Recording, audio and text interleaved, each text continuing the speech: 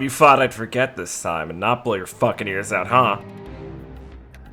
Last time on the exciting adventure of the New Dawn Pirates.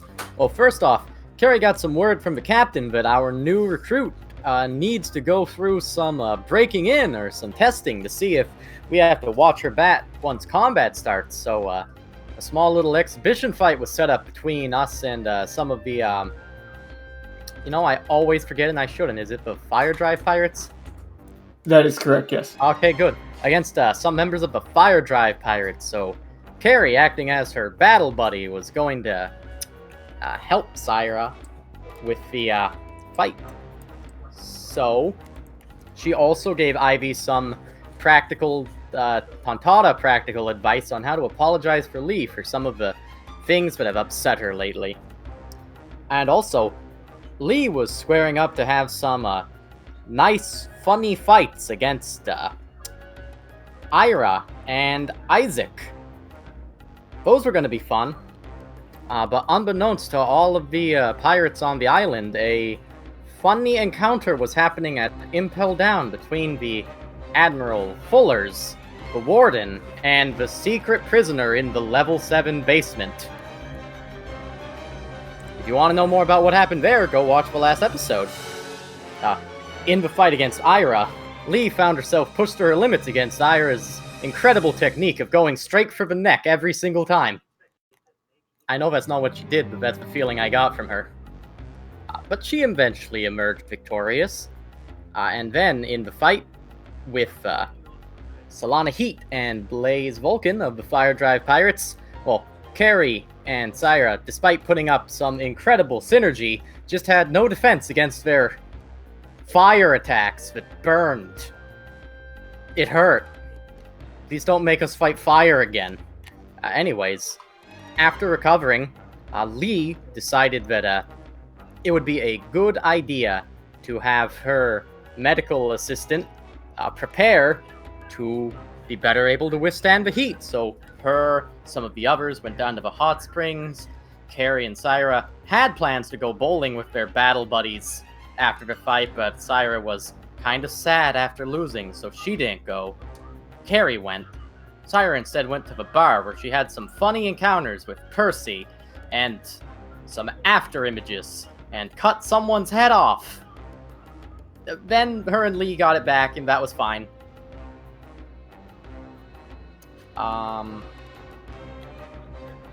She also got introduced to Zarin, and let me know if I'm forgetting anything big.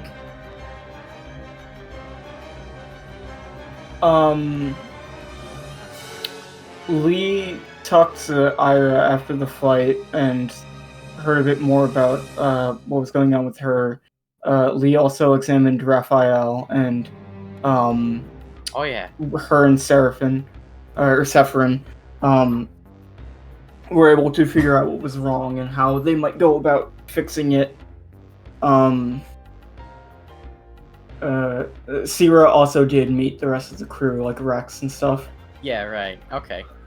Well, yeah, the Raphael was a big thing. I don't know why that slipped my mind, but if you guys want a more comprehensive overview, well, it's not really an overview. Just go watch the last episode. Yeah. And then we ended on the funny bear. The Funny Bears. I'm not explaining that one at all. If you somehow missed it, go watch it. Yeah, you can do yourself a favor and go catch the funny bears live in the episode. Okay. Funny Bears live in Cardinal Hall. Alright! Episode 60! A Tontatta's Tale and the Good Doctor! Thanks, Ben. Oh my god, I was fucking muted. Oh my I was muted. About halfway through, I stopped too because I realized, oh no. Oh no. I don't know My thing's not lighting up on Discord. Ben quickly jams the fucking power. It's like, oh, I lost power! It's out of embarrassment. I lost power. I don't know. I don't know what you guys are talking about. I heard Ben just fine. Yeah, let's start this one. Wait, you guys aren't hearing Liam? Oh. The echoes. I'm not even seeing him. Far out of it. Liam's just in my room. You don't see Liam? Liam is just in my room. Where is he? Hi. Oh, there he is! Liam! Oh, he left. Got nervous. I blinked. No, he has to go No, fight the Black Knight some more. He's gotta go program. Kill the Black Knight. Yeah, he has to go kill the Black Knight. Oh my god. Richard, you missed Liam fucking fighting the he fought the. He'd never played Dark Souls before. Yeah, we were and we watched it. He. I just made this. It took him like 40. It took him 40 attempts to fight the Black Knight. It's not bad. He didn't give up, which is what I'm surprised by. He kept at it until he actually learned how to beat it. It was mainly because he didn't know how to. What'd you say? Yeah, it took him a while to figure out how to backstab and to do it because we weren't giving him any tips. I told him backstabbing's good, and he's like, nah. And then he went for 40 minutes and then started doing it. I see. He made 6,000 souls killing rats. And then he made and then it was 20 more minutes because he misheard me when I said pivot, circle on weapon side and misheard don't circle on weapon side.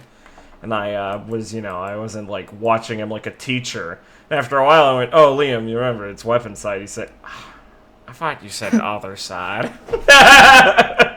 And then he basically killed it in 2 more attempts. Good. That's how it should be. He got the great sword. That was good for him. He's a good guy. Liam deserved it. Oh, I forgot about Pigma. Good to see him. Okay.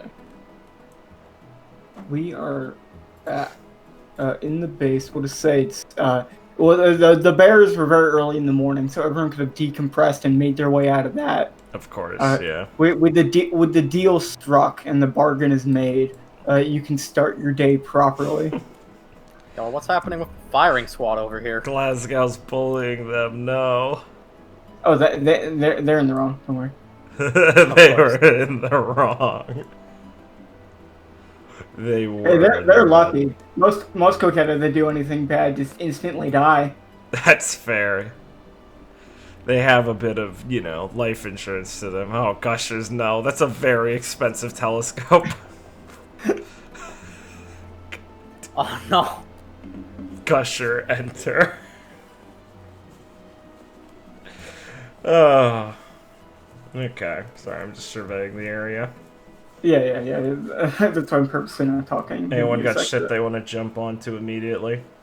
Yeah, that's what I was gonna say, because I have plenty of things. I was just wondering if anyone had anything they wanted to immediately do, like, first thing. Excellent. Guys, he's in the sand pit. I fucking forgot about him. God damn it. They're just playing with the fucking key. They're just playing with it. They fucking love that thing. We're gonna go down there one day. One of those things is gonna be filled with Gigas energy. And just start fucking destroying us. You don't know what that is. Okay. You see it? Hey, wait, you see that? What are you? Oh god, that was such a good joke. What are you? See? It looked like rats to you. Okay. Yeah, I'm good to. I don't have anything immediately. Sure. Obviously, my fellow cohorts don't take that as a hint that I want you to not.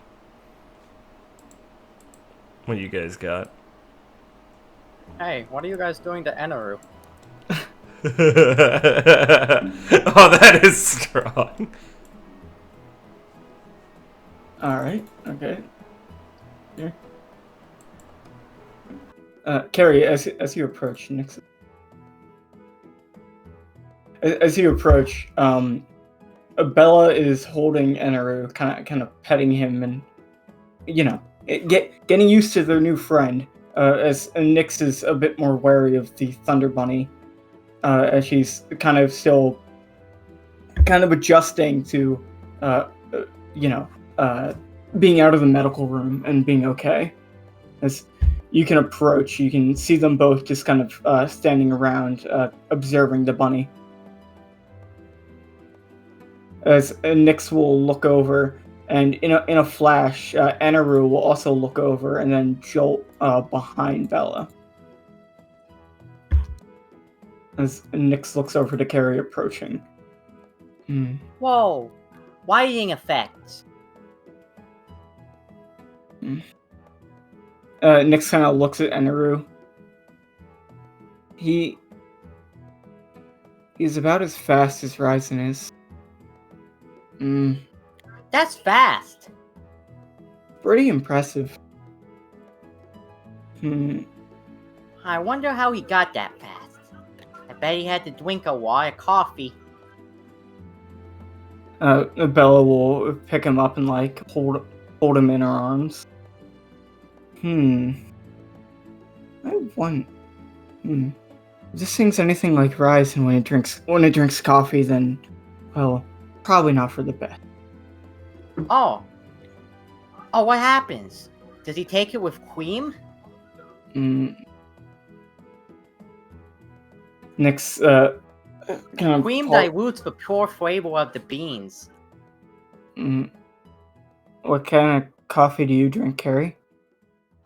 Oh, I like it black, with lots of sugar. I think I'd rather just drink it all sugar rather than coffee. It's kind of bitter. Yeah, it is. I don't drink it too often, except for when I have to snap myself awake. But usually I just go like this. Poof! She slaps herself in the cheek. Nyx will smile a bit, and Eneru will get scared at Carrie slapping herself and lightning hop away. As Bella will look on. Things hard to have a handle on, but I want to make it love me. Oh no. Bella will kind of look at you and smile. I should go find it. As she starts walking away in the direction it went. Yeah, go walk with that. If you can't find him, just make some wild noises and go where the wild noises spark from. Nyx will look at her as she runs off after Eneru, and then kind of sit down a bit and look at Carrie.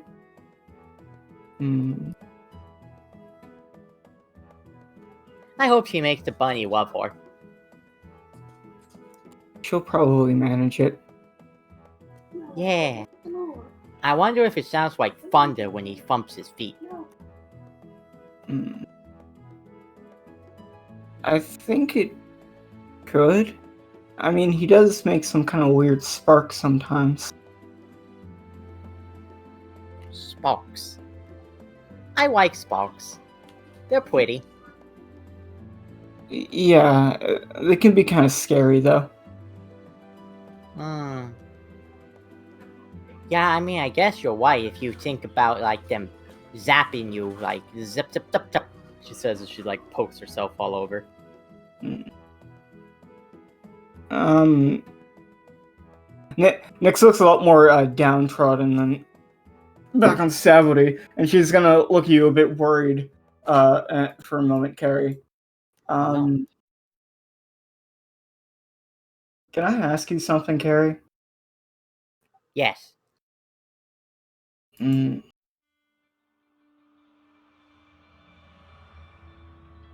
Mm. What do you do before you became a pirate? Oh. What did I do before I became a pilot? Well, I went back on Star Circuit, and I was training to be a musketeer, even though my dad didn't want me to be one.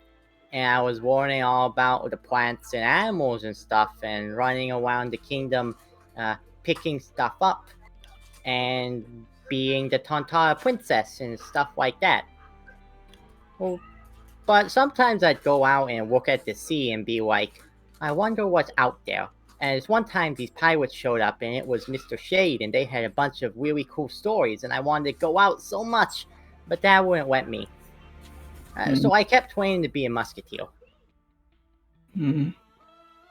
It sounds like you had a exciting time. Yeah, I think so. The place I lived on, it's just a big forest. No one lives there. Well, not for long.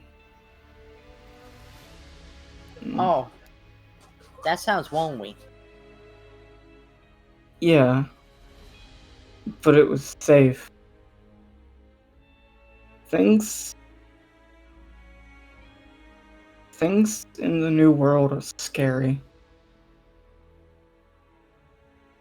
Mm. Yeah, some of them. How do you handle it, Carrie, when you get scared? Well, I don't think that's good. I don't think you want to do what I do, because, like, when we were going down to Fishman Island and going back up, all the water around really scared me, and I hid under an umbrella almost the entire time.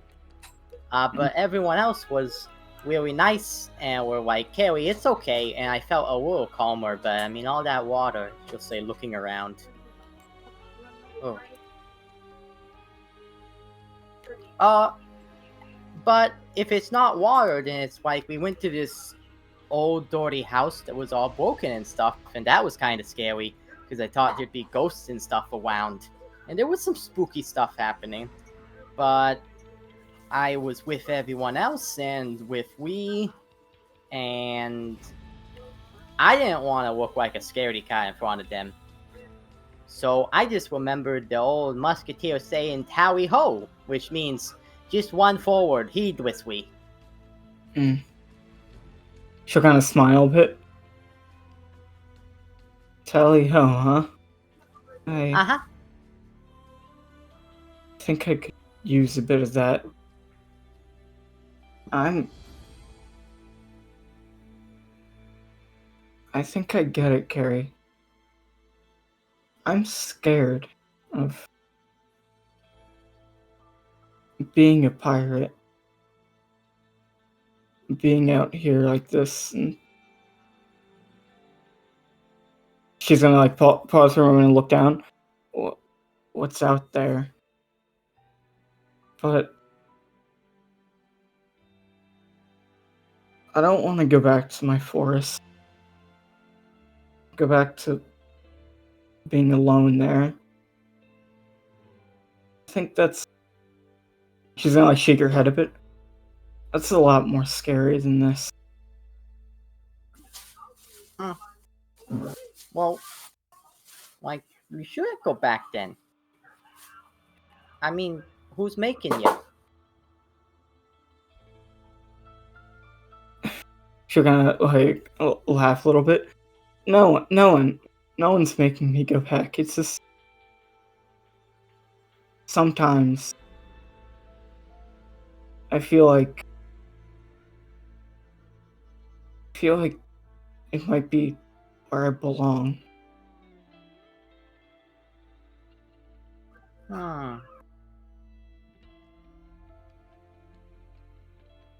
Carrie, you will notice someone walking up from behind you. Okay. Horizon will start walking over, and you'll see Nyx like pause for a moment, and then Horizon will sit down next to her. And like he'll like sit down and like stay quiet for a little bit, and then look over to her.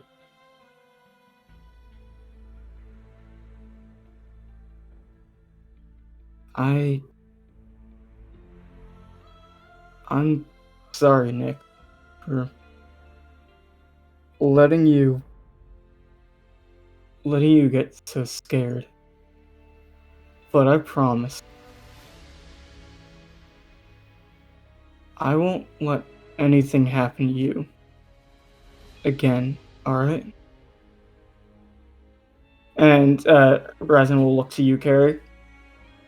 I mean, there are a lot of fun things out here to do, right, Carrie? Things that make the brief scary moments worth it. Oh, yeah. What? Like, I'm conducting an ecological study on tweez. Yeah, see, Nyx, you could, I guess you could do something like that. Or you could do something fun instead. Nyx will giggle a bit. And she'll like pause a moment and then look towards Horizon. Yeah, I don't want to go back. I want to keep sailing with everyone. Especially now that you guys are better. And don't worry, Nyx. We're not gonna let you go anywhere. You're gonna stay with us, alright? And unless you want to, I don't know, stay. You don't have to stay with us all the time. You can hang out with Carrie and everyone here if you want. She'll kind of like pause and look at Ryzen and smile a bit. Thanks. Nyx will stand up. Thanks for cheering me up, Carrie. Oh, don't mention it. Do you know where Lee is? I heard about what happened, and I want to thank her properly.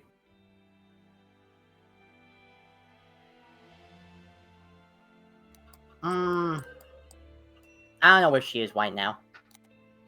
Right. Let's see. Nyx will I was with her this morning. Nyx will merge her fairy wings and like flutter up a bit. I'll go look for her then. And you see some pixie dust start sprinkling on the floor. Yeah, okay, she should still be in the base. It's a large space, so it's probably going to take us some I time. wish I had wings. Yeah, being able to fly would be pretty nice. Yeah. Oh well. Do you want to go get breakfast? Yes. He'll stand up Start Our walking. van's there. He can make you fly. Oh. Maybe I should ask him about that. Yeah. You and Ryzen can start heading off to get breakfast. Alright.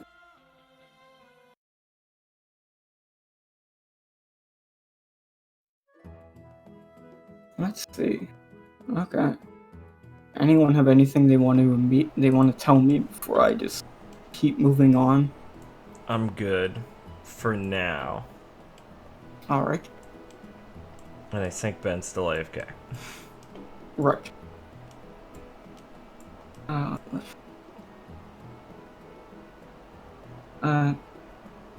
Well. How about I have Lee... how's your immediate morning going after what you experienced? What a relief. We managed to bargain. We managed to parlay with the group of, like, Viking bears that live on our island. So that was good. You know, got all the books back, at least stacked that. Finally spent her morning finishing putting those back in place. She's feeling quite cocksure and confident now. We've overcome quite a big trial. As you're walking, you're gonna feel presence looking at you from the rafters. Oh no. He looks up. You see a small child sitting on the rafter looking down at you. Ah, nice. He'll smile up at her and wave. Hey, Nix, morning. She's gonna look at you awkwardly and then jump down and start fluttering down as her wings emerge. Cool perch, huh? Yeah. So, how you feeling, Lisa, as she leans down, doing the, like, squat to talk to a child thing? Better. Sleeping alright? Yes. She's gonna like look a bit nervous. Bella and Ishtar are doing well too. Nana woke up a bit earlier. Oh, really? Well, I was gonna head by soon anyway, but thanks for telling me. Now I gotta make double on that. Lee nods a little bit to herself as she's thinking and, like, checking off things in her head. That's a good sign, though. Yeah. Thank you for what happened. Oh, no problem. She looks a bit nervously and awkwardly down at the floor. He smiles a bit, a little unsure for a second, and she'll just, like, pat her on the head. Don't worry about it, really. I'm just glad you guys are, well, gonna be given the chance to do what you want now. No more scary guys making things difficult for you, alright? Yeah. Ryzen said he'd protect me from anything scary. He smiles. He's a good guy. He just had a hard time getting through some of that stuff, but it's all okay now. Sorry really you had to weird. go through all that. Thanks. He's really weird now. Well, Nix, I think he's always been a little weird, but yeah, he's really coming into his own, I think. Yeah, like he was always really weird, but this is different. This is a different type of weird. Well, what's he been doing? Talking. Ah, yeah. That's true. It's kind of funny, though, isn't it? Yeah, I like this a lot more. Lee smiles. Good. I don't think there'd be much I could do about stopping him from talking, so I'm glad you like it. Here. She pulls out a bottle of pixie dust. Oh. Lee smiles as she looks at it, and in her head she's thinking, God, is this the stuff that, like, she killed things with Carrie last time? What the fuck is this? She's outwardly smiling. Ishtar said you might like this. I use it to infect people and kill them. And maybe you can find a use for it. Lee nods as she affirms her head. Yep, that's what it is. Okay. and thanks for a second, because thanks, Nix. You know, a lot of stuff that even seems pretty scary is pretty helpful for a doctor to figure out. This is really cool. Thanks. My dust isn't scary. No, it is really pretty, especially... she kind of tilts it a little bit as she looks at all the glittery stuff. Yeah, it does look cool. Don't need it, please. I'm not going to, don't worry, I saw what it did. Well, it is pretty early. You're hungry, right? She's gonna put her hand on her stomach. I guess so. Let's go get some food. Ivy's cooking's the best. Well, no offense, but, I mean, Lee shrugs. It's just kind of true. She'll flutter up and start, following you to the kitchen. Yeah. We'll lead her way to the kitchen. So you can go get some breakfast. Yeah, I want to get this kid breakfast before she heads off to actually investigate how... Oh, God, excuse me. Fine. How Nana's doing and stuff after that. Oh, excuse me, Fluffy. Yeah, please, Fluffy, excuse me. Just a new animal. Yeah. Right. Okay. Do you...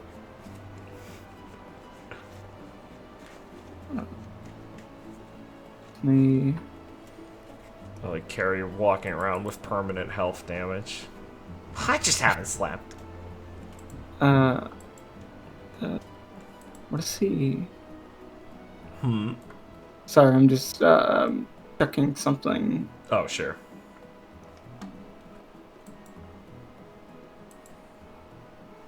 Sorry. Oh.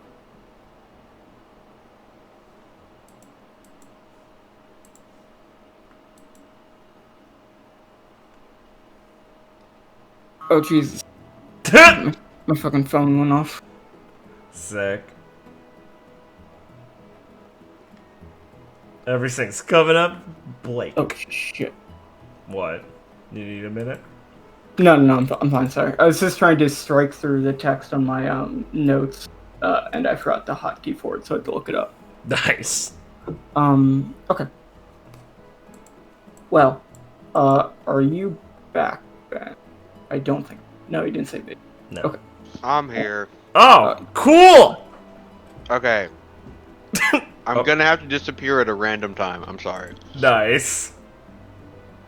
Do you want me to just wait on anything involving you until then? After you're done with that, then?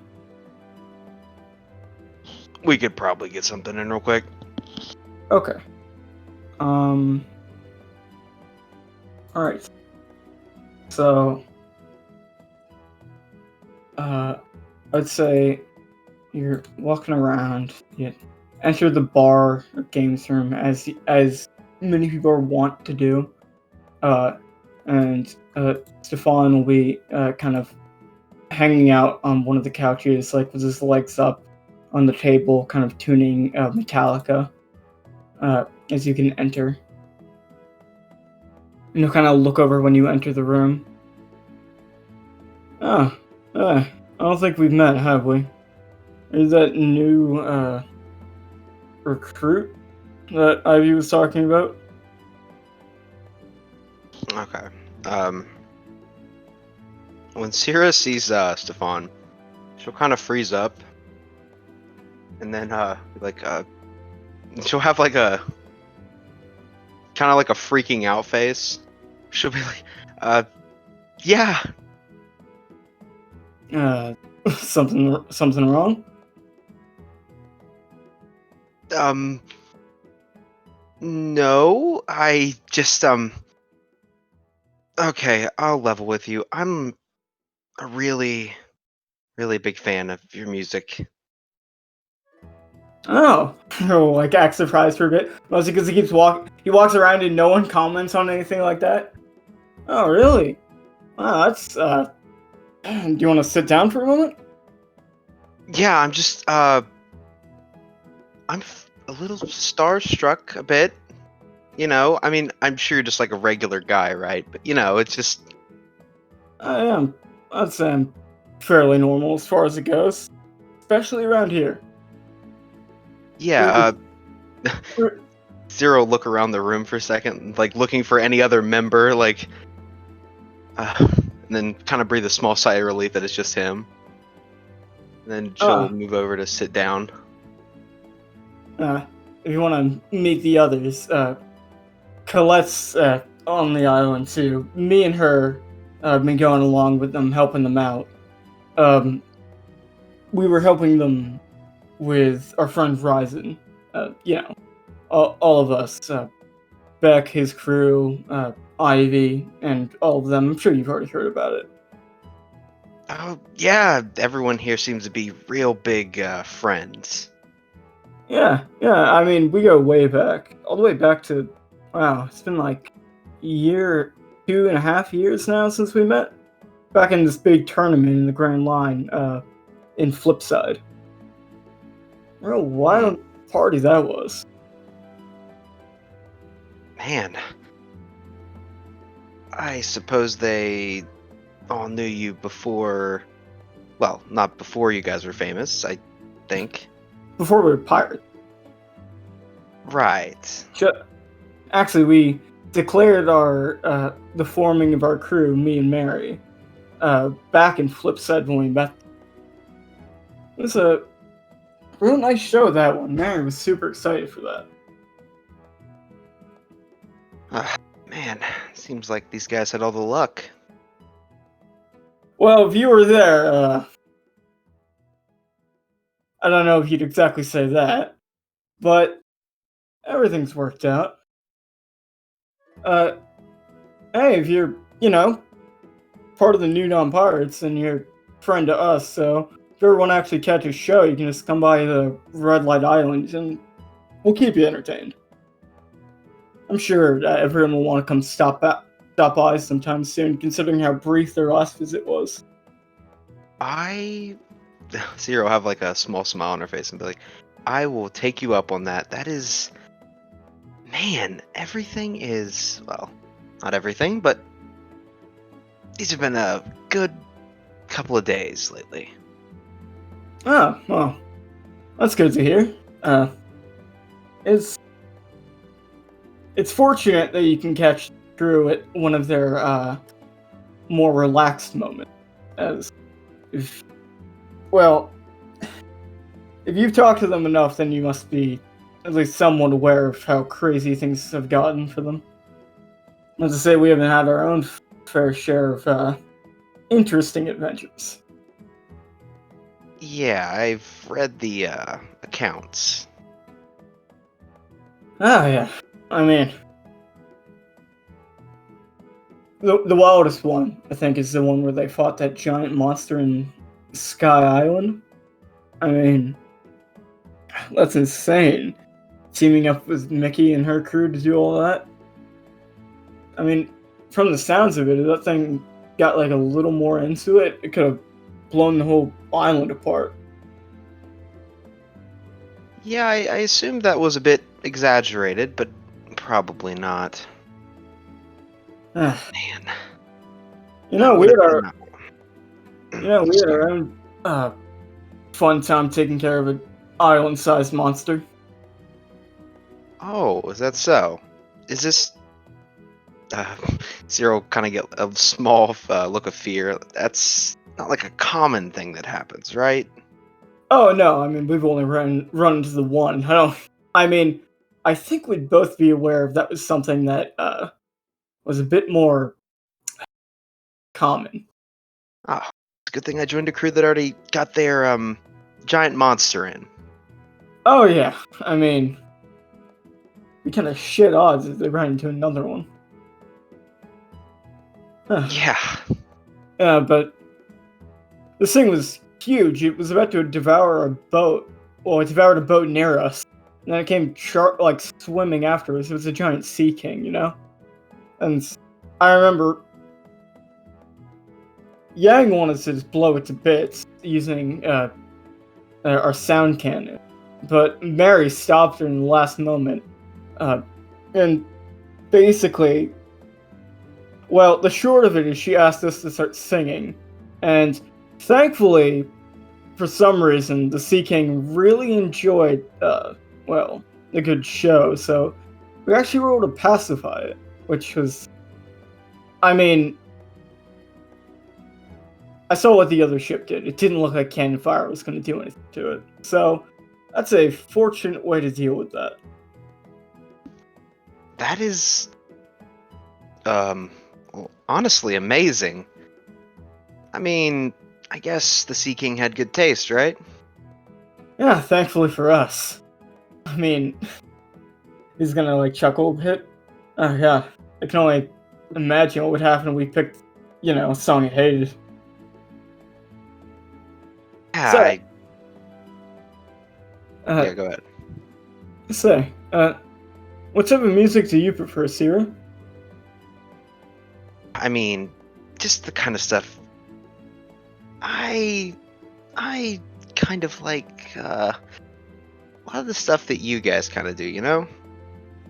Stuff Yeah. that's really energetic. Yeah, that kind of stuff really does it gives a nice feel, really gets people pumped up and upbeat. It's just, it gives a warm feeling to you.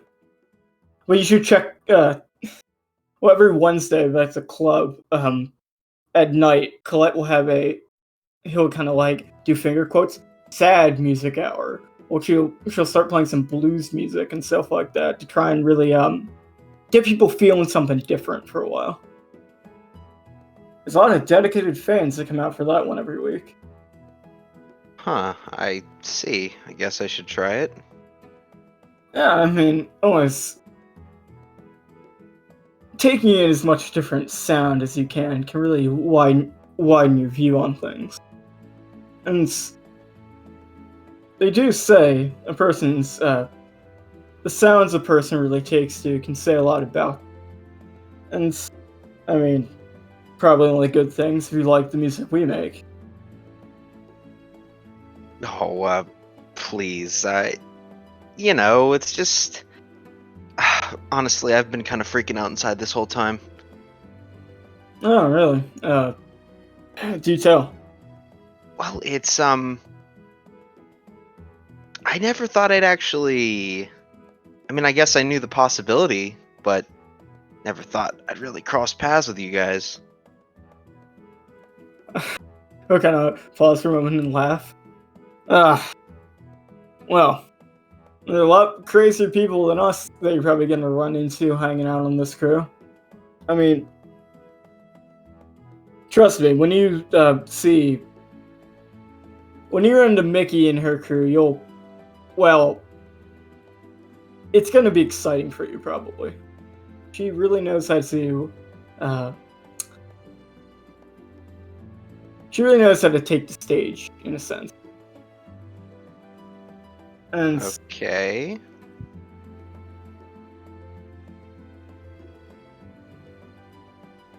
he's gonna like pause and think for a moment.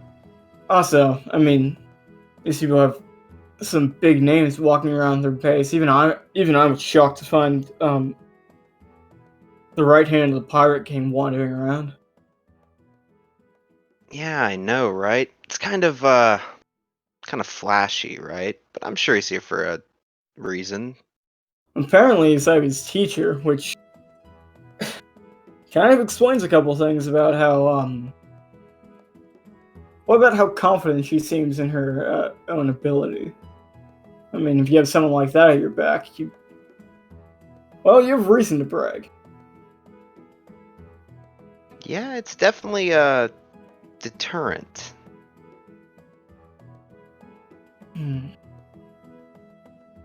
Oh, by the way, have you seen a man sleeping somewhere? Kind of droopy eyes, white hair. I've been having trouble finding him. I don't think so. I mean, people can probably just sleep wherever they want, right? Not like there's many rules. Or Oh locks yeah, the doors? he certainly can. Yeah, I just have to get chat with him for a while about something. He's a friend of, he's a member of my brother's crew. And now that he's done helping out around here, I'm curious of what he's gonna go get up to. Well, if I see him, I guess I'll send him your way, if he'll even speak to me. Hey, thanks. He's a pretty good guy, so I don't think he'd, give you a cold shoulder or anything. And then Stefan will stop for a second. Oh, but be extremely careful if you do see him. If you get within maybe 10, 15 feet, he might suck you into his dreams. And that would be... Well, that'd be probably pretty annoying for you, as I don't think you're the type that enjoy it. I don't think I would. Thanks for the heads up. Yeah, you don't look like you have a sweet tooth. Zero just like kind of stare at him like, I'm sure that means something.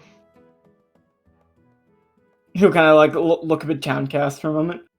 Yeah, trust me, you're better off not. Yeah, I think I'll let that one lay. Well, if you want to stay here and relax for a bit while you catch a drink, I can, let you enjoy a melody or two while I tune Metallica here. Cyril kind of raised her arm like she's checking a watch. She doesn't have a watch, so she's like, well, I guess I could find the time for it. You know, they got me running security around here, but I think I could find the time, right? Ah, great. Well, sit back and enjoy, Miss Dismas. Thanks.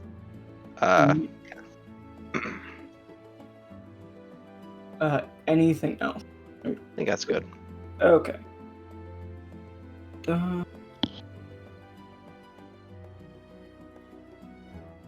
Okay. Moving on. Anyone have anything pressing, or should I just keep going?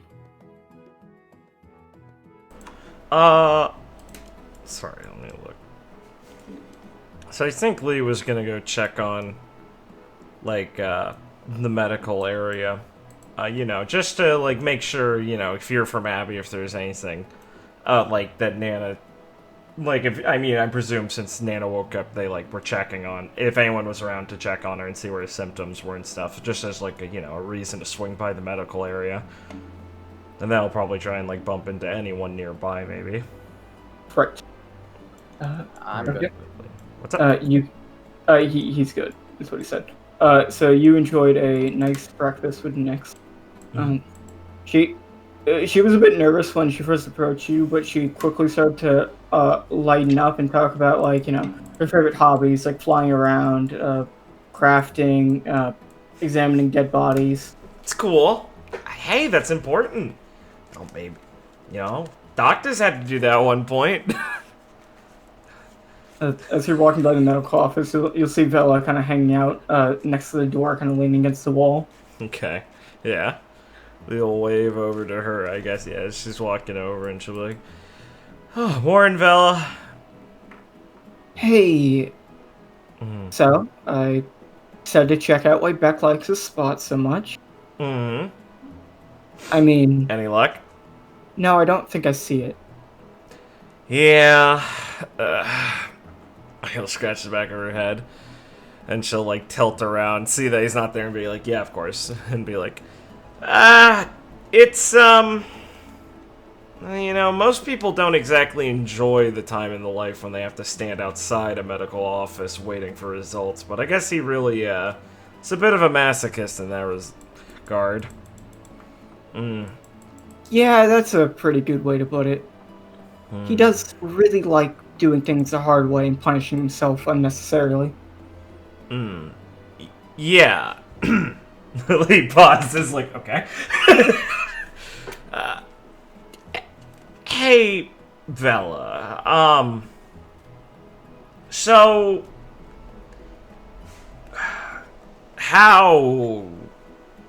how's it going? She's gonna like put a finger up and stop you. I was about to ask you the same thing regarding myself. I've heard around the block.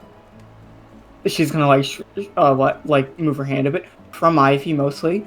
That you are fairly good at talking to people about their problems, and my crew's doctor is not very good at that. Miss is about as good as you judge from her appearance.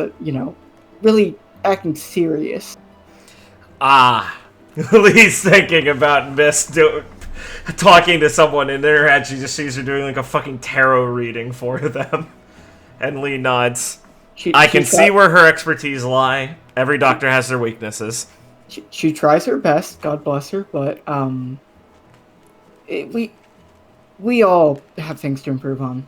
Yeah, sure. And I mean, it always helps to have someone who's outside the, influence of what the problem is. I get it. I'm good for talking and listening to whatever it is. I got time. Ivy said you would be when I was getting drunk with her last night. Good, yeah. What else did she say? Huh? What? About you? Captain has a funny habit of saying things when she gets drunk that aren't true about me. Well, she said you're a great person and very reliable. She gave you the spiel, too. Okay, yeah. Yeah. Got it. No, trust me. Sorry about that. There's a lot of crying in there, too. I'm sorry about that. No, that was on my end. Don't worry. Guess I'm still sorry, but just in a different way, then. Oh, okay, no, I see we'll have plenty to talk about. Oh, no, that just happens when I drink. Right. Wait, sorry, I'm not very good at this. Does that, mean something in therapy? It can mean a lot of things. Hmm. Could be nothing, could be something. We can get into that. I'm excited. This is my first time ever talking to anyone about anything like this. Oh, good. It really helps. I'm sure you'll be able to get a lot off your chest, hopefully. Yeah, okay. Good. I will wait here, as I know Nana woke up, and probably a bit more pressing. Yeah, I'm just gonna go see if anyone was around to check on her while she was up and do some of, gotta go over some morning stuff, but, yeah, I'll swing by just in a bit, okay? Oh, sure, just give me the heads up. Yeah, of course. Got it, cool. Good luck on, looking for Beck. Oh, trust me, I'm not looking for him. I'm not gonna waste my time. Well, he kind of stands there and nods for a little bit. Yeah, you really need this. Okay. Going to the medical office. Abby's currently... Big sigh. Oh, boy. Abby currently teaching Pigma how to file notes. Morning, guys. Morning. As Pigma will grunt. How's it going with the receptionist, Abby? He's taking to it surprisingly well, given his peculiar hands. Lee smiles. Good work, Pigma. I knew you had it, didn't you? You know what they say, certain disabilities, they force people to get better than ever. He'll grunt, nod, and point at a stethoscope. Yep, that's a stethoscope. He'll grab it and try and put it on. Go ahead, Pigma. Yep, you're sure. You can have it. He'll look happy. There you go. So... No, go on. No, I was going to ask. I heard Nana woke up at some point. She did. I checked on her. Her condition is much more stable. I would guess that any other problems are probably mental, and I'm not trying to handle those. That's fine. I have some expertise in them by now. Was she lucid enough to talk? Did she say anything? Yes. Okay. She's also eating. That's great. Good. Anything of immediate concern, or was she mostly just immediately fine?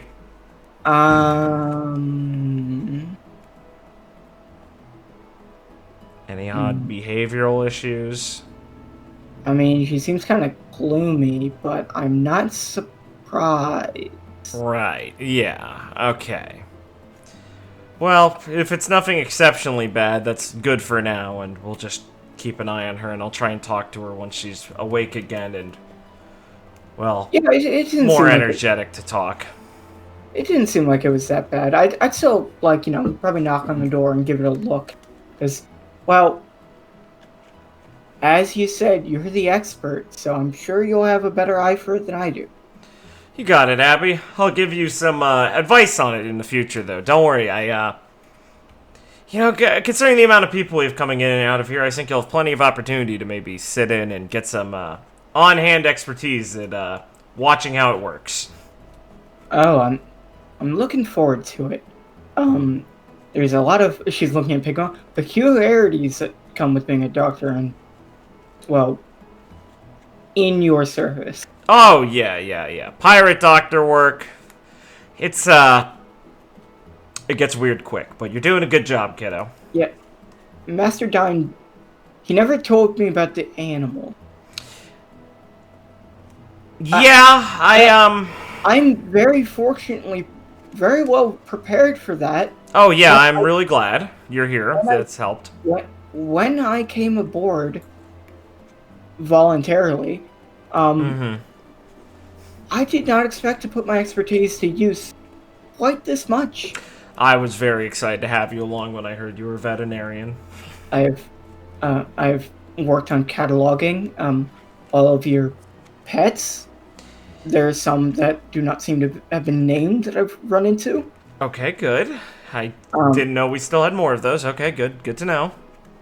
Yes, I've been cataloging them and writing down, brief descriptions on their current physical conditions. Thank you. Most of them seem to be fairly fine. There's some of them that I'm surprised are even actually animals that exist, based on how strange they are. Oh, that was... Like, there's this... I saw, like, this weird pink thing hopping around in the snow. Yeah, I was gonna ask about it, but I guess that's a mystery to you also. You don't know what the deal with the Yeti is, right? You mean that guy in a costume? See, that's what I said, but Carrie keeps telling me it's not. No. That's an animal? I don't know. Maybe it's like a missing link. Oh, God. Lee just kind of leans against, like, the table for a second and rubs her head. Yeah. I'll leave that to the backlog for now. You already have your hands full with a lot of these. I guess we have a bit of a biological anomaly on this island. Looks like I have a few extra hands now. Isn't that right? As Pigma raises his hands, thinking he's been caught for breaking the stethoscope. Yeah, you sure do. Well, he stretched it out too much to fit around him. That's fair. That's understandable. We'll have to get him a big one. I'll put a request into requisitions for a better one, Pigma. Well, he'll nod at you happily and oink. Write down a note and put it into a filing a little like stack of filed notes for Nephany later. All right, well, I'll go give a check-in and see if Nana's awake right now, and after that, I'm gonna have to schedule for an appointment with Vela soon. I need to do rounds with... Well, I already checked on Nyx, technically. Ishtar and Bella. Ryzen seems to be doing good. Lee just starts muttering to herself, need to prepare for the surgery, then the other surgery. Yeah, Nephany came by and left a note that says she wants to talk to you about that a bit later, and that she should be ready to do the surgery later, but wants to discuss final details. Excellent. Good. Well, I've got a busy day ahead of me, so I better get started on it. I'll talk to you two later. Sure. I'll make sure to get all the tools you already laid out prepared before then. Excellent, thank you. I'll wave off to Avi and Pigma. So go check to see if Nana's doing. Oh yeah, what are you saying, sorry? You also see a brand new medical bed. Oh, thank fucking God, Raph. Lee just sighs like, alright, at least it's been replaced. She tries not to still be fucking tilted by that. And she'll peer into the room. As you peer into the room, as the doors like slightly askew, Mhm. you'll find Nana sitting there quietly crying a bit. Oh, cool. Well, Lee will take her professional medical instinct and she'll knock, giving her the opportunity to decide if she wants to, like, look, like, catch herself a bit or if she will be just still, feel like shit. She will quickly wipe her tears a bit Yeah. and try and put on a smile. Lee will pretend she Come didn't see that. come in. Alright, Lee will open the door with a smile and go, "Hey, morning, Nana." As she sees it's you, she'll start frowning and start tearing up a bit more. Haha. Lee will close the door behind her. I'm... Lee will try and do the shitty doctor joke, I'm guessing it's, not something on my face. And she'll make her way over and... No. She'll like give you like a pity laugh. She'll just pull up a chair and sit down next to her. And, give her an apologetic smile and go, Well, I mean... I'm technically obligated to ask how you're doing, but don't take that as a, Well, tell me as much as you want for now, and, take as much time as you need, okay? I am doing very poorly. Lee I- nods. Was told about how you helped us. And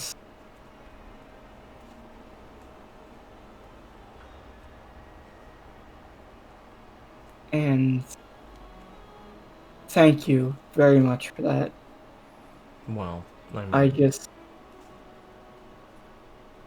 I'm not sure on most things now, and it's very frightening. Lee nods.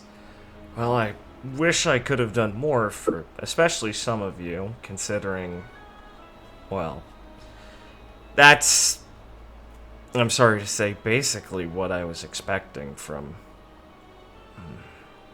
what you'd be feeling afterwards.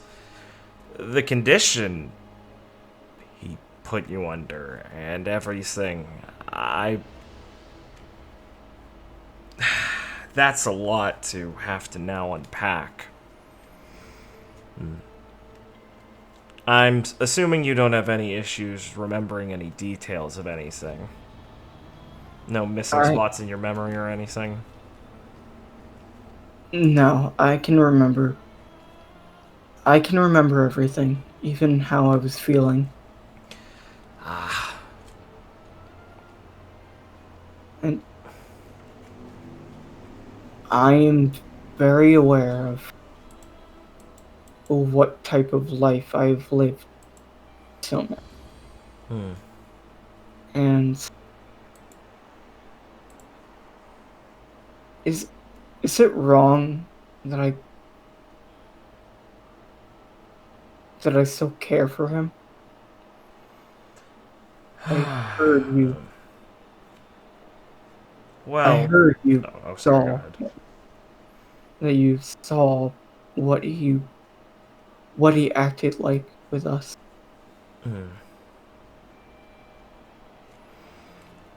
Well, Nana, Elise says as she kind of, like, folds her hands together in her lap and leans back in the chair and kind of looks over the room for a second before looking back at her and, maintaining eye contact and answer. I mean, ultimately, there's only so much I can tell you as a professional in that regard, but as someone else, just a person,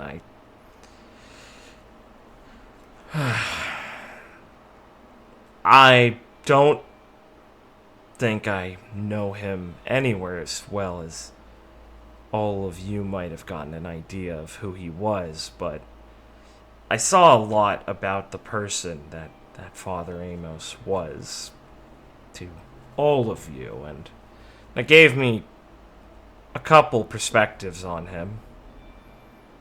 But out of all of them, yours was the most telling, I think. To give you a short answer, no, I understand why you'd still feel that way, in some regard. After she'll kind of like breathe, like wipe her eyes a bit, and then like breathe in and out to steady herself. I would have died when I was a little girl if he didn't help me. And the kindness he showed me growing up, introducing me to Ryzen and Ishtar, reading to me when I would go to sleep, just looking after me truly like I thought a father would. Even knowing what I know now, it's not like those things didn't happen. It's not like the kindness he showed me didn't help me. I don't know. She's just like gonna shake her head a bit. I don't know how to feel about the man I trust the most in my life. The one who I thought cared for me more than anyone else. Well, Having this type of motive. well, Amos, for whatever reason, did have a connection to you. It would be wrong of me to tell you there wasn't something of an affection, but I don't have to also be the one to tell you that that isn't normal now. Whatever caused him to feel his connection to you, you don't have to think of that as some lie, but you also can't pretend what he was. Well, no, not pretend. Hold on, what you're going to say. You can't ignore everything that happened now. Ultimately, that's going to come down to accepting that maybe Lee kind of leans back a little bit as she's processing this, because, what Lee saw was, like, a lot of times, Amos is fucking crazy, but even a lot of times to, like, Pride and stuff, he's like, listen, man, like, Pride, I want to keep Nana around. Like, Lee has a weird idea where Amos has, like, a weird fixation of Nana, even when Nana wasn't useful to, like, Beals and everything. Amos was still saying, like, no, I can do something for this. This chick is worth it. I like, Lee got the weird idea, like, yeah, he did like her. Amos is just a sociopath. So Lee just kind of is, like, pausing as she's thinking to phrase this. The reason you're probably feeling that is because, as horrendous of a person as he was, there was, at least with you, something genuine he was trying to convey. The problem was, well, love from a person like that is just never going to be anything close to good. So no, I don't think what you're feeling is wrong or strange. I think it's because you can understand that there was something there that was genuine. I'm sorry you have to live with that, honestly. While you're talking, she'll like put one of her hands like and touch her back a bit. I will never forget just how much he does care for me. And like while she's touching her back, she'll kind of like bite her lip a bit. And what the pain and how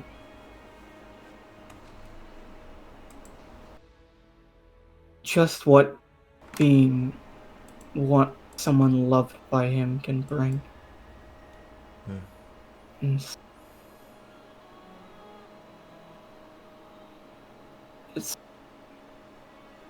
it's tough, you know?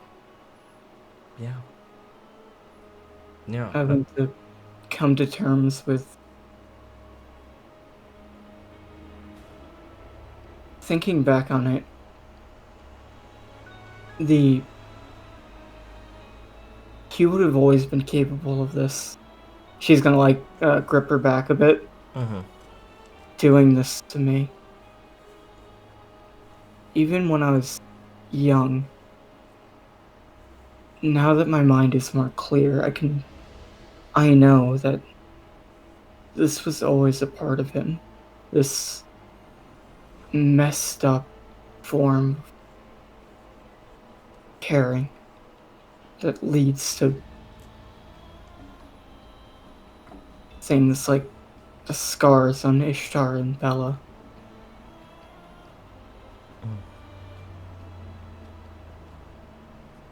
Yeah. And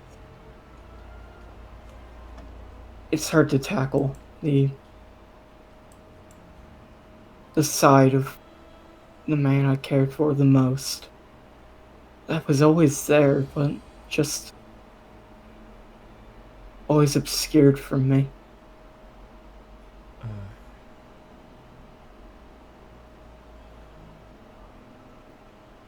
Of course, and well, I don't think anyone could blame you for still taking as much time as you need to process that. And I mean, you shouldn't be afraid to still be thinking about this. The most important thing you can be doing now is making sure you give yourself enough time to come to a conclusion you can be happy with without torturing yourself over it. Because ultimately what you'd need to do is find a way to move past this in some way, but, well, things like this, they leave scars. I don't have to tell you, obviously, so. Now it's about finding an answer that doesn't keep you up at night in pain. Something that you can understand and something that you can accept. She's gonna nod a bit. One thing is extremely clear to me. I know without doubt, and that's that Lucius Amos he was, and always will be my father, and a part of my family. But even someone as close to you as that doesn't absolve them of the crimes they've committed, and won't stop me from confronting and dealing with the harm he's done to not only myself, but everyone. So I won't hide away from what I now know and hide myself from the truth of the matter. My family needs me to be strong, even through something like this. And I need that for myself, too. I can't let Nyx try and put on a big face even though she's so scared. When I have to be strong for her, and for everyone else too. I can't let Ishtar carry the burden of trying to act like the adult. I'm gonna make sure that they can rely on me. And so I'm not gonna let this I'm not going to let this stop me from living the life I've always wanted to live. Even back when I was under his spell. He nods along and gives her a small smile. I think that's well said, Nana. Okay. Thank you. Letting it be known to everyone. Being strong for each other and stuff like that. I think that's the best way for this to... For all of you to find an answer that helps with this. And making sure you're leading the way is only going to help in the long run. It's help you feel better, help them. Yeah. That's what you need to do, and it's going to be hard, I mean, but if you can do that, whenever you still feel like it's becoming too much again, I'm sure all the effort you're going to put forward is going to come back to you, and you'll have people to lean on when you need that breather to get back into that spirit. And over time, it'll just get easier, I think. So, as long as you can keep that close to your heart, it'll get better. I promise. She'll give you a bit of a smile and then flop back in her bed and like kind of look up at the ceiling a bit while like raising one hand a little bit, trying to like in her view she's like catching the light from like the lights in the ceiling in her hand a bit. Yeah. In the holy book, there's a saying I've always loved, that even the darkest trials will give way to a brilliant light. And I know that this is just a dark trial that God has set out for me. The mission I've lived my life trying to fulfill is just a dark illusion that has started to give way to the light that is, I guess, my new life. I guess I'm trying to still... I know it will take time to truly catch whatever light that is, but I'm not gonna let it elude me for very long. I just need to prepare myself for it. He'll nod with her. And after that, I mean, what darker trial could come, really? She'll kind of laugh a bit. I'm sure we'll both find out in time. You're doing good, Nana. I better be. I wouldn't be able to forgive myself if I let this bother me for too long. Well, bother me enough to stop me from acting like myself. Whoever that is. She'll kind of roll over in her bed a bit. I think that's a another good way thing to... I can find out. True. But that's a good way to think about it. It'll be good. Really look on the bright side. It's really a lot of fun things to discover. I mean, my younger brother is more talkative than I've ever seen him. That's true. It's nice, albeit a bit strange. Strange, yeah. Lee nods, thinking about him. So, but, well, I mean, look at you. You're already getting into it. I think you'll be able to keep pace. Wow. She'll kind of roll back over in her bed, this time to like look at you. Thanks. I'll make sure to come ask for your help if I'm not. Of course. I figured it wouldn't be putting you much more out of the way considering how much you've done. No, not at all. I couldn't just stop halfway through something like this. I'm always here if you need me. Thanks.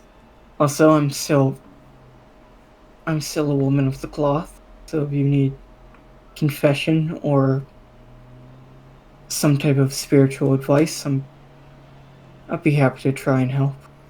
Thanks, I really appreciate it because trying to get through the books is hard sometimes. I mean, Oh, it's a lot of interpretation. yeah, I'd like to know if I'm just completely missing things sometimes or misunderstanding them, so I'll probably ask Nah. about that sometime.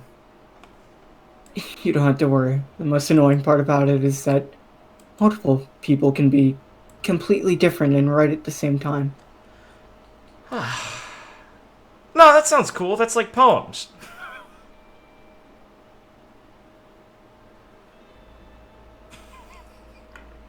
You're gonna smile a bit and just kind of just lay down and look off. Well, as Dr. Appy has told me, my physical condition is fairly stable. I still feel a bit weak, but that's probably due to the lack of food. I've been trying to eat. It will just take some time to get back to normal. Oh, definitely, yeah. All things considered, your wounds were pretty bad at the time, but over the next couple months, you'll start to feel much better. Get back to peak physical condition. After all, the mental state has a lot to do with that regard. My mental state is a lot more dour right now. And I don't think I'll ever get back to the blind ignorance blind optimism I had before, but I think I'll find a new, better outlook on things. True.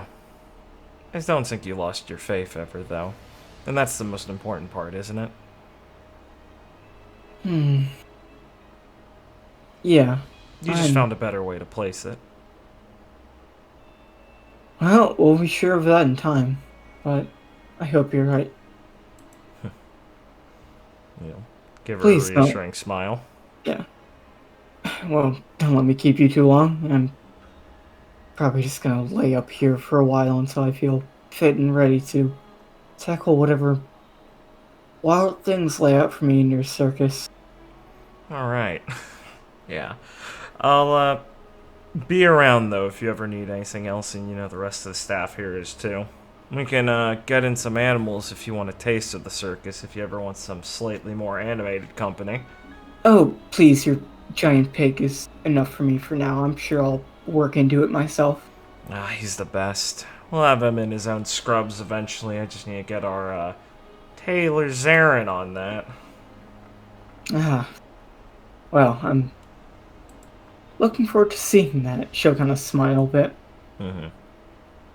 We will, get up and, wave and head out, being like, alright, fuck yeah, it's job done. For now. Oh, God.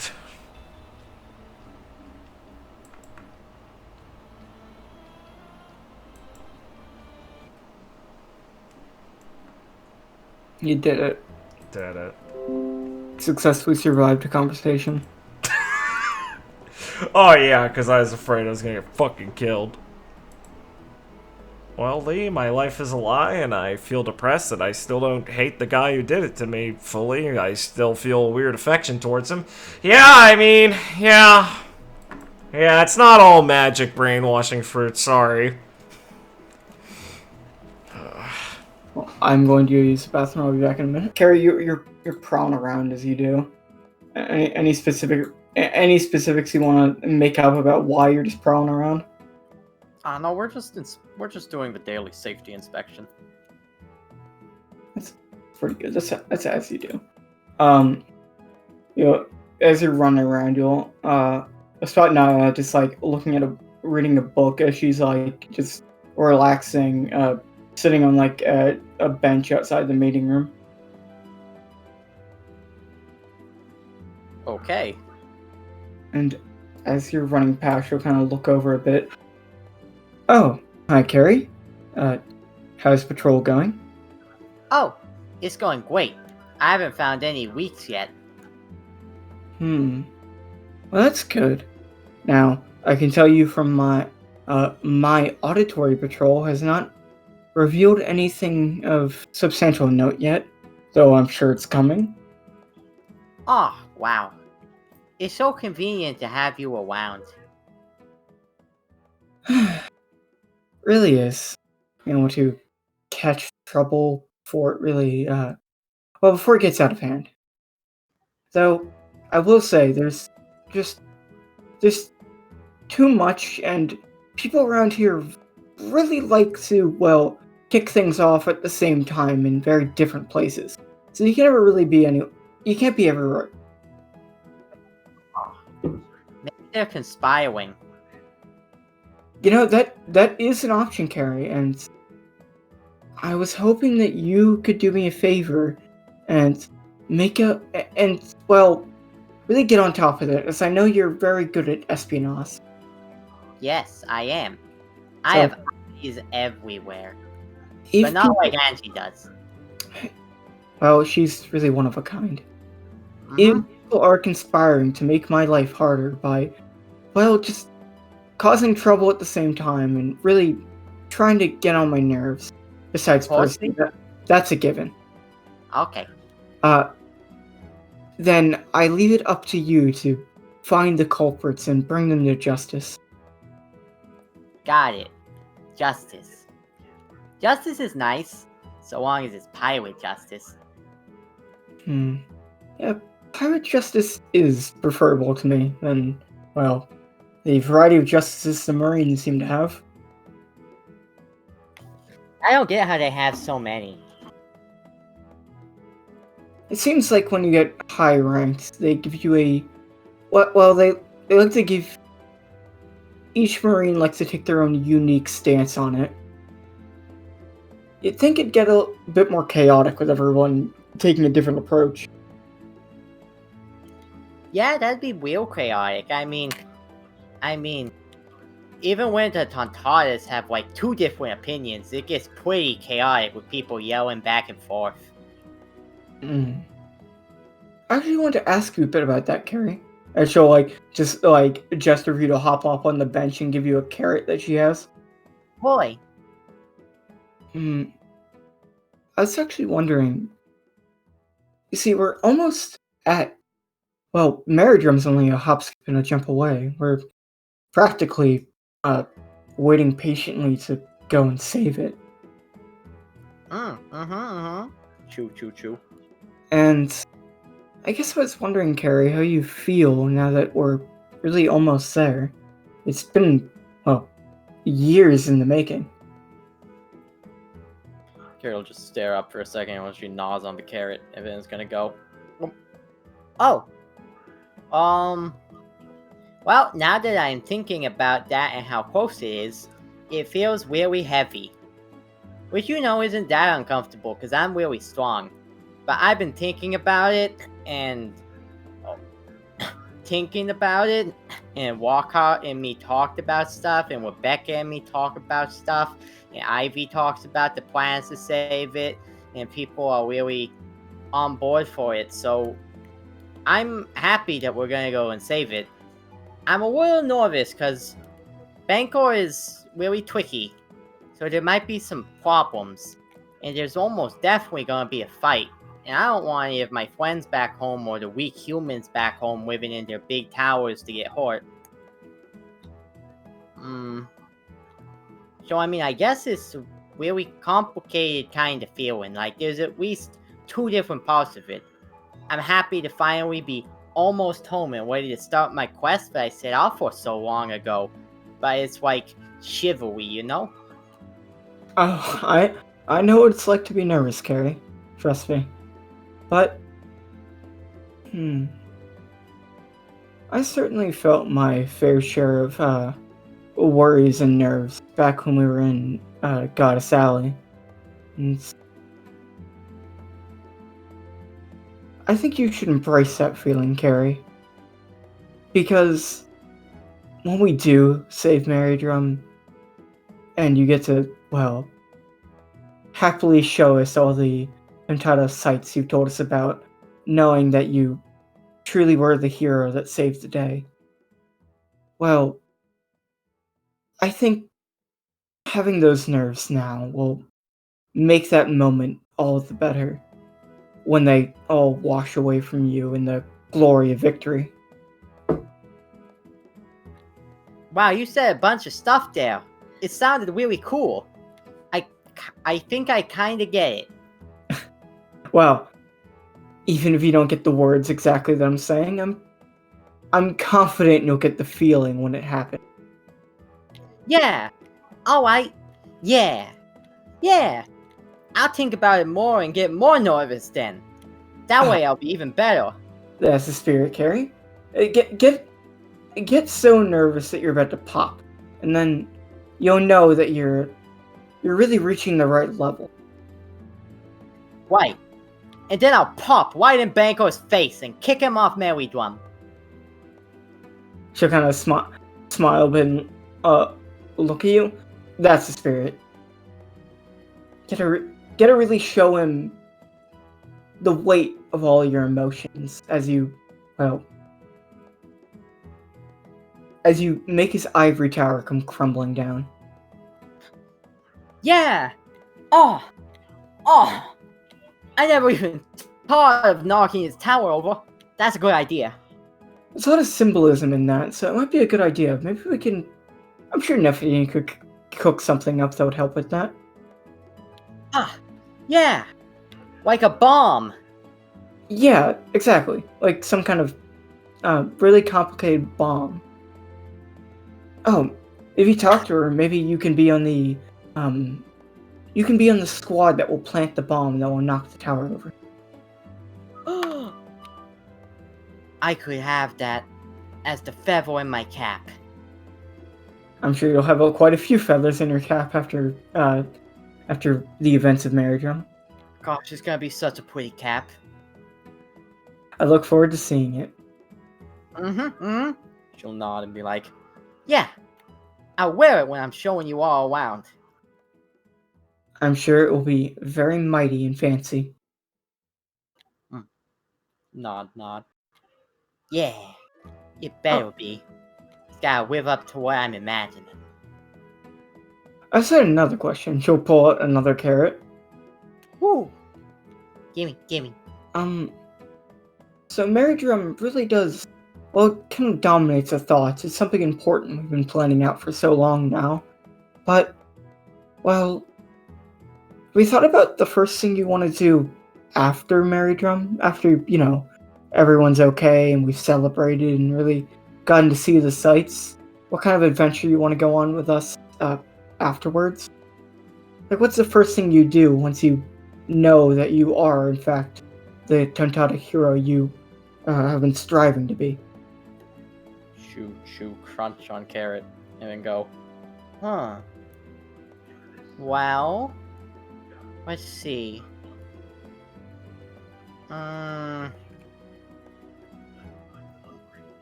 I mean, there's still lots of kind of adventures I want to go on. I don't know what's all out there after Marydrum. I'd still like to find that Fire Island. Jeez, that's hanging over my head. That's definitely on the to-do list. First thing I want to do, though... she'll pause and consider for a moment. And then go...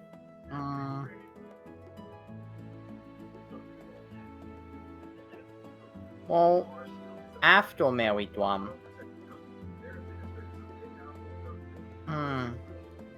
No, it's hard, because it's like I want to do something that I've never seen before and explore the world. Nyla will take in, just pause for a moment, look up a bit. It definitely is hard, and I'm with you there on seeing the world. And there's... Well, even throughout all of our adventures, we've only seen just a small part of it. Yeah, and I can think of so much stuff that might be out there. And I bet more of it's actually there than either of us think. That'd be something. You know, I'd want to go somewhere that has really big animals.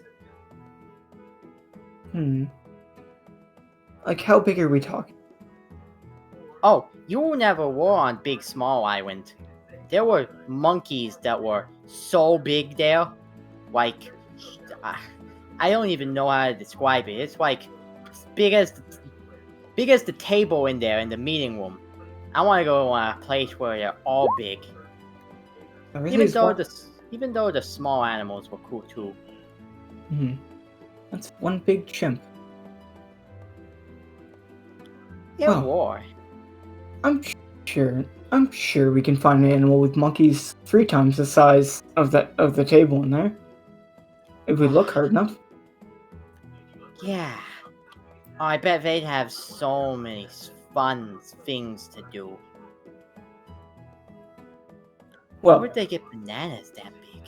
you can count on me, Gary. I'll crack the whip on Zarin and make sure he finds a big monkey island for you first thing after Marydrum.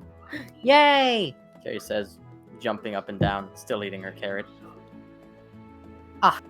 Now was so reliable. She's gonna smile at you.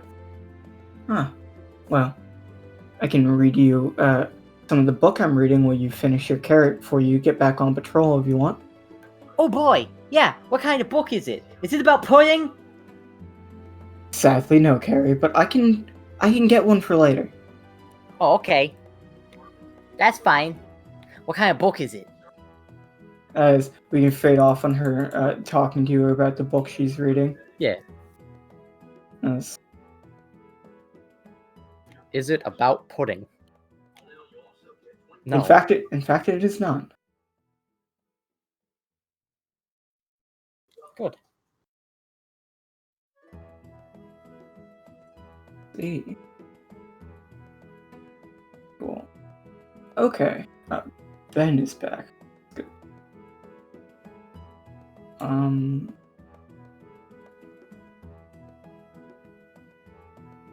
Okay. Ben, are you ready? Yeah, I'm ready.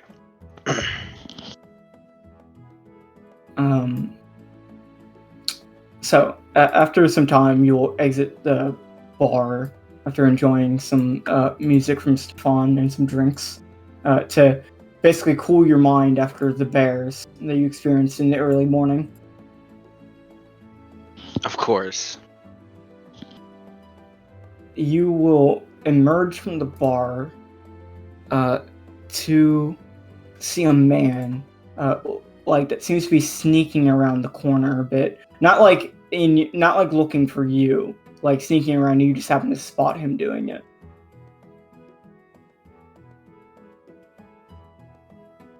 So you will see Alistair kind of like looking like he's kind of like cautiously walking around, watching, like making sure to like keep watch at anyone that's might like sneak up on him.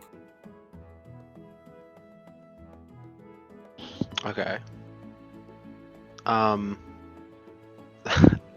Is he? I just want a little clarification. Is he like up against the wall, like looking around so no one can get behind him, or is it like? Yeah, he's like he's like peering around a corner a bit, like checking before he moves on. Okay. I think Sierra will just watch him for just a tiny bit, and then just walk over to him and say, "Hey, is someone chasing you or something?" He'll kind of like jump a bit.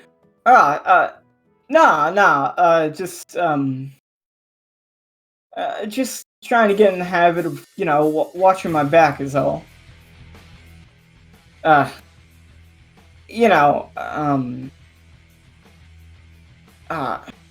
Sierra, right? Yeah, I don't know, man. I'm Alistair. He'll kind of extend his hand. She'll kind of, as he's putting his hand out, like look away and be like, Yeah. I don't think we have met. She'll just keep looking down the another way. Yeah. Sorry, you were just acting a bit weird. Yeah, I get that a lot. Um, yeah, it's just, I'm pretty new around here. Only met, Ivy, Lee, and everyone, not too long ago. And there's some intimidating people that seem to, walk around these halls. And I guess I'm just doing my best to stay out of their way, or at least make sure I'm more prepared for if they sneak up on me. Not that you're intimidated, miss. You seem quite friendly. Oh, well, that's not what I was going for. I'm sorry. You're real scary. Cyril will just give him a small smile and be like, and just slap him on the shoulder. Ah, she's just messing with you. Come on. Thank you. Right. Very. What's the word? Simple and nice. Shucks, you think so? He's gonna rub the back of his head and blush. Yeah, I mean, just right, plastered on your face. I don't think you'd be a very good liar. Shucks, neither do I. I mean, one time I tried to lie, there was this one time, that, I took something from, my mom when I was a kid, and she caught me, and tried to lie about it. Well, saw right through that, and ever since I've sworn off the stuff. Oh, wow. So I guess you're sober, huh? I mean, yeah, I'm not drinking. Cyril cough into her hand and be like, oh, yes, you really, you're among friends here, right? You said you're friends with the captain? I mean, I think so. I mean, she did invite me to come along. And I think Lee's my friend too, and I'm hanging around a lot with, Neffany and stuff. So I've made, a good couple friends here. Oh, yeah, that June guy, he's, super funny. He does this thing where, he look like someone else. Real whack. I think a guy like you should stay away from a guy like that. But, hey, I don't run your life, right? I mean, it doesn't seem like we're married. Cyril just almost cringe at how awkward it was. She'll look at him and cringe that he doesn't feel anything saying that, just frankly. Yeah. But I mean, you'd be something, right? I mean, I'm sure you've got someone lining up at your door, right? Nah. We're gonna roll the back of his head and look down a bit. Nah, I mean, I don't think I've ever been good at that sort of thing. I mean, I did have a girlfriend once, but then she cheated on me, and it's been kind of... It hasn't really lasted much since then. Oh, I'm sorry. That's terrible, but gotta get back out there. I really appreciate it, miss, but I mean, I'd like to get to know you a bit more first.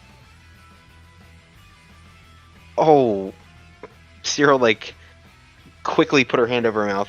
No, not me. Never me. Oh, alright.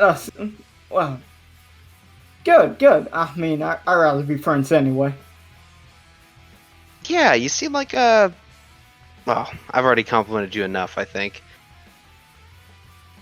But, you shouldn't be scared walking around, Makes you look, Oh, yeah, but there's this, real spooky guy with, green hair that guy's terrifying. Right. Tell me. Also, Yeah, she'll stop and be like, yeah. Well, she wants to hear what else he has to say. There's, the freaking... there's, the Pirate King's right hand walking around here. I mean, like, how would you even approach a guy like that? I'm just trying to stay out of his way. Like, You need some self-confidence, frankly.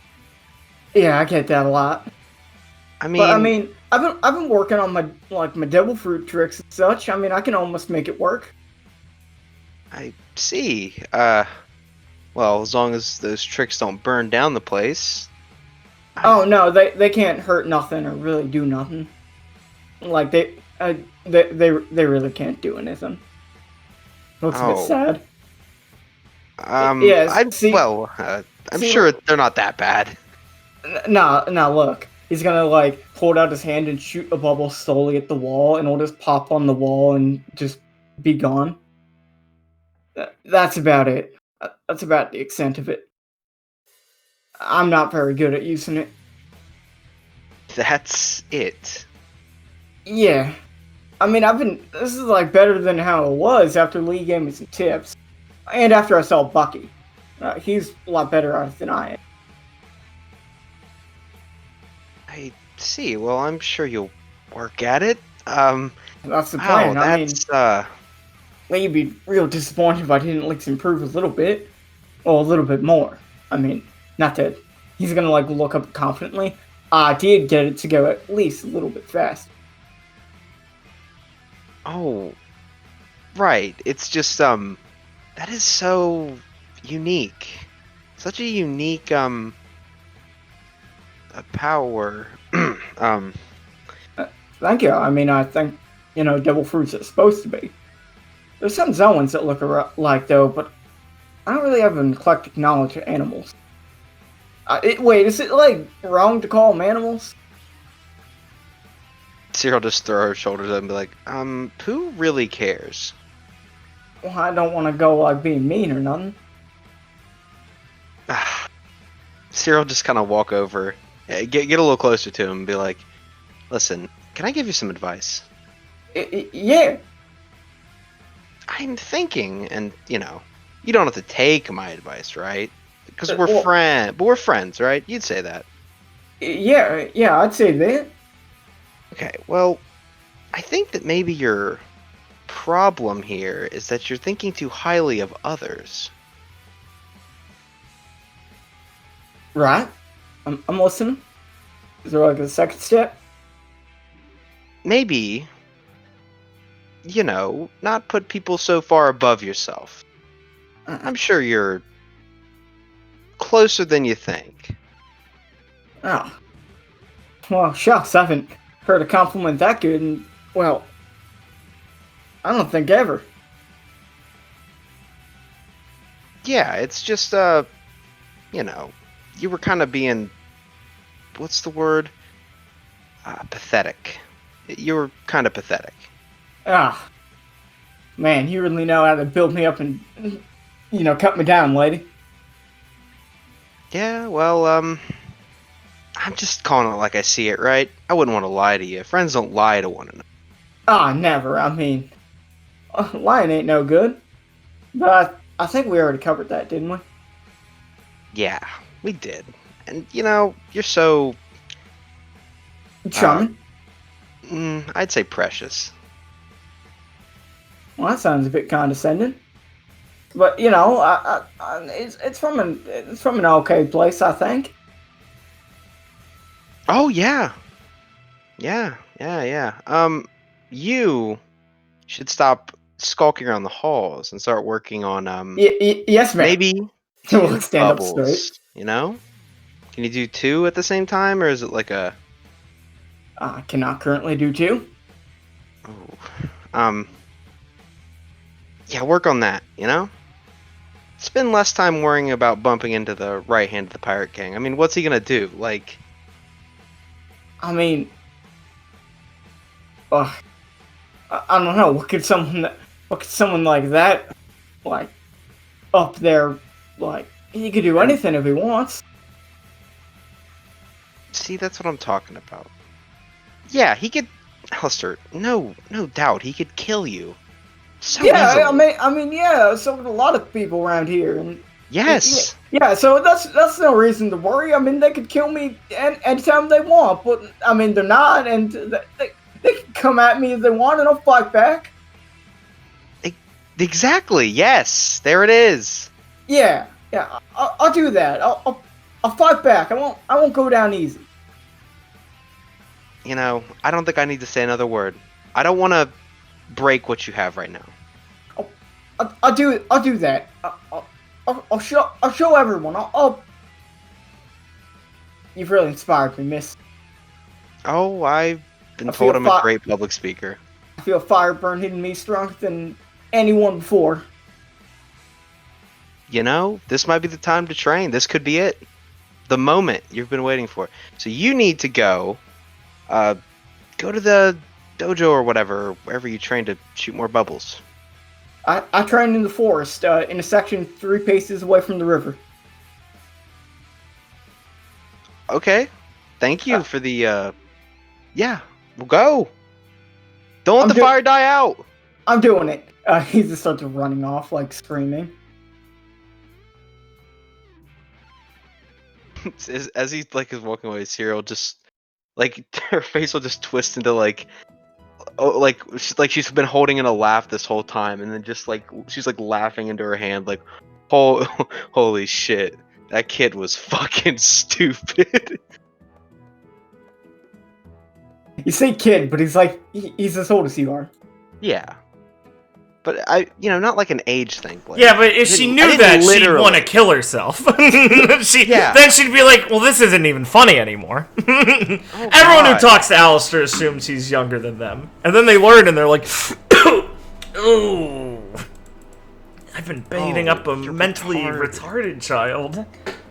Oh, that explains all the Legos you've been buying. Oh, no. This one is $500. And you've just let him buy it? Oh. Look at how happy it made him. Look at him, he loves it. Look, he remade his whole home. He remade his whole high school. I was gonna get my mom's medicine, but you know. Legos ahoy! Legos ahoy. But instead, I sold the cow for these Legos and built a tower into the clouds. I had a girlfriend once, she cheated on me. The fuck, Blake? You're like a catch, Alistair. Well, I did have a girlfriend, she cheated on me. Oh, God. He's so pathetic. Do you want to date me? Never. Literally never. What the fuck? Yeah, he just... Yeah, I was a literal cuck. Blake! I'm a cuck. Blake, what the fuck? Oh, I love Budgie Geek so much. Just fucking kill him, Blake. What the fuck? Dude, some people just have it. Oh, poor guy. Oh my God, what if he was like, yeah, I'd take her back anytime. I'd take her back anytime. I'd fucking lick the shit out of her asshole anytime. Jesus. What the fuck? Liam would love Alistair. Yeah, he would. That's what they made for people. No, he wouldn't. No, Liam. He'd be like, that guy's fucking stupid. Liam be like, he should be like short and think it's funny. And like, he should want to date shorter women. I'm like, Liam, that's just Jay. He's like, yeah, you should just be Jay. Liam just wants the jokes he liked to be the same. He should have like a cat zone so I could laugh. He should have a cat zone. Oh man, you ran after Nero. That's so funny. That's so fucking funny. Oh my God. Funny cat. Holy shit, funny cat. Oh my. Holy shit. He's like a cat boy. God, I want to molest him. I like that character, but I wish he was a trap. Why do you like Yuri? He's a cat! He's a funny cat. Funny! Fuck. Okay. It's been a while since I thought of he's a funny cat. I fucking completely forgot about that. God damn it. When you walk out of Dennis' room, Lee, yeah. You'll see in like the main waiting area, Velas is currently looking through a shelf absentmindedly just Yeah, like looking for our magazines. actually she's looking through like your medical supplies, just like Okay. looking at everything. Alright, we'll make her way up. Especially fast, because she put the pixie dust up there and does not want that to happen. Hey, Bill. Yeah. Oh, hey, is there something in that jar I shouldn't touch? Yes! Okay. Do not... Lee takes it and is like, thinks for a second and goes to the refrigerator that locks and puts it in there.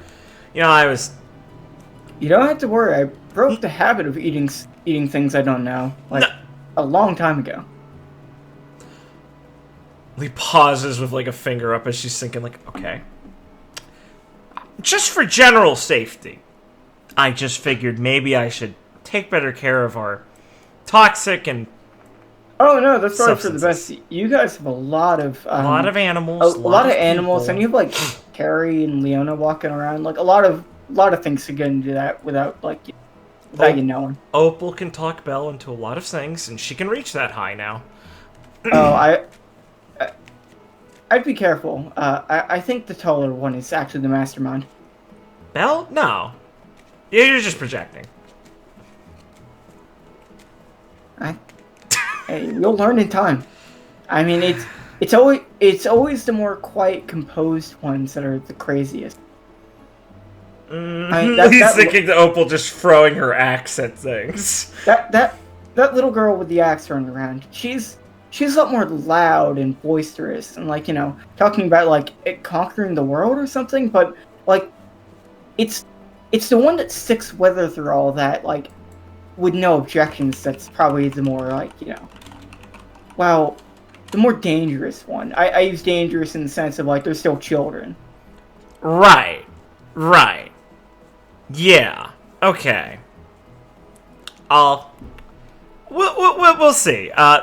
Here, you want to come in? I got time now, and we've got a room for this now.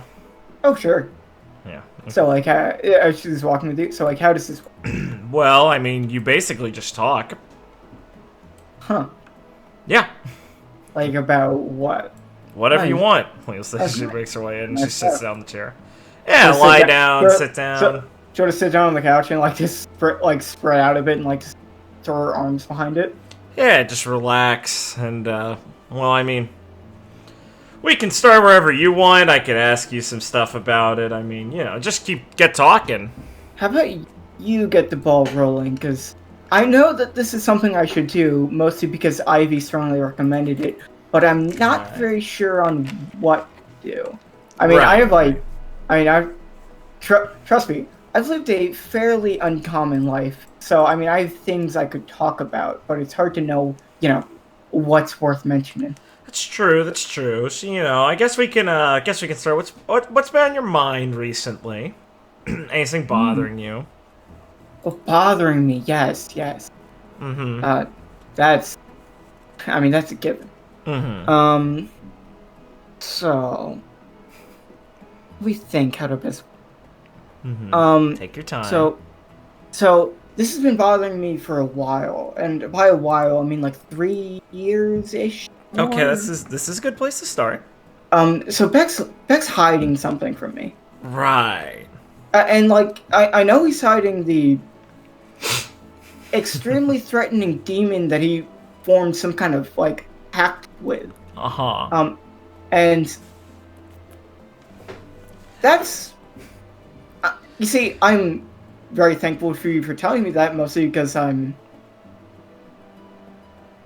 have no idea when he'd ever come out with that. I'd course. probably just catch him in that fucking spooky Mhm. 6-arm thing, Mhm. and then he'd. Well, I guess we can all be thankful I didn't have to see that. That's true. That's good. But yeah, he's been hiding something from me, I think, since I don't know, we met. Mm-hmm. Okay. That's you're confident on that. I mean, I'm not doubting you. I'm just Yeah, I feel like I have a good eye for people. Also, you see, at first, I didn't really know because I didn't know him very well. But I mean, you spend time on a ship with someone forever, you kind of pick up on their habits. Right. And it's easy to tell, like, how he acts, especially when, like,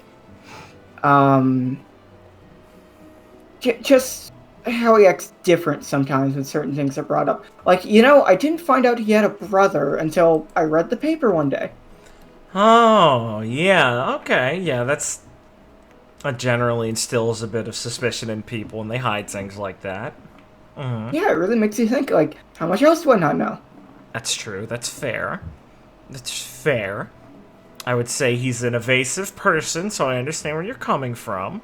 Yeah, it's just a lot. As she, like, says as she takes out a flask from her, like, waist and just takes a sip. Yeah, Lee just nods, like, okay. She's going for it. Fair. That's fine. Yeah. And I just don't have anyone I can talk to on the crew.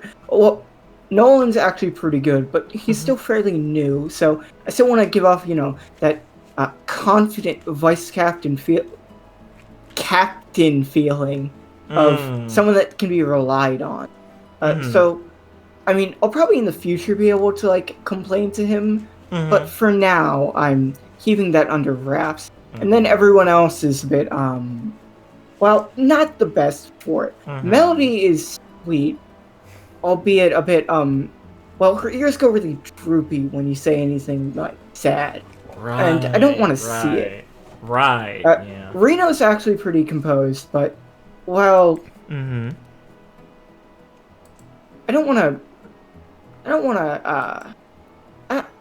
just feel like I don't want to, like, burden her too much. Do you feel like you have to keep up appearances a lot? Yeah, all the time. Really, all the time. I can't really let it slip. Right. And let it slip here, because this is like, I don't know. This is the place to do it, yeah. There's some kind of, like, contract that doctors have, I think. Yeah, oh yeah. Lee's like has her pad out, she has her fake reading glasses, she's like, oh yeah, none of this will leave the room unless you want it to. Oh no, never. Yeah, okay, well, yeah, unless, it's all good. Unless it's like, I guess in your medical opinion, that's for the best. No, I have an obligation. It's part of how this works, don't worry. So I never confront Beck about not about thinking he's hiding anything, like, ever. I try to never push him on. Now, what are you afraid of happening if you try to push him on it? He would disappear. And then I would not have a crew anymore. That is a big concern. We know. Yeah, really didn't help that he has, like, that devil fruit, right? No, it doesn't, and it really, I think that illustrates how serious of a problem. Because I'm sure you weren't surprised by this, because this sounds like your day-to-day life, but allow me to say it out loud that you are in constant fear of not only being kept in the dark about things by your captain, but that perhaps overstepping a line will not only lead to the dissolution of your crew, but the disappearance of said captain. Well, you are also then trying to toe the line on keeping up an appearance that said appearance would require you to rein in your captain, which would then put under threat of disbanding your crew. Does that sound right? Yeah, that sounds pretty good. Okay. Well, you are better than this. Mist, when I tried to talk to her for the first time, just, like, flipped a card and says that my future will be grim.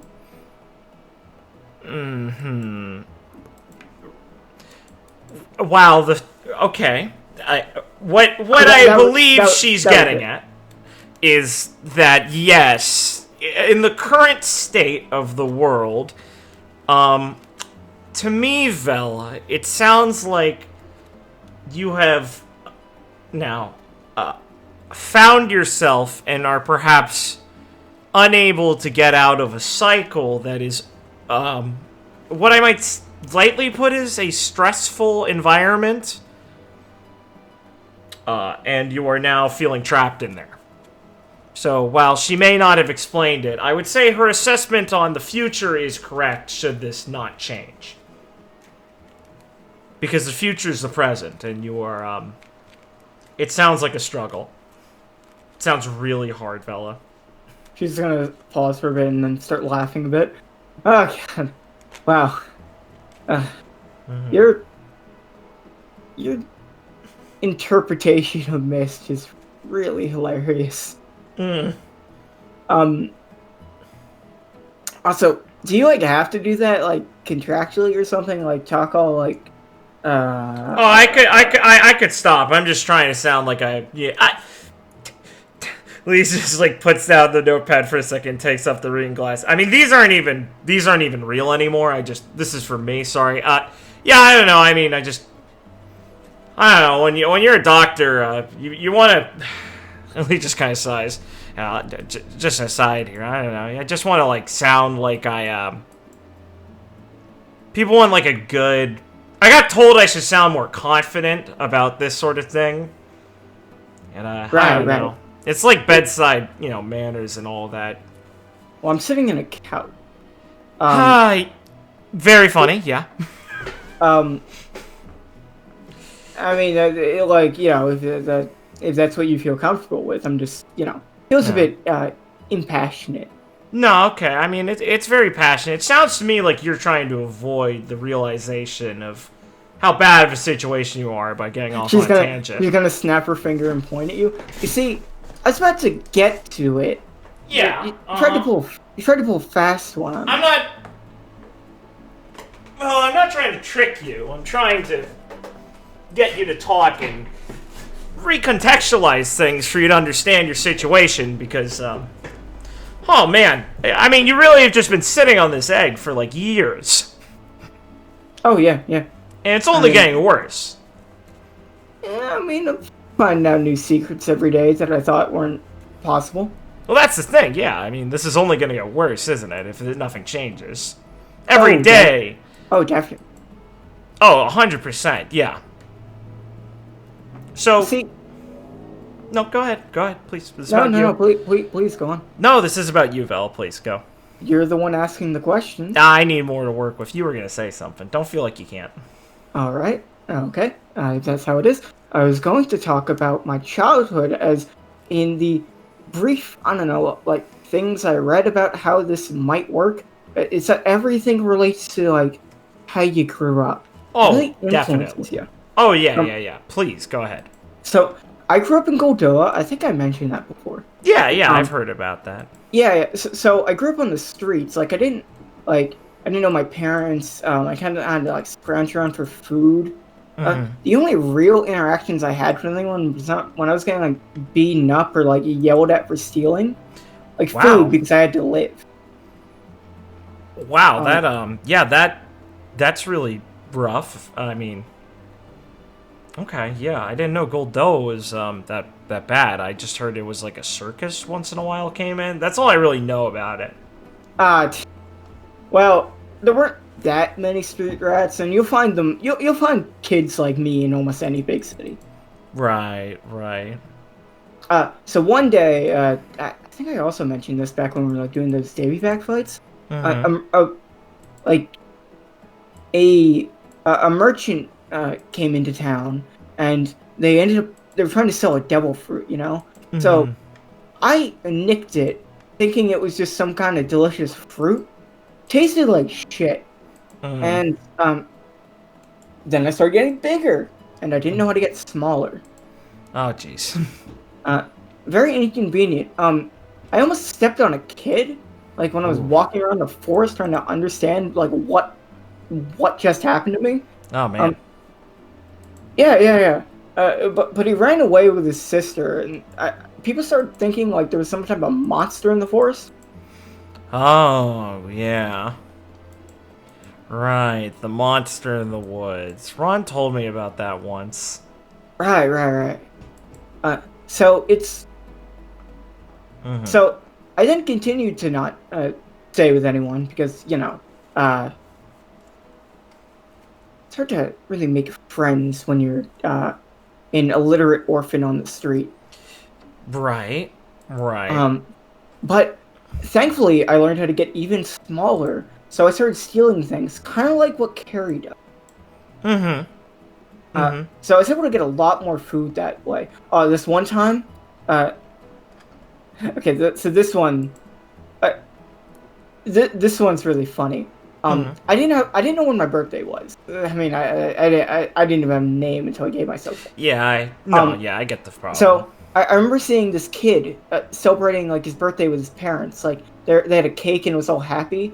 So like when they got up to open presents, I stole the cake, and well, I decided that was gonna be my. Ah. Oh. Lee's just like, oh Jesus Christ, fell in her head. That's pretty funny. Yeah, I know.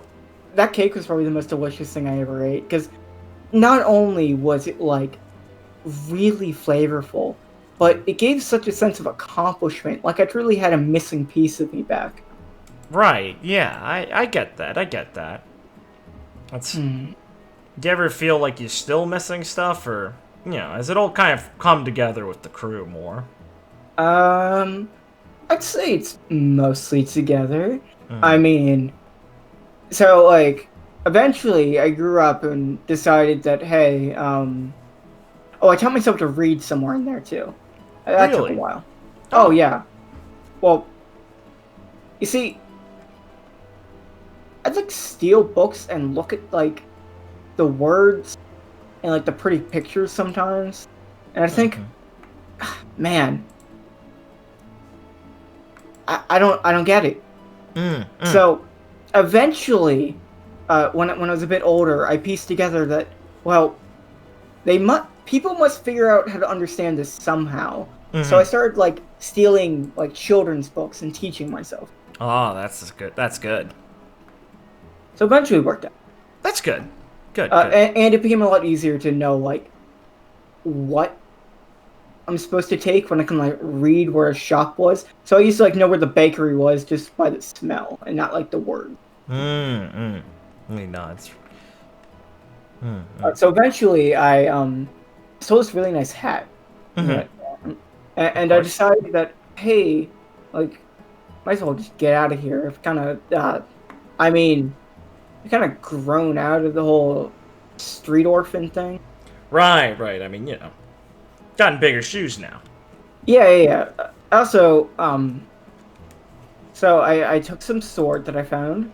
Took my hat and whatever I could nick on my way out, and decided to sail off.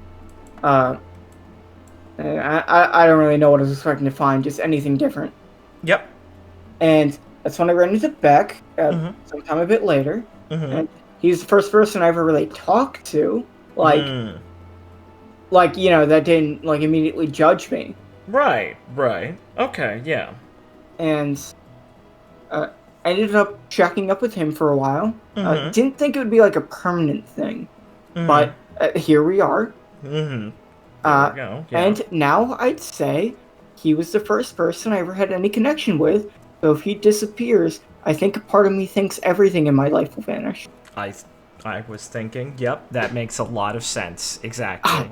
She'll kind of smile and like snap her fingers. I'm good at this. You are, exactly. See, this is why this is how it works. You just get talking for a while, and then suddenly you're like, oh, there it is. Damn, this is like really easy. You have to like train for this? Well, I mean, you know, I'm gonna be honest, I did a lot of this was just book learning and then just practice in the field. You know, you just gotta start asking the right questions once in a while and keep nodding and people talk and you get there. It helps when people, you know, helps we all kind of get there eventually. Oh man, yeah, that is, that's terrifying though, Vel. You know, I don't blame you. I understand how you'd get there, but oh man. Oh yeah, the constant lies, hiding things, and the ability to just vanish on command. Yeah. Really add to the anxiety there. Yeah, exactly. Yeah. It yeah, that is 100%. a serious, serious thing, but I think knowing it and just being afraid of it are two different things, and at least, being able to vocalize it easier is like a much better. Now there's something to work with here. Now we got something to work with. So that's where my that's where I come for assistance, mostly because, well, I mean, even a monkey could tell you, like, hey, try and talk about it. But now this is where the expertise comes in mind. It's like, okay, how do I fix it? Absolutely. Yes. Well, first off, I would say that you should definitely, I think, start trying to realize you might be able, this is, going back to the earlier topic, might be able to have some more faith in some of your crewmates and not push yourself into the corner of feeling like you're the only one who can keep everything together. Because I'm sure most of them would share your... I think you'd be willing to admit that most of them probably can share some concern of, I don't want this to all disappear all of a sudden. And you don't have to realize... And you can realize that you probably don't feel, alone in that regard. I mean, you don't have to feel like you're the only one keeping things together sometimes, right? Oh, definitely not. I'm sure they're all worried about Beck kind of like I am. Yeah, exactly. To their own extent. Of course, yeah. So I think doing the best you can to eliminate the part of you that feels like you're pushing yourself out there as the only one who can keep things together would be good for the mental state. As for the larger issue at hand here, she'll kind of smirk a bit and like just giggle a bit. Yeah. I'm not asking you to solve that problem. That's a toughie. No, definitely, because a lot of it will come from, what you can do also. But I mean, look. I mean, you have to evaluate what you can do here, and you have to start figuring out, like, what is the irrational fear that's going on here? Like, of course you don't want Beck to disappear, but what really do you think would cause him to actually decide and he needs to vanish all of a sudden? Because, I mean, it can't just be, confronting him about hiding something, right? This can't be the first time this has happened.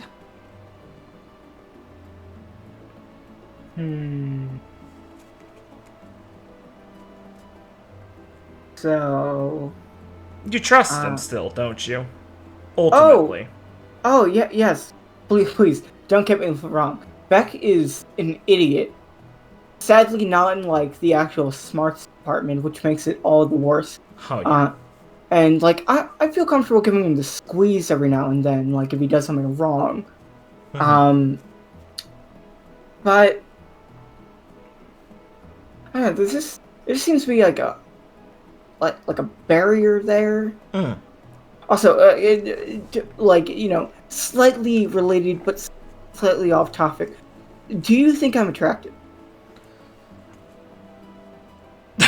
Okay. Personal opinion. Yeah. Yeah. See, I agree. I think I'm a beautiful person. Okay. Yeah. Okay. So you guys aren't together yet? No. Trust me, I was never sure. I'm sorry. I've attempted. I see. But that point... This is definitely... Okay, yes. That boy's chest. Fascinating. He will not touch me. And that is bizarre. Mostly because I've tried to be very aggressive, mostly when I get, like, very inebriated. That makes sense. Yeah, that would instill a lot more worries in you. Okay, that's a very important detail. Thank you for bringing it up. Okay. But he doesn't like just tell me no. He tries to get out of it, beat around the bush, or just disappear. He doesn't he's not just straight up like, oh, Vela? I just I just don't see you that way. You see, Right. So it feels like there's a sort of, a diffusion. Like it's more complicated than just rejection. yeah, it's not just like typical virgin fear. Right. Right. Okay. Now you said you've been pretty aggressive, right? It depends. Like, Okay. I mean, there was one time I basically was probably about to rape him, but like Okay. before you say anything, I was extremely drunk. And Okay. and Like can I we- said, this won't come can out of we this really room. say it's assault if at any time he could just choose to disappear? Well, like I said, nothing will Which- leave this which room, he so I'm did. glad you're... Yes, okay. Which he did. Right. Well, like I said, it was between us, and I want you to be honest here, so thank you. Okay.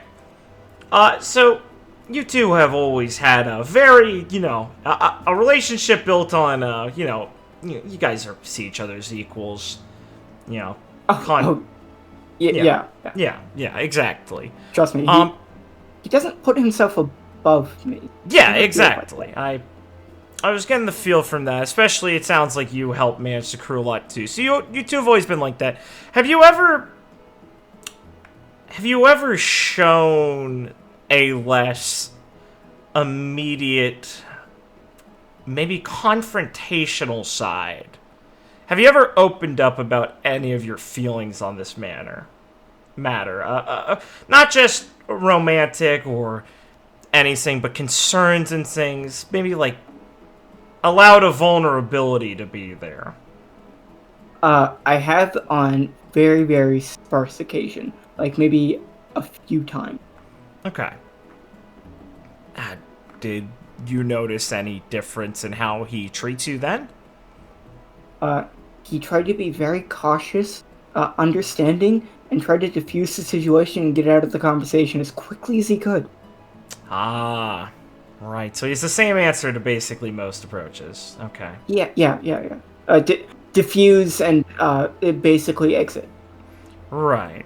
Well, I would say maybe that the only thing I can advise you on in that regard is to continue to try and act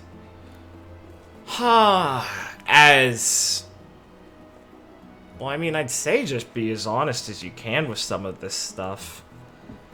I mean, the ultimate fear you have is pretty serious, Phil, and I mean,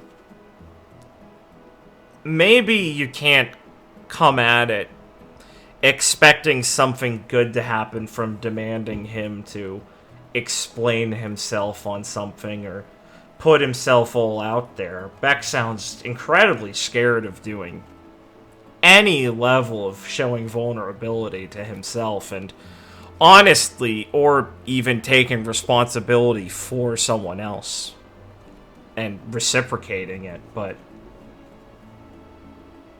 I mean, I think the only way to change that is through, well, really, as scary as it sounds, leaving yourself open.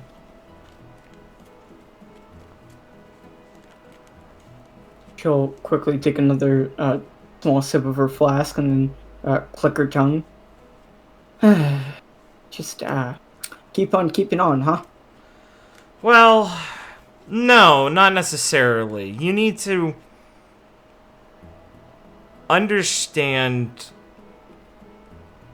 what is important to you in this matter right now. And I think realizing how bad this has been for you is really important. You can't undersell that, fella. It sounds like this whole situation's just been something that's been eating at you for years. Well, yeah, I am here talking to a shrink. Yeah, exactly. I mean, no one should have to put up with something like that for something they care about for so long. Oh, trust me, I agree. Yeah, exactly. Like, you don't deserve that. And, I mean, listen, do we really think he doesn't have any idea of how stressful this has probably been to you at this point? You see, I know he does. Mm-hmm. I know he cares about me. See, Mm-hmm. that's why it makes it all the more confusing and irritating and baffling to me is that I've known him long enough to be aware of, I think, basically everything in terms of how I think he's feeling. And I guess that just makes me confused at still how adamantly he tries to avoid things. Hmm. And then, well, there's be like a reason for it, and if I knew that, that's $1 million question right there. Is Yeah. what causes this? Because, like, I don't think he's like retarded or anything. Right. I think like he's a smart guy. I don't think it's like a brain issue. Like he has some kind of like deep seated psychological problem. Mm-hmm. That's like causing him to just narcissistically like lie or anything like that. Okay. I think it's like a deliberate thing that he almost probably doesn't want to do, but like has to for whatever reason. And you see, that's what makes it all the harder.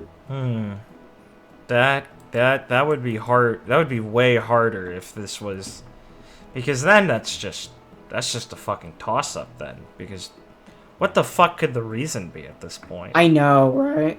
Oh my god. Yeah. Bundle of mystery second. Yeah, I don't know what it could. Man, that's pissing me off now. He's just like slumped back in her chair now. She throws you her flask.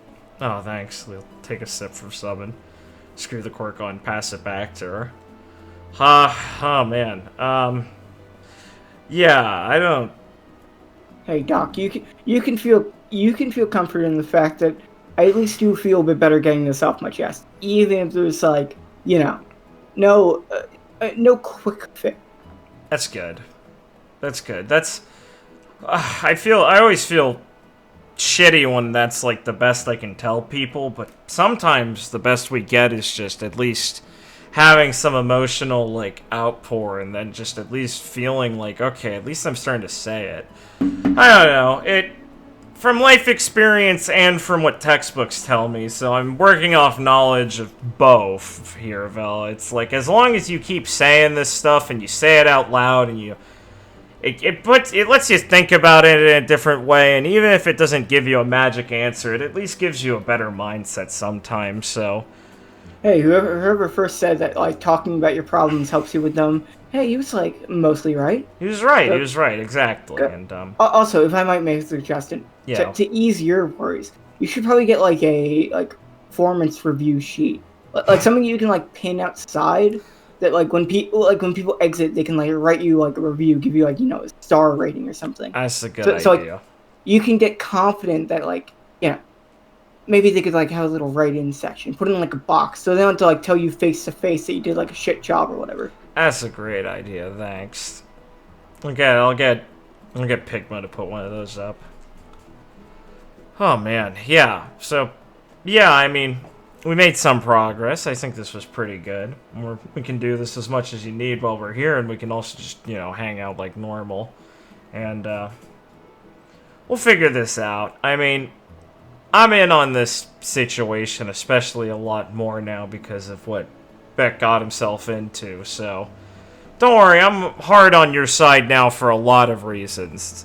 Not just because we're pals. There's no way I'm not going to have to dig into whatever he's doing, because now he's gotten himself way too entangled with a lot of bullshit I have.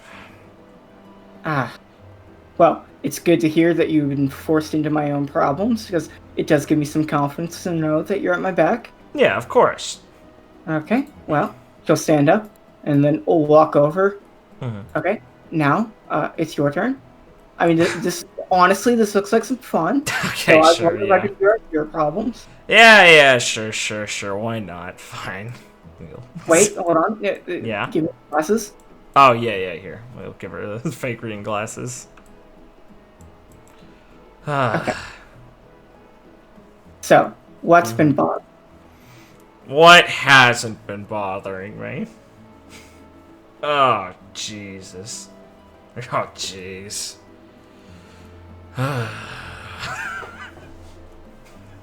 Fuck me. Do we want to keep going with this? I could keep doing it. It's up to you, and we could always fade out on that. I think that's a pretty funny fade out. Sure. Okay.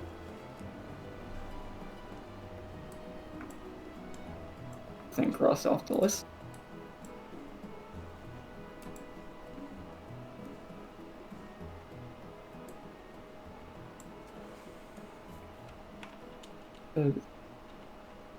Anyone have anything they immediately would like to do? Like, keep moving on. Let me go look over the map.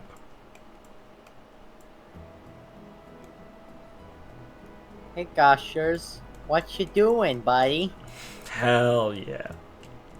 Gushers is currently lying down in the doorway. Wow. Is he What asleep or happened is he there, just buddy? lying down? No, he's just lying down. He'll growl at you a bit and say stargazing. Oh my god. It's like noon. Oh my god, he's resisting Reeves' aura. Stargazing. Yeah, there's a pretty big star up there. And he says he knows. He's been staring at it for like 3 hours. Gushers are you alright? He says he's better than ever.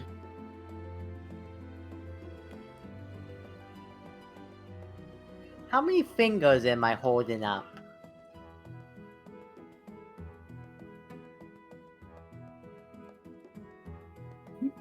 He grows ever larger with the UV rays.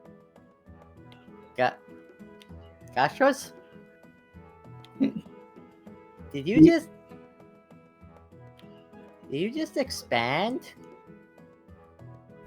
He'll gargle a bit on his fruity liquids and tell you yes, as he is gathering power through the solar energy of the cosmos. Well, that's ominous sounding. He says not to worry, as this power is going to be used for the betterment of mankind. Oh, well, that sounds much less ominous. Well, okay. You enjoy gathering your solar energy. Just, don't grow too big or you'll be stuck in the doorway again. He says he'll break it if he needs to. Alright. You have my permission to do that. He thanks you. What a silly fool to dial.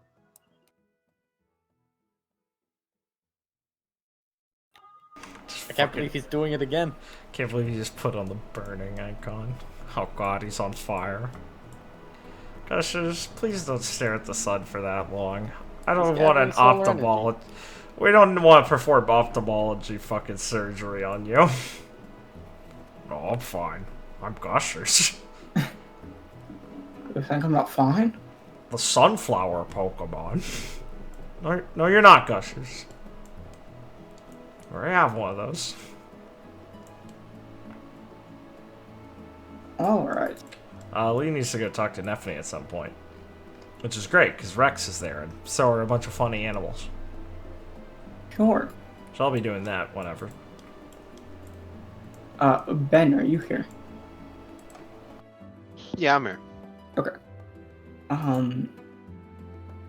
So, would you say Sierra would explore the island, like, at her leisure or like, at points? So, try and get a lay of the land a bit better. Yeah, I think that's fair to say. Okay. You'll be walking around the surprisingly vast jungle.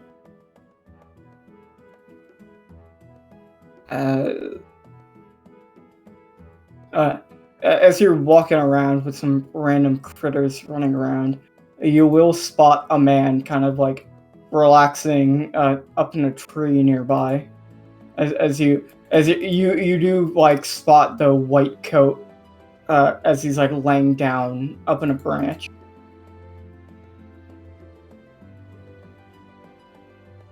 And so kind of peer down at you as you walk by after he like opens his eyes.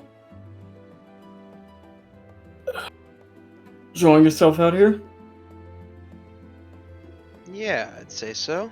Quite an island they got here, right? Oh yeah, this place is wacky. I mean, all the things they got roaming around here. Real crazy place. Yeah, it's one of a kind, I think.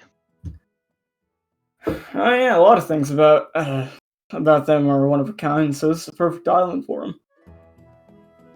And as Beck will like look over at you and then just appear leaning against the tree, and kind of stretch a bit. So,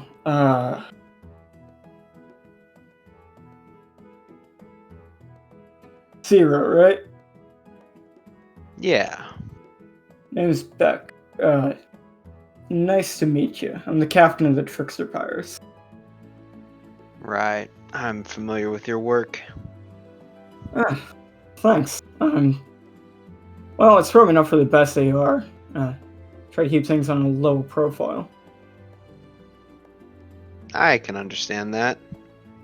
You know, well, if you don't mind indulging some of my curiosity.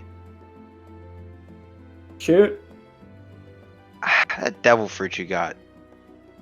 You know, when I heard that type of thing could even be possible, right? I thought, man, that'd be pretty cool to have, right? Oh yeah, it's I'd say it's pretty great at being able to just, appear wherever you want. It used to only be within my eyesight, but now it's really I can go almost anywhere I want within a certain range. So like anywhere on this island's pretty easy for me at this point. Just have to think about it and have a good visual picture of where I'm going. Yeah, I don't know. After a while, I kind of realized how boring it would be, you know? Boring, you say? Well, what's kind of what are the downsides, if I might ask? What tastes Well, I guess I should restate that a bit better. It's more like what I like doing. I mean, if I could just teleport in there, it'd be a little easy, right? Well, yeah, I'll definitely agree with you there. It does make a lot of things easy, though. If I'm naked. So what? You're in it for the challenge of things? Yeah. And a lot of it's for that, I'd say. I mean, stealing things is fun, right? You're not gonna hear me disagreeing with you there. I certainly like nicking things when I could. It's satisfying to get your hands on something you want. Exactly. That's why I just feel like, I don't know, being able to just go into some place and just take whatever I want just makes everything feel like I just wouldn't care anymore, you know? But hey, I mean, you have the fruit. Yeah, so no worries there. You're not gonna accidentally get cursed with this power. Well, I wouldn't call it a curse. I mean, look, Neither would I. Zero kind of like look away and be like, look, I wasn't trying to say that I think it's lame or anything. It's pretty cool, right? Oh, trust me. I wouldn't believe anyone if they tried to say it's lame. Exactly. Now, God. I do get your point on it makes things a bit too easy. Well, I've never found myself in a situation I can't get out of. I mean, I even stared down an admiral and was able to walk away, more or less. It's pretty impressive. Yeah, I mean, what can I say? I'm an impressive guy. And confident, too. Jeez, you're the opposite of the other guy. What other guy are you talking? I mean, what, you talked to Ron?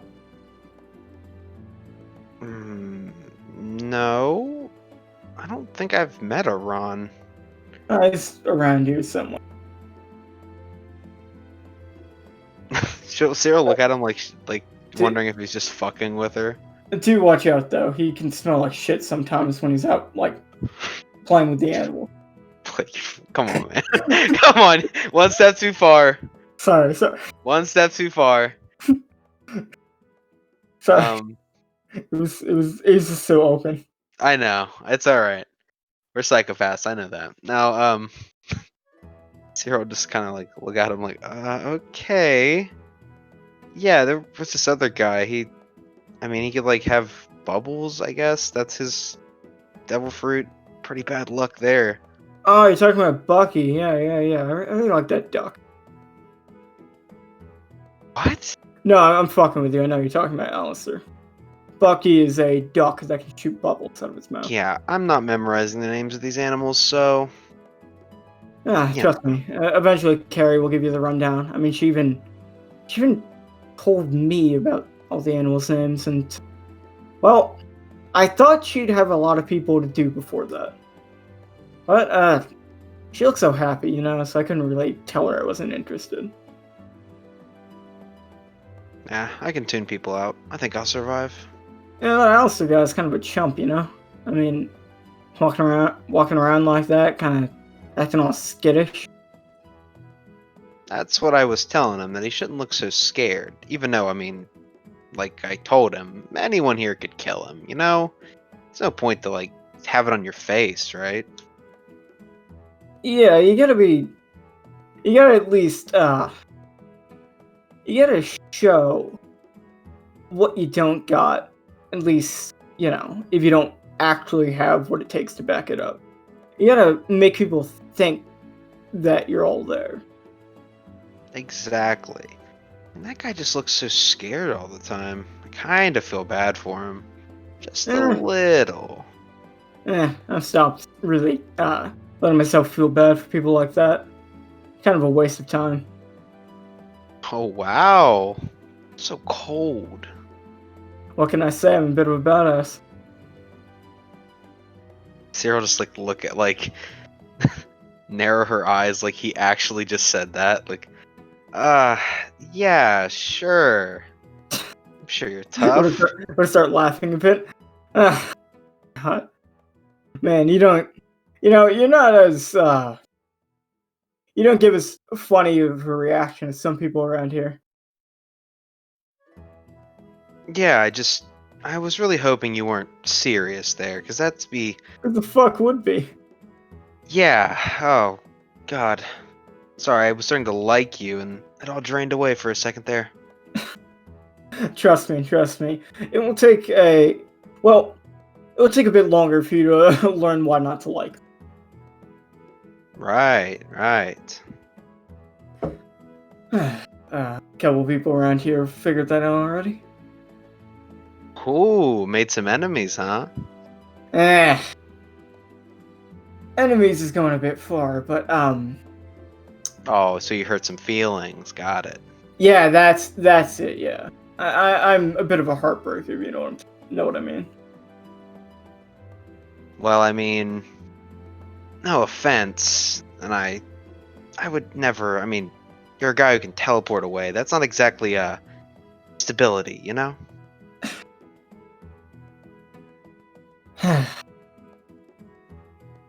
Yeah, but no, you're probably right. I don't have a witty comeback for that one. Yeah. Besides, relationships are overrated, right? You got this tree. You never want to get too invested in someone. One unfortunate result.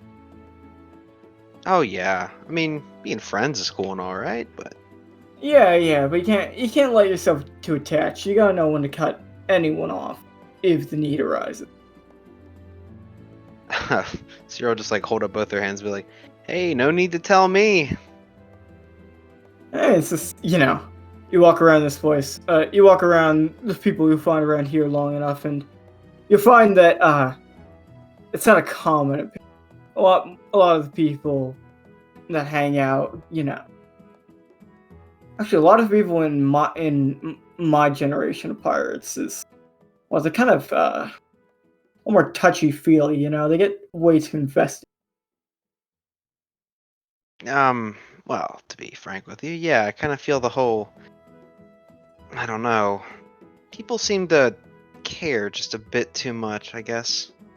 Eh, seems like it makes them happy. So, I mean, I'll let them deal with that, and I guess I can just wish them the best and hope that it doesn't come back to bite them in the end. Well, I mean, sure it'll work out. Doesn't always turn sour. Oh yeah, yeah. It's only special circumstances that can really make it blow up in your face. But most people, I think, manage for it to work out all right. But always have to be on the lookout, though, for what might cause it to really turn for the worse. Right. So is that why? Wait a minute. She'll like look over to the tree you're sitting in. Do you? Is this what you do? Just What?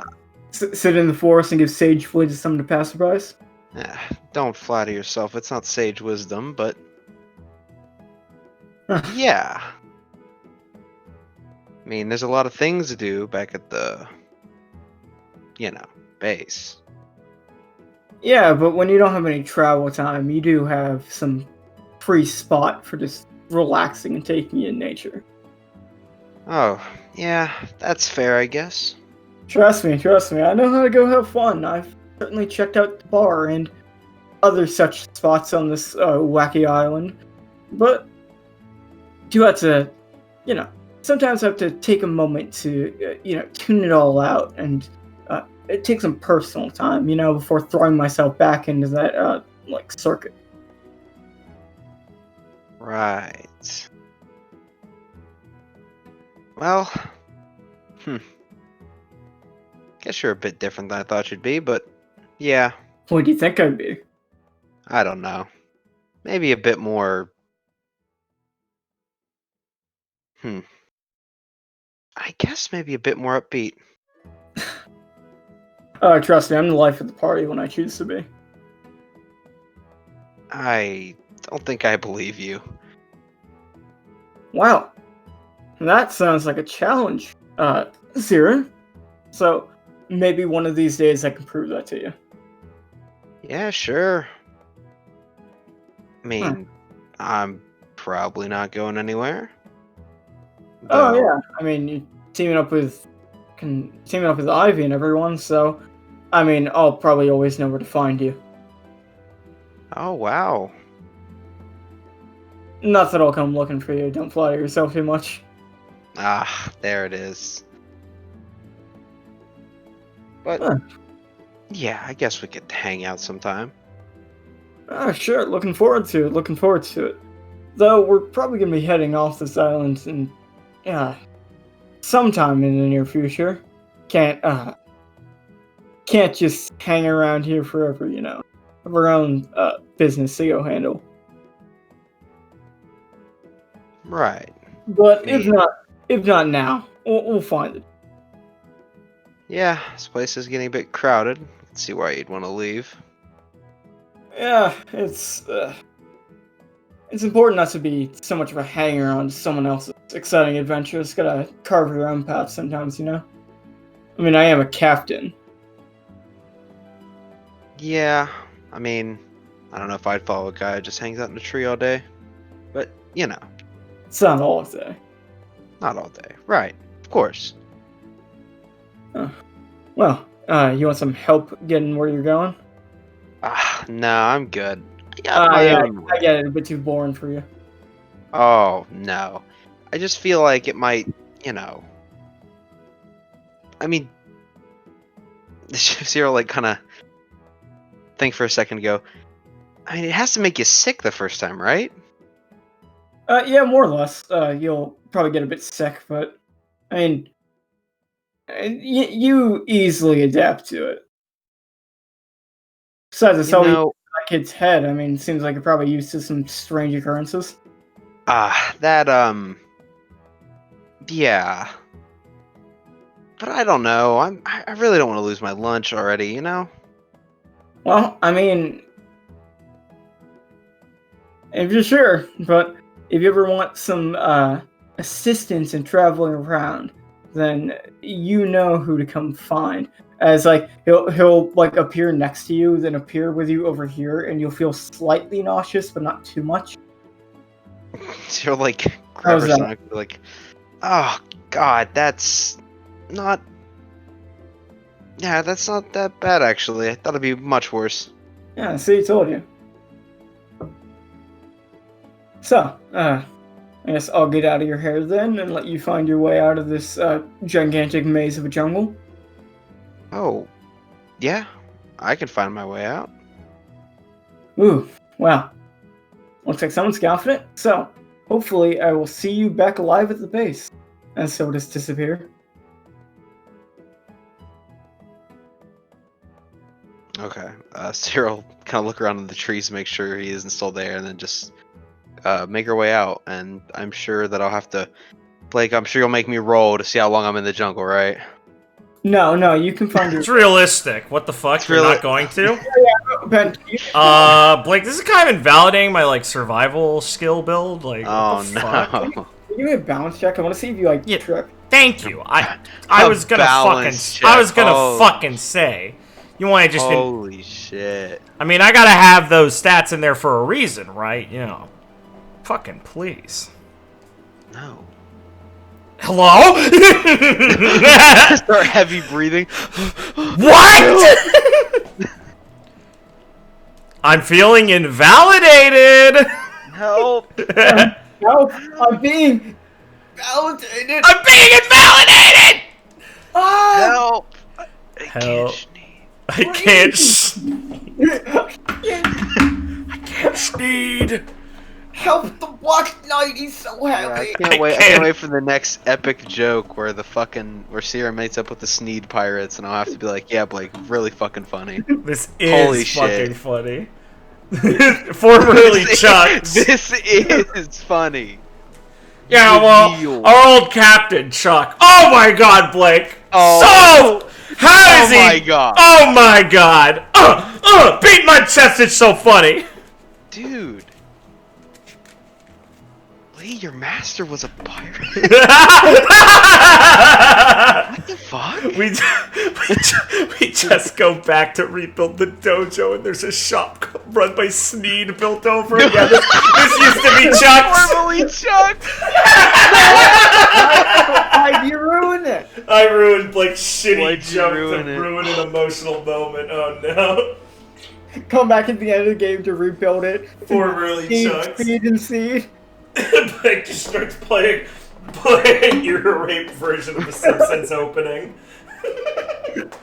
Yeah, you enjoying it, Noah? Plays the YouTube poop of Sneeds. Yeah, this is great, Blake. Awesome. Okay. Getting into it. Now this is a real game. Yeah, Lee makes her way into the workshop, unless the goblin door stops her for some reason today. No, but you're gonna miss the door handle. What do you mean, miss it? You're gonna grab a squirrel walker who is camouflaged. Oh god, okay. I gotta say, before I get into this, I'm very impressed that now that I'm looking at it, actually zoomed in, I never realized how high res that door is. I've used that door many times, but it's always been small. Very strange. Alright, yeah. Oh yeah. Lee grabs it, and is like, what the fuck? Like, let's go. So scurrying along the door. Oh, no, alright. He gives him a little, like, salute. My bad, didn't mean to squeeze you. Buddy, do you have a name? You can't tell me. What the fuck? God fucking damn it. Lee sighs and, like, scratches the back of her head a little bit and fixes her ponytail, but being like, I'm fucking talking to animals now all the time, and I'm just expecting them to answer. She opens the door, carefully looking for the real handle this time. And You makes can her walk. way in. You'll see Bucky sitting on Neffany's head as That's fine. Neffany goes over some notes she has on a notepad as Rex sits down, or like stands there looking at the sandbox observing peyote, who is Yeah. just baffling. Lee makes her way over and is staring at him and goes, "What the fuck is that?" That's peyote. No. I mean, what is he? I think Abby said he was like cactus mole.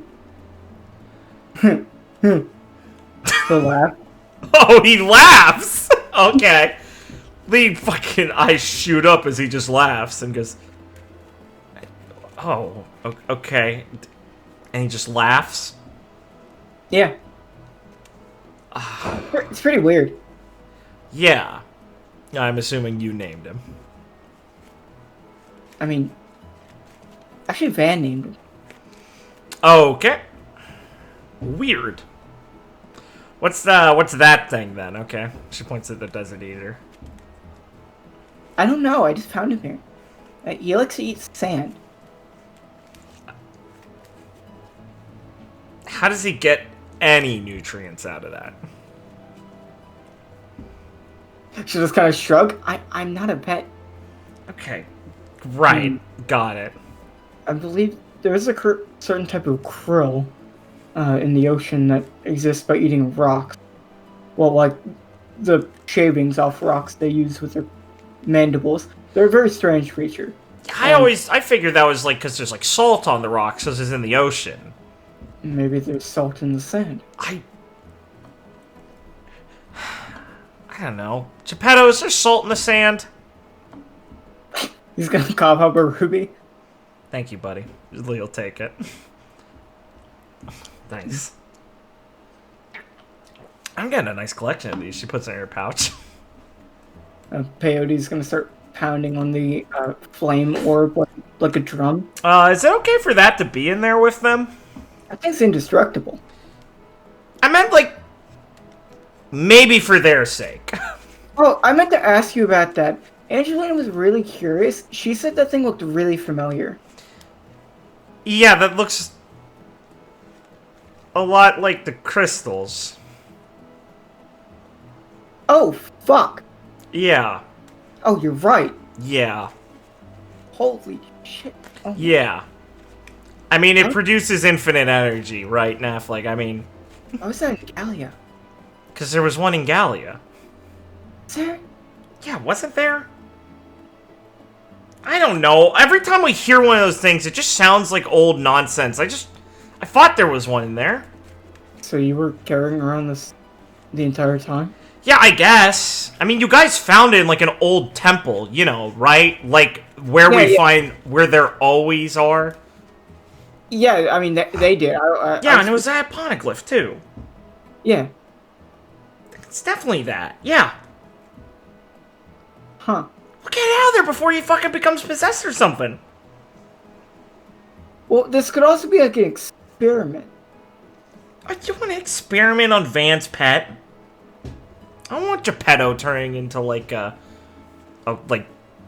Well, I mean, Angelina... No, I guess they were both ritual... Fuck, I guess maybe it needs to be a ritual or something? Also, Lee, just as a counterpoint, you know, scientific observation, I've had this sitting in my workshop forever. Yeah, but you didn't play on it like a bongo. Should I look away nervously? Oh my god, Neffany. I performed experiments on it, and one of them might be the acoustics. Bucky, you keep an eye on her, okay? When we're all not around, she gets crazy. He'll quack at you and then use bubble beam. That. Not at you. Oh, okay. Good. Please, that's pretty effective against her. Haha, funny Pokemon joke. Thanks, Bucky. I appreciate it. So, Neff, what'd you want to go over for the surgery? Just like the final notes, nothing. So I can unveil it to you. Cool, please, thank you. So, like, walk over with you, and Rex and Bucky, to like her work area. The pile. Okay. And show you Zaren's new arm. Excellent. Which is it's a lighter shade of black, with like a more subtle gold pattern, and it has a other like small crimson line pattern that culminates on the shoulder where there's a New Dawn Pirates logo in crimson. Okay, so it's done. It also has many new features. Also, like strength adjusted better. Also more fit to like his new bulky form. Nice, nice, very good. I like the sleek design. I'm sure he'll appreciate this greatly. Oh, I know. Oh yeah, I mean, jeez, when the minute we have it on, he's gonna start talking about how actually awful it was to have the old one like deteriorate slowly or something like horrific that he just wouldn't tell us before, and I'm gonna have to beat the shit out of him. Yeah, that. But he'll be better, so that's the best part. Last time he gave us his birds, I wonder if he'll carve something new this. Oh man, that'd be awesome. I mean, I don't want him to feel like he has to, but like those things. No, are I'm not. cool. I'm not gonna tell him to. I'm just gonna stay with my eye. But that was so cute. Oh yeah, it's adorable. Fucking great.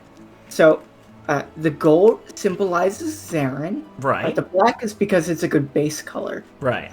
The New Dawn Pirate symbol symbolizes the New Dawn Pirates. Of course. And the crimson symbolizes me and you. Ha! Yeah, high five! Because we survived the experience in Galaga and became inseparable. Yeah, exactly! I shall, high five you. Fuck yeah, Neff. You're the best at this stuff. I'm slightly offended I do not get a symbolization. Good one, Rex. Thank you. Oh, thank God. I thought you were serious for a second and I was worried. No. Rex is so fucking funny. He's way more good at the humor than I, you basically, I mean, through your fugue state, basically laid the tracks to have all of this humor be way better later down the line. Now, once you spend a lot of time training together, I've picked up on it. He scared the shit out of me early on, though. Did you think I wasn't funny before? God, don't. It's so deadpan. That's why it's awesome. Up top, Rex. Thank you. Oh man.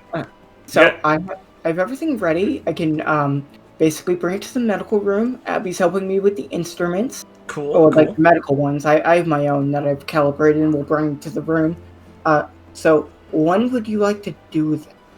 Well, I'm good for whenever, basically. I've got another surgery down the line, so preferably sooner rather than later, since I'll have to work on Raphael soon, too. Okay, here you go. Here's Bucky. Here's Bucky. Go. Here's Bucky. And I will get this moving right away. You can go fetch Zarin. Fantastic, I will. That's good. She will whistle, and Peyote will hop up and start running. Oh god!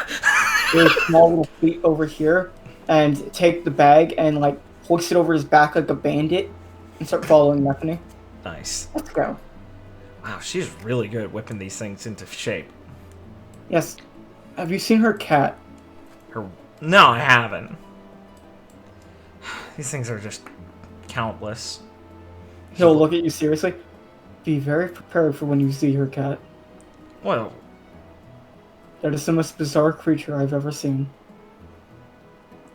Rex, that's really, worrying, considering the amount... I mean, have you been walking around enough?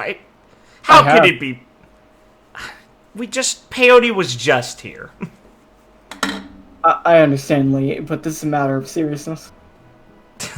Good one. I'm in fact not fooling you. Oh, fuck. Okay. Well,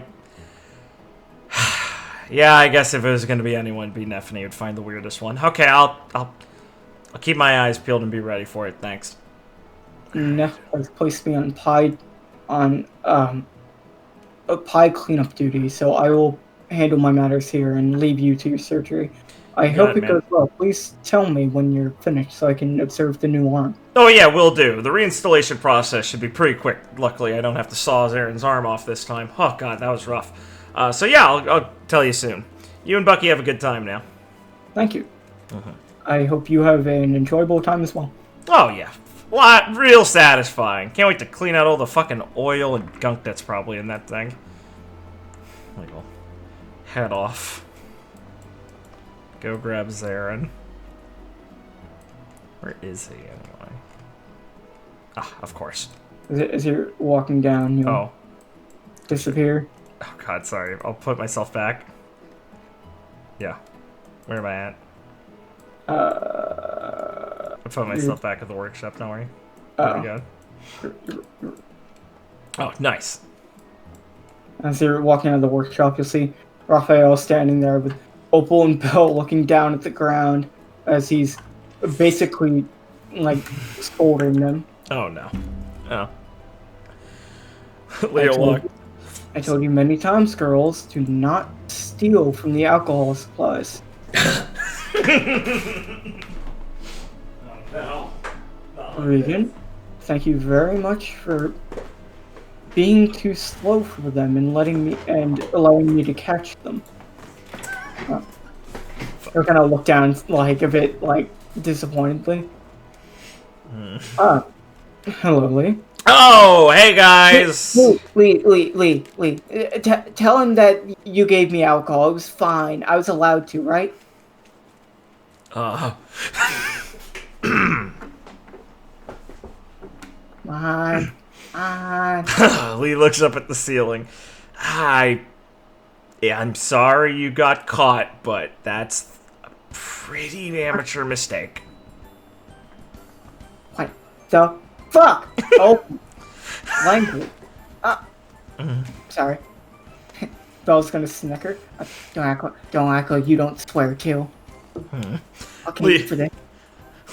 Lee looks at Belle for a second, warily recounting Bella's advice to her, and she's like, "Nah, no fucking way." So he'll look to the children, then gesture for you to come over here outside of their earshot. Okay. Opal, Belle, think about what you've done and stay there until I return. I am go currently prepared for the surgery whenever you might be, so I will leave that up to your discretion. Excellent. Well, I'm gonna go get Zaren's arm installed today, but like I said, thanks to the full staff here, I'm really prepared pretty soon, so make some time maybe. I mean, if you're really ready, I could maybe even have it done tonight and get the operation done. Honestly, the procedure is not going to be the longest one, so we could get it done today. But hey, like I said, whenever you feel like it. That would be preferable to me. I know Forrest was looking for you earlier. Got it. But if you believe you are capable of doing it tonight, I do not have any complaints on my end. Oh, absolutely. I doubled over and just made a couple quick researches. I mean, there's definitely nothing that's been like this in result we're looking for, but procedure-wise, this is pretty standard for surgical duty, so there's nothing out of the ordinary on that regard once I went over that, and, you know, going over some cases of extracting toxins in dangerous situations, and it's not close to that in practice, but in theory, it made me more confident in how easy this can be done, at least, you know, speed-wise, safety-wise, so yeah, definitely. I have all I need to know and everything ready, and more than enough hospital staff to make sure everything goes perfectly. Alright, well, thank you very much. And I guess I will see you then. If you'll excuse me, I have to go reprimand my children. Yeah, good luck, Mr. Griffin. Lee smiles, and as he turns his head over there, as she sees Belle and Opal looking down, she shrugs like, "Sorry, kids, you got caught. What am I supposed to do?" And walks off. I'll get more booze later.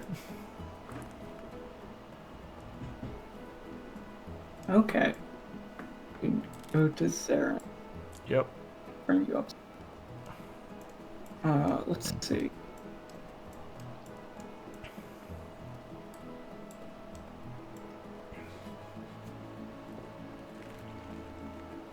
Okay. Harry. Gary. Gary. Ho ho ho. Are you Gary. here? As we all walking around, Ivy will come to you. Carrot. Yes.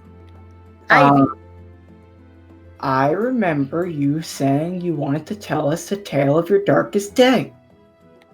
You remember that? I remember everything, Gary. You remember everything? I do not remember everything. I remember the important things about my friends and crewmates.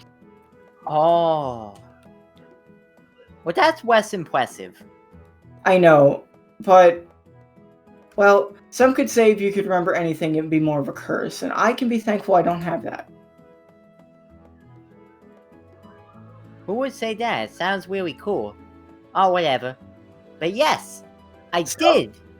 I know Lee is putting Zaren's new arm on soon, and I was wondering if after that you'd like to basically rouse us with the story of the darkest day, as, you know, I thought it might be a good way for them to relax after intense surgery. Wow, Ivy, that's really cool. Yeah, I like your spunk. Thanks. So how about we gather everyone up and we can get ready to hop on that when they're done. Ah, yeah, that's a good idea. I'm gonna need some hot chocolate if I'm gonna tell that story, though. It stops me from crying. I can start brewing some. Awesome. As Ivy can go off to get some hot chocolate ready, as I just wanted to quickly do that to establish what will happen next. Nice. We'll move on over. Damn, Ivy, that's fucking ice cold, but okay, bitch. As you can Make fun of me. My people were a joke to you. I got it. As you can walk into the navigation room. Alright, good. Blaze and Zaren, why would they ever want to talk? As Blaze will be sitting down on the couch chatting with Zaren while she's just petting Bowser, who's sleeping in the warm embrace. Nice. Yeah, we'll make her way in and go, oh, hey, Blaze. Oh, she'll lower her voice quickly, not to want to alert Bowser. Zaren. Oh, no. Oh, no. No, don't worry, he makes that sound all the time when he's sleeping. You can tell he's asleep because he's kicking and his horns are drooping. That thing is so fucking weird. Yeah. God. He's the coolest. I thought you said you'd Wait. stop that lying shit. Blaze is gonna laugh. Hi. Yeah, hey. Oh, man. I'm sorry, I didn't mean to interrupt if you guys were talking. Oh, no, it's fine. We were just chatting. Cool. Yeah, you need anything? Oh, wait, the arm. Are we doing that right now? Yeah, it's basically as soon as you're ready, we're good to go.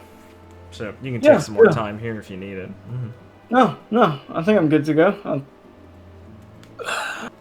Oh, it was nice talking to you, Blaze. Oh, yeah, sure. I'll probably hang out here for a bit till this little guy wakes up.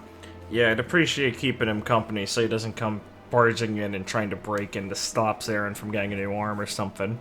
Who knows what he might think is happening. Don't worry, I'll keep him out of your way for a while. On the plus side, Zaren, we can probably give it to him, your old one, as a toy to him afterwards. It's kind of messed up, Lee. Hey, you'd love it. Come on. Oh. As you two can walk out. Yeah. And you can start walking down to the medical room. Cool. So. It's probably won't take that long, considering you don't have to cut my arm off again.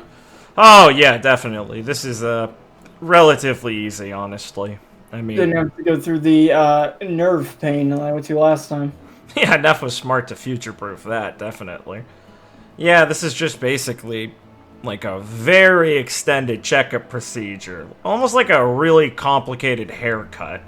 Thankfully, Neffany makes it that easy because she, designs the whole thing perfectly, so I just have to do the installation process.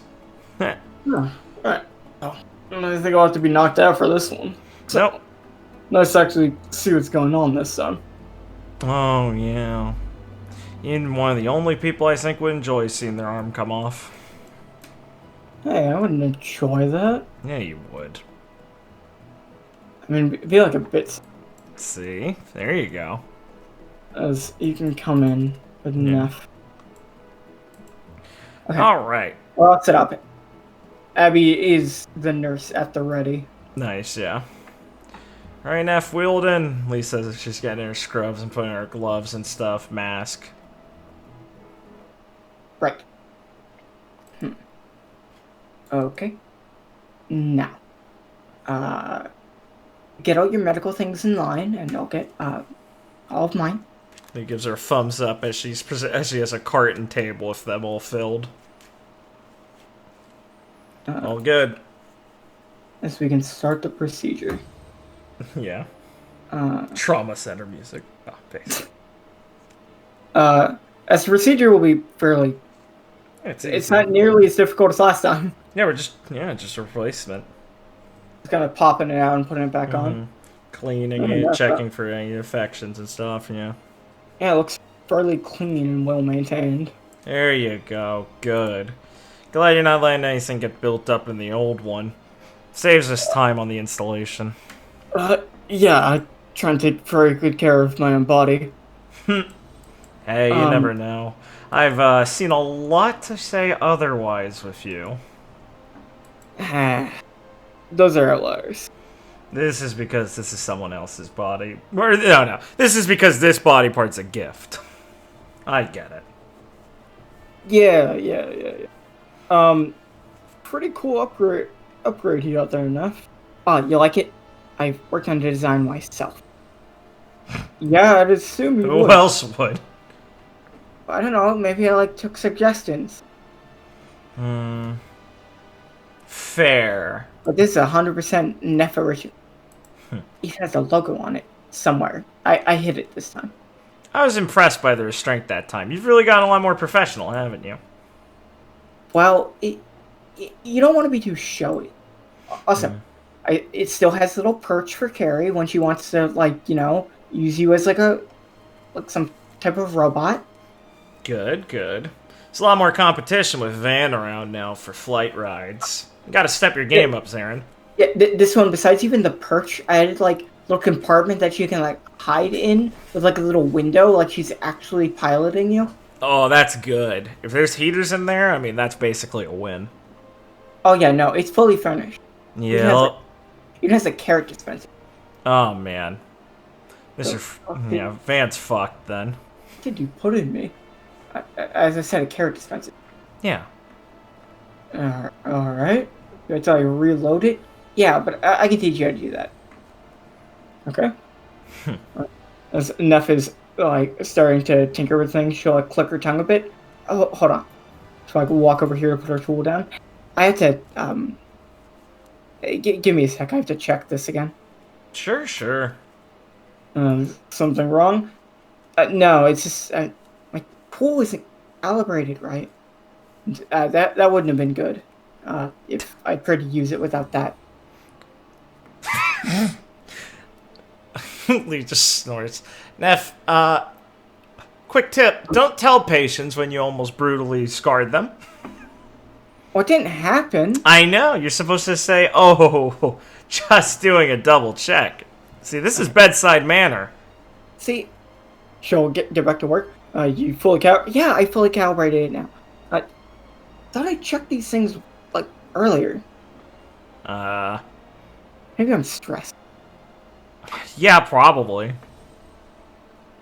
Just relax, Neff. You're not gonna screw this one up. I know. She's, saying without looking at what she's doing, looking towards you. Lee rolls her eyes at Zarin. He's just sitting there quietly. Regretting saying you're excited to be awake for this now, huh? Yeah, I didn't know it was so unprofessional, you two. Hey, don't put me in with her. I've got all my stuff lined up. You rarely have to do anything this time. Yeah. You're basically a supervisor, and they don't do anything in actuality. Yeah, well, I think they would have been doing something if you had uncalibrated your tools, Neff. And you didn't catch it, some supervisor. I have to clean up. I'm not a supervisor. I'm a retrovisor? I don't know. I don't think that's a thing. Yeah, I know. That's how difficult my job is. Okay, and done. Huh. That's fairly easy. As they get up and kind of clench his fist a bit. I was honestly surprised there wasn't a light show. Wait, hold on. She'll press a button, and a compartment will fire out from like his shoulder, and it will just explode in some confetti above you. Ah, knew it was in there. Yeah, I can put like actual stuff in there. It doesn't have to always be confetti. Okay, that's way more useful. Good thinking. I Yeah, should have expected more of you. Thank I can you. make a specialized confetti gun. Nice. You're gonna be a hit at birthday parties, Aaron. Great, looking forward to being some type of clown. Looking is my forward friend. to? Yeah, I mean, Haven't you been living that life already?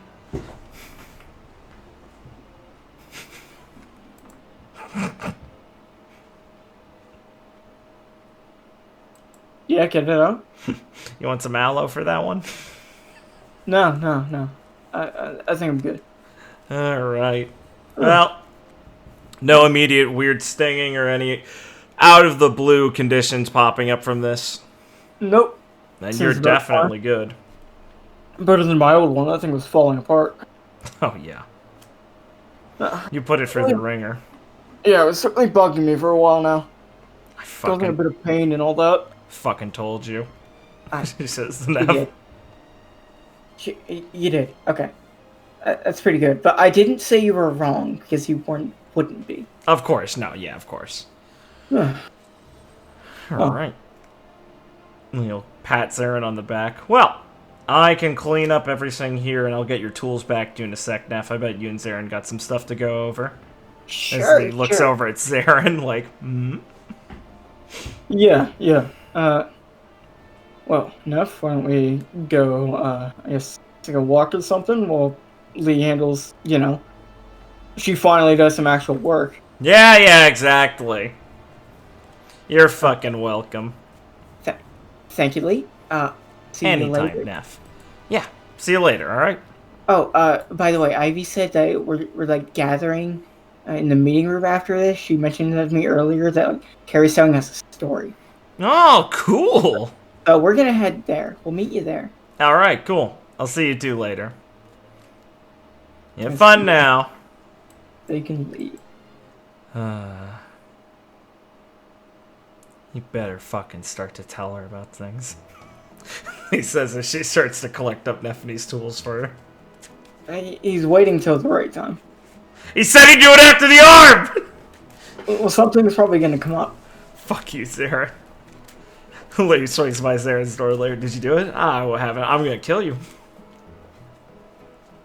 As Sierra, you'll be walking along, and a Tontatta will probably pop out somewhere to tell you about the story that needs to be told. Which one? Well, the one that everyone's gathering for. I mean, which Tontatta? Haha, of course. Alright. It's up to you if you want to actually make that like a thing, Richard, of you informing Sierra that story time. Oh, yeah. I'm sorry. I didn't mean to. If you want to make it a scene, Richard, it's fine. But I just assumed it was like. Gathering up the rest of the crew. Yeah. I think it'll be fine to just like gather her, but I need to go do something. Oh, you do? I need like to have 5-10 minutes maybe. Sure. Well, I have something I can do quickly. Oh, okay. Coolio. Oh my-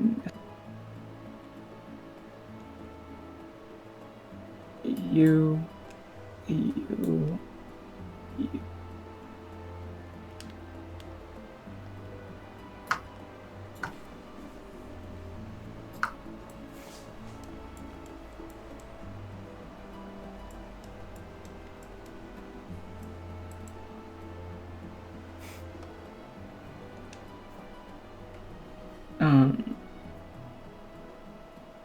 Yeah, okay. Lee. Yes. Walking right here. And as you're walking, you'll see Isaac start to approach. from like down the way. All right. And you will like be crack your knuckles. She sees him and be like, "Oh, Isaac, hey, I've got like a story I've got to go listen to right now, but I'll be good soon." Yeah, I actually came to tell you that we're gonna have to postpone this. Oh. Okay. That's I have to get out of here. Right. You probably still have some shit to do if you're crew, right? Considering Seems the like state the island was in. Some rats seem to be stirring up trouble after what happened to Crimson Leaves in the territory.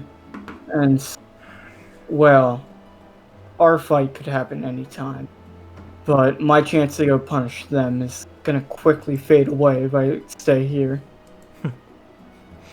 Man, you've really matured, Isaac. It's gonna, like, look at you for a moment and raise an eyebrow. Oh, sorry, that probably came off weird. I mean, I did meet you when, like, you were a kid before, so... But you weren't, so... To be fair, I think we met under odd circumstances. Awful circumstances, yeah. So...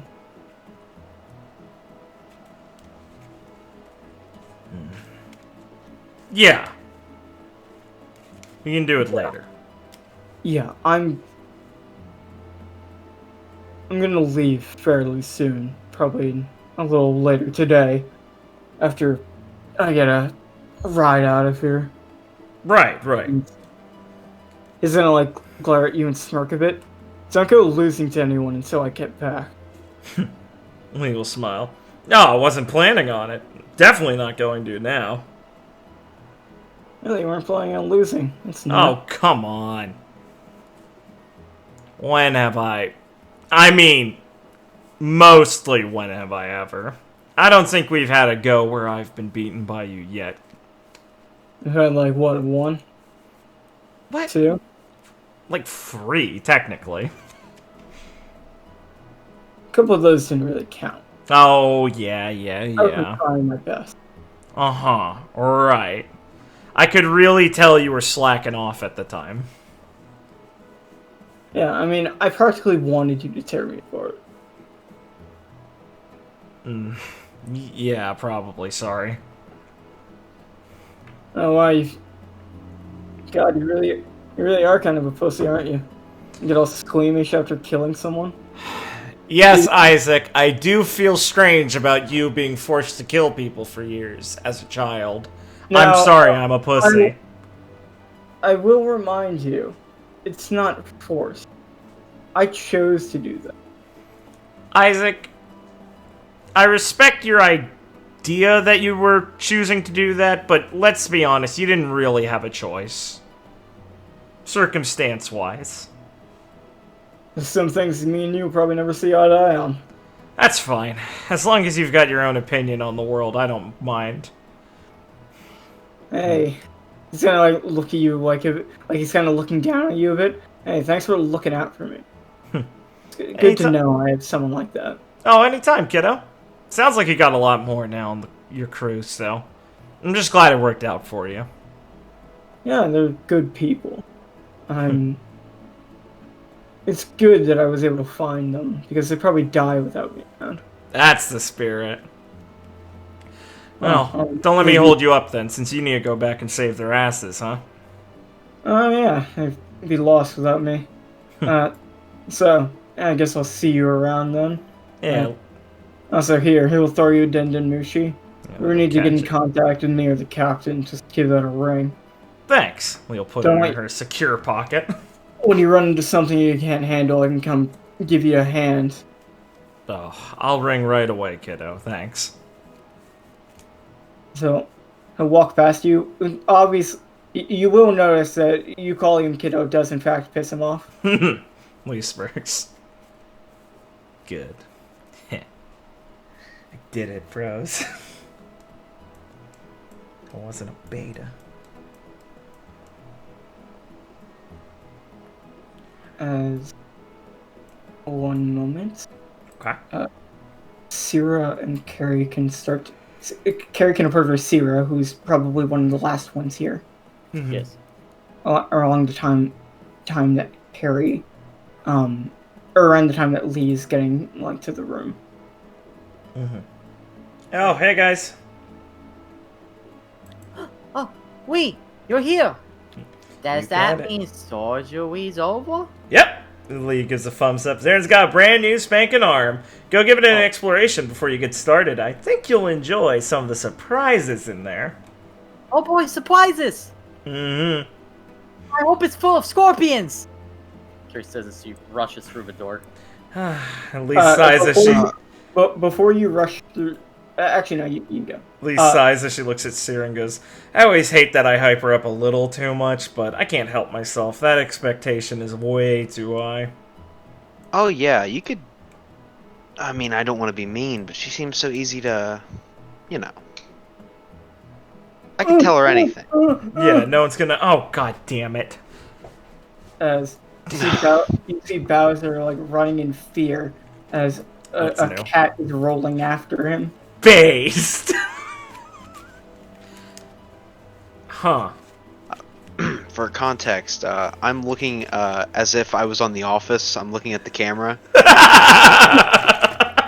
That can't be portrayed through voice, but that's what I'm doing. Huh. As you see a little scarf that Neffany gave it, or gave Peaches, as it's rolling after Bowser, who's terrified.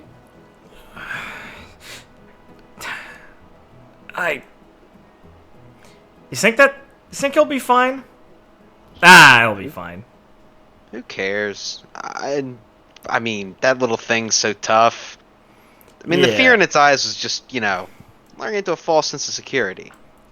Yeah, that's, definitely not it, but, I mean, if it's Neff's, it's probably fine. Oh, Yeah, what is this story exactly? shit, I was gonna ask you. I don't know, I've been Great. kind of busy replacing Zaren's arm all day.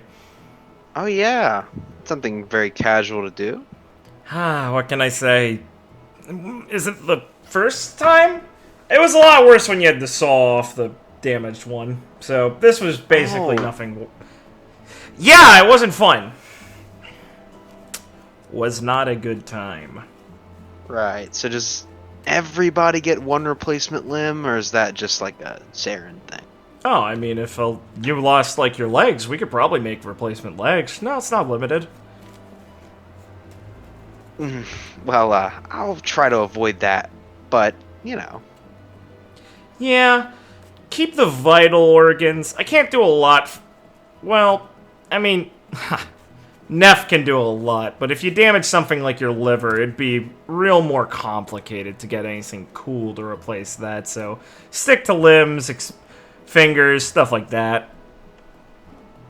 Right. Well, if I have the choice, I guess I'll go with my arm, right? Yeah, I wouldn't be bad either. Sarah looked a little squeamish, like, no, I'm good off that one. I don't know, I wouldn't mind having some replacement eyes sometimes. Lee says, staring with her fucked up demon eyes. Anyway. Yeah, a better color might suit you. Yeah, they used to be normal.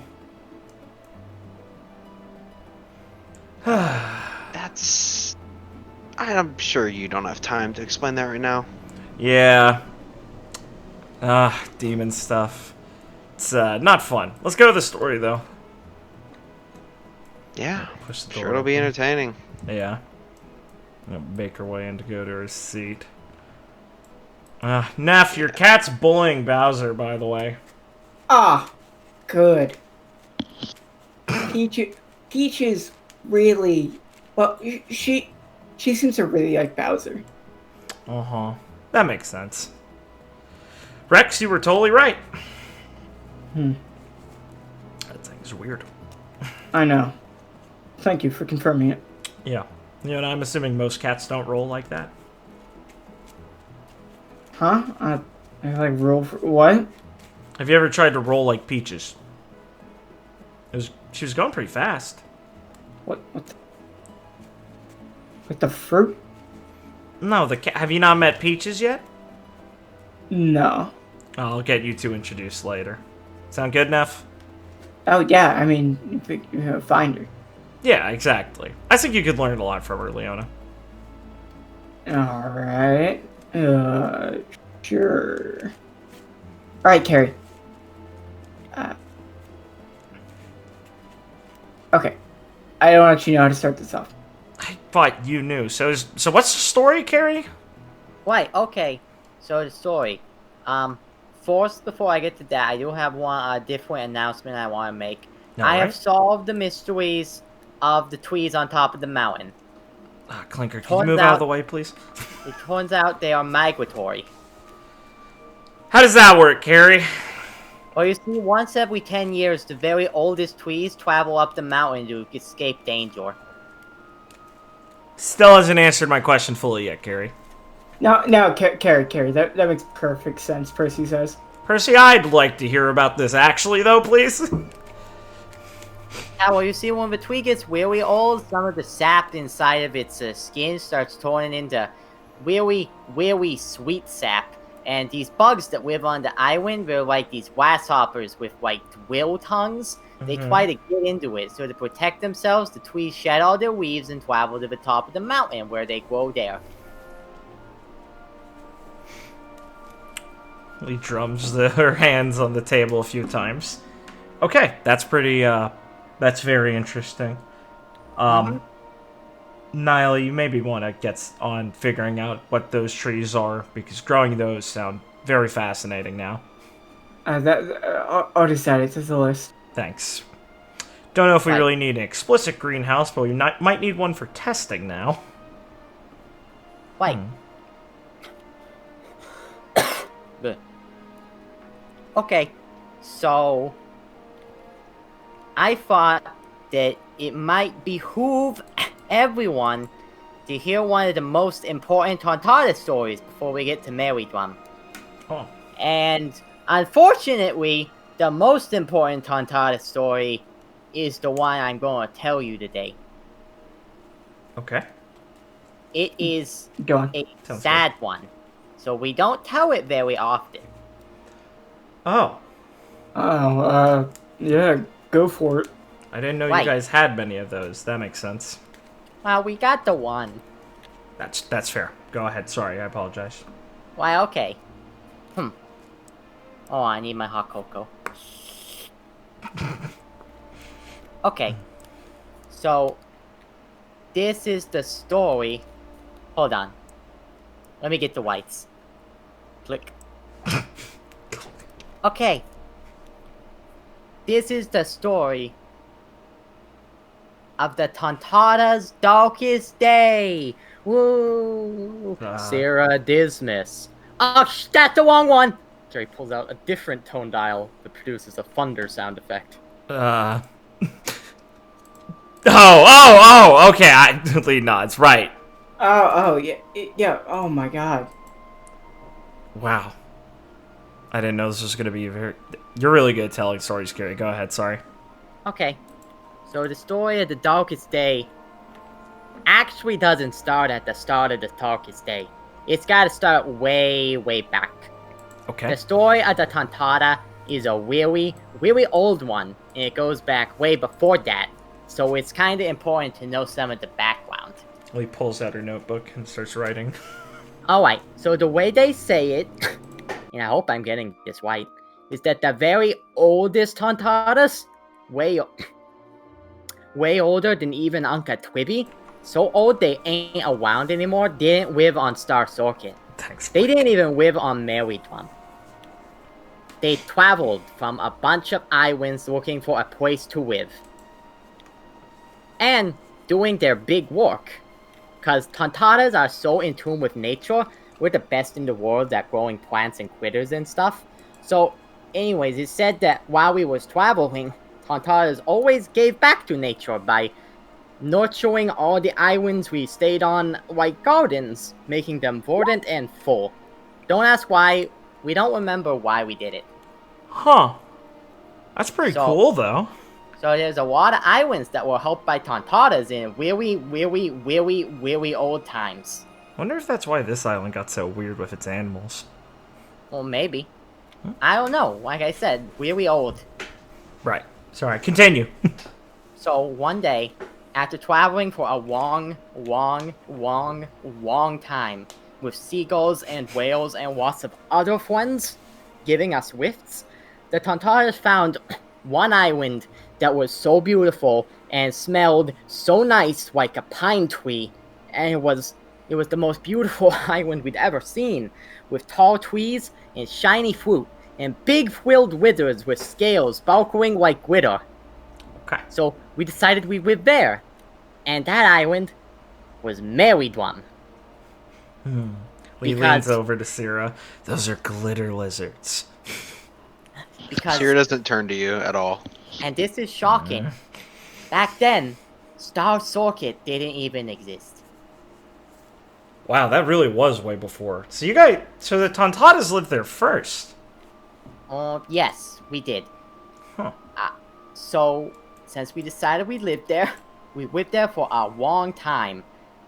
Before the start of the darkest day happened, when one day, a Tontatta was born with a coarse tongue as black as coal. Oh, the black Right. She nods. See, Tontatta hearts are special. They're so small and so full of love for the world and nature that Tontattas rarely get hurt by greed or hate or anything like big people do. I can definitely back up how they are very strange, yes. But a Tontatta cursed with a black tongue is different. See, the tongue is connected directly to the heart, you know. So the shade of the tongue can tell you what a person's heart is like. But the Tontatta didn't know that back then. We found that out later. Uh-huh. So, the Tontattas, we lived on Married One, and we had a good time. And, well, we'd been traveling for so long, some Tontattas still wanted to do that. And having seen so many islands that we helped and nurtured, we thought it'd be a good idea to go out and do that some more. So, I need a second to cough. Sure. Please.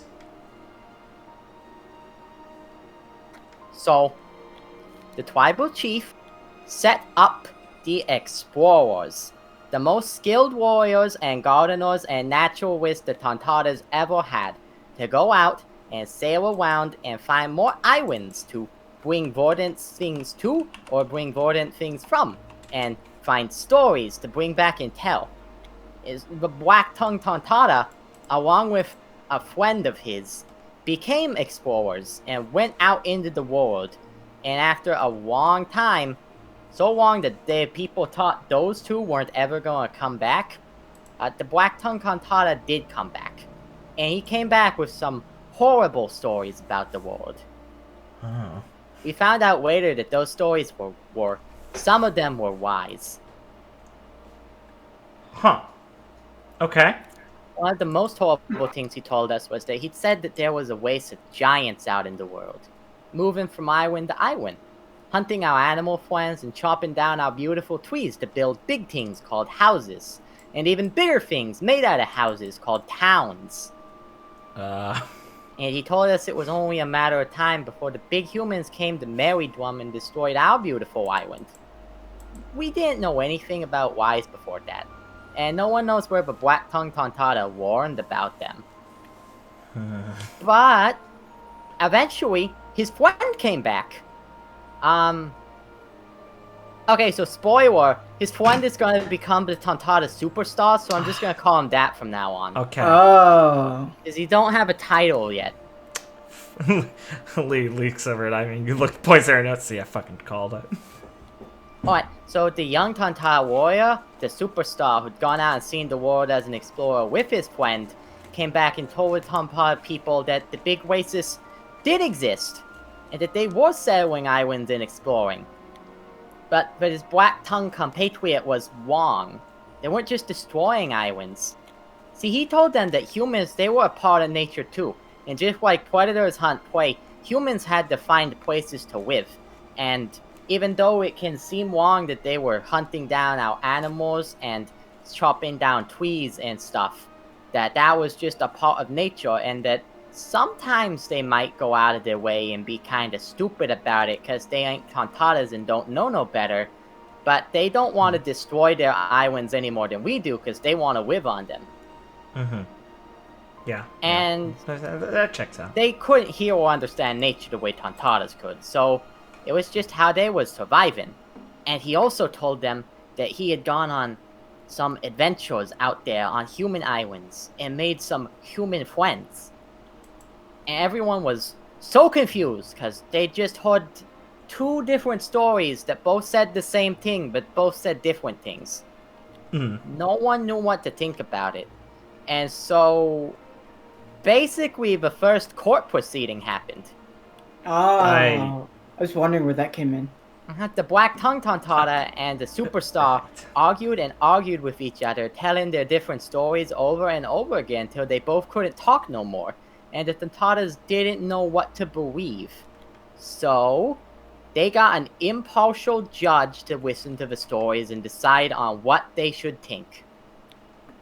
So they went out in the woods and found a very smart-looking snail and brought him to decide. Lobster Shellington. Yes. Right. Wait.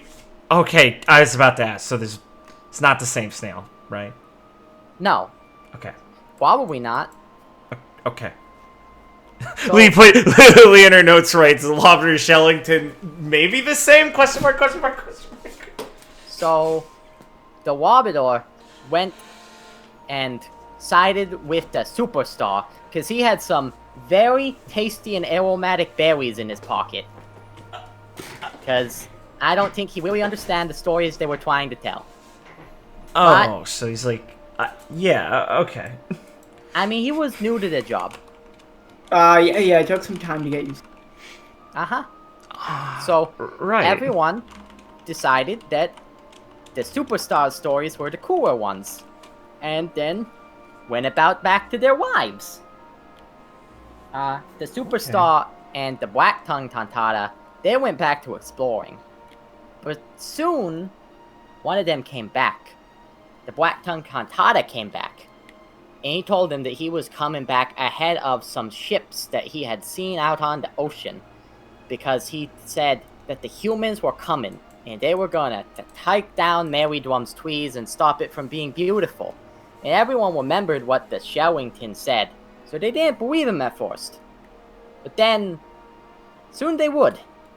Because the big people did come to Mary Dwum. And they did start cutting down trees. And, we don't know if they started cutting down a lot of them. Maybe they were just cutting down a few to make some houses with. Because Mary Dwum's a nice place to live. We could probably have, handled a couple of them. But everyone was getting scared and panicky from what the Black Tongue Tontatta had said. And they thought that Mary Dwum was going to be ruined. So they all turned to him for what to do because he had seen these people. And he told them that to protect nature, like our people had always done, we had to drive the humans off. So the Tontattas dug through the earth to find the metal, and they made the spear and the saber. And with our speed, and our stealth, and our strength, and mostly our knowledge of plants, we made the humans' farms and food go bad and wither and stuff, and we bonked the humans on the head whenever we could. And we took things from their houses and threw them in the ocean until they got back on their ships and left. And everything was okay. And everyone thought that the Black Tongue Tontatta was white and that he was a big hero for saving Mary Dwum. Makes sense. But he's not.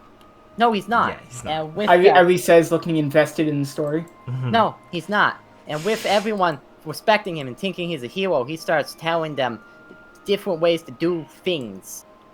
And it's like, I don't know all the ways, but bad stuff. Yeah, Killing real me, sneaky that's it. guy. I gotcha. Yeah, he started trying to take charge of stuff. So anyways, one time later, the Superstar comes back. And he comes back with sailing on a big ship with lots of fancy glass things on it. But the whole time he was away, he was adventuring and seeing humans, and he came back with a bunch of really cool stories of really cool places, like islands where there are huge cliffs up in the sky, and islands where, like, the weathers are weird, and islands where it never rains. Can you believe it? Yeah, He it seemed pretty also- crazy back then. That makes sense. He also was telling everyone about all the cool stuff he saw and found out with humans, because he'd been on some adventures with some of them. And he even said that he had come back with some humans who wanted to see Marydrum and the Tontattas and study stuff there because they were scientists or something. Mm-hmm. And so everyone really liked his stories, but since he had already been white once, everyone turned to the black-tongued Tontatta for what to do next, because he had been white about the big people showing up before. And he said that the superstar was being tricked by the humans. That humans were not aligned with nature, and that they were an enemy of the Tontatta who would trick us into saying things like the superstar was. Oh, man. That's awful. It was! And the superstar, he kept saying that no, they should meet some of the humans, or they should at least see some of the cool stuff the humans had. And he brought out some things he brought back with him from the boat. Things like glasses, and chocolate, and wires, and some other things. Human technology things. And he told them that even though Tontattas were in line with nature, humans were trying to do stuff too, and they'd invented stuff like farming, which is something Tontattas don't have to do because we can grow plants basically anywhere. Oh. Yeah, that, okay. Lee just nods, like, caught off guard for a second, then corrects herself and went, yeah, that makes complete fucking sense, whatever. I guess he wouldn't. Now that we'll look over, I guess he wouldn't qualify what you do with plants as farming. Plus, I mean, they don't have to eat as much at all. Yeah, it's, and they also don't grow it for these. They don't really grow it for food. They grow it because they love nature. I mean, planting a bush and sharecropping is a lot different, yeah. Mm-hmm. And so he said that if his human friend could just come to the island, he could show them that they were not bad people. And everyone was like, well, maybe he has a point. But the Black Tontatta was saying that no, it was too dangerous to let humans on the island, or at least very deeply in, so that he and the superstar would go and meet this friend. And the Black-tongued Tontatta said that he would see the truth of the human's heart and come back and tell everyone what to do. And the superstar, because remember, these two were friends at the beginning, thought that was a great idea, that he would love his new human friend. And the two went out to the ship. And then, a little while later, the Black-tongued Tontatta came back. And he told them that the humans were a tricky bunch. And that the only way for us to be safe, even if we trust them for now and let them on the island, was to invent and prepare something called war. Oh man, Because this guy if- really gets up to some trouble. Because if they attacked us, we'd have to attack them. So we might as well attack them first. Okay. Yeah, I can see where this is going. Carrie, you need a hot chocolate break? Yes, I do. Okay. Yeah, pace It's yourself. starting to get sad again. Yeah, pace yourself. I can tell it's gonna take a turn. You want Pow to pet you? Yes. Oh, hello, pal. Okay.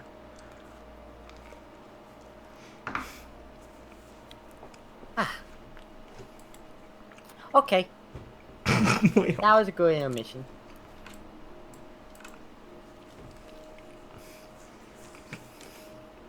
Okay. Next. Alright, Sarah, so, wake Leona up. Sierra still doesn't move. Oh, Sarah, what the fuck? okay, so, the Tontattas prepared to invent war, listening to whatever the Blackton had to say. And as the Tontatta prepared to head out and protect all the islands and all the nature and all the world, the people on the really big complex ship got on the island and looked around. And they were scientists. They looked at all the plants, and they looked at all the animals, and they cataloged it. And them and the superstar, explored the island. When something really bad happened.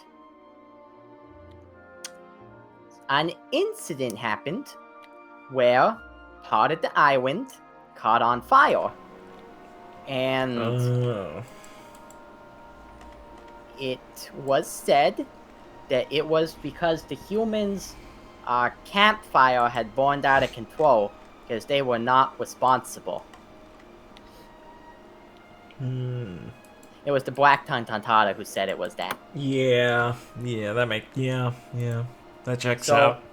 Everyone was really mad at that, and they were prepared to storm the humans off the island when the superstar stood up in their way out in front of the center of the village, arms outspread, and told them, "No, don't. The humans are nice people. If we want them to go, they will just go. He will tell them that they have to get off the island for now."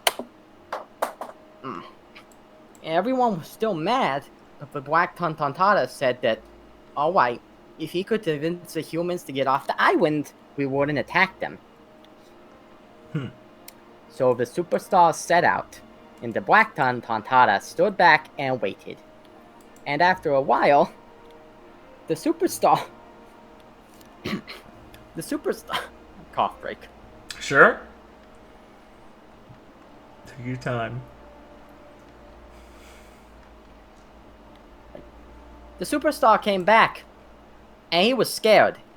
He told them that when he came back to tell the humans that they had to come off the island, that his human friend, the head scientist, gave them terrible news. They said that they knew what the real source of the fire was. A great big fireball had fallen from the sky and torched part of the jungle. And he said that it had come off of an even bigger fireball. That there was a star up there that was going to fall near Merrydrum. Maybe even on Merrydrum. He used his powers of astronomy to find it out. That must have been pretty powerful. That's yeah, where it was. It comes from. Okay, that makes sense. Wow, that's gonna be scary. Everyone was super scared. Yeah. And they were all panicking. And he said that the humans had offered to take all the Tontattas out on their ship to protect them when the star fell. Everyone was happy about that until the Black Tontatta screamed out that it was a trick. The humans weren't trying to protect us to get on their ship. They wanted us to get on because they wanted to turn us into slaves or cover us in chocolate and eat us or something. He didn't know, but they were trying to trick us. And he said that a star, a part of nature, would never turn on the Tontatta after all they've done for it. And that the superstar was basically a traitor who had been corrupted by the humans into going along with the why. And everyone gasped. Man, he's really going in. And the superstar kept being like, no, I'm not lying. A star is really coming. But everyone, listening to the Black Tontatta, who had been white a couple times before, and they had gotten used to listening to, walked him up in the courtroom and prepared to attack the humans and drive them off the island anyways. But he wasn't lying the whole time. Not when he told them all the stories of his travels, and not when he told them the humans had come and were trying to save the Tontattas and just wanted to study it, and not when he said that we'd be betraying them if we attacked them, that we could live in peace and harmony with them just like we did with nature. And everyone wanted to listen to him, but the idea of him lying to them made them all sad in an angry kind of way. And while he was in court with the Warbiter, he would call out to the Tontattas preparing in the square and his friend, begging them to stop, and calling them all by name. And, it was then that someone in the crowd suddenly realized something. The Black Tontatta never just kept telling everyone to ignore him, but he never used anyone's name. So they couldn't quite ignore him when he was talking to them directly. And since he had been telling them all the stories, and he was the first archivist there, he knew everyone's name, so he could say them all. So, in confusion, they all decided that they wouldn't try to attack the ship just yet. they would have another court proceeding to see who to believe. Oh man. And the Superstar said that would take too long. The star would hit too soon. And the Black Tongue said that they were all being idiots getting suckered into this. They don't need a court proceeding. They need to attack the humans. And so, both of them got locked up in jail until Robert or Shellington could decide the issue. So the Tontattas would just wait. And wait. And wait. But then, eventually, the humans' friend, the Superstar's friend, the head scientist, and all the other scientists came running on the island and started yelling for the Tontattas, trying to find them, because the star was going to get real close soon, and they really wanted to save the Tontattas. And so when the calls started getting heard, and the Tontattas started going out to look at what the humans were doing, they saw the great big orange blot in the sky. The sky turned red and a big fireball appeared in it. Can you believe that? Everyone was super scared. I believe you. Yeah, that's really frightening. Yeah, it's cool. That was frightening. Mm-hmm. And this is where the Fire Island thing comes from. And the Superstar was begging them one last time to go with the humans and leave when the Black Tongue Tontatta called out also from jail that it wasn't coming to kill the Tontattas. It was coming to destroy the humans because it was part of nature. And why would he tell a lie that would just make the Tontattas hurt themselves? Well, some say he just become so crushed he couldn't help himself. No, cursed he couldn't help himself anymore. Yeah, and I was gonna say lie gets inside you, it just keeps spilling out forever and ever. Oh, that's a good lesson to teach, people. And But yeah, that guy seemed really committed. it didn't matter in the end, because the humans found the Tontatta homes, and even though the Tontattas were scared before, the humans bravely risked themselves to pick up as many Tontattas as possible and run back to the boat.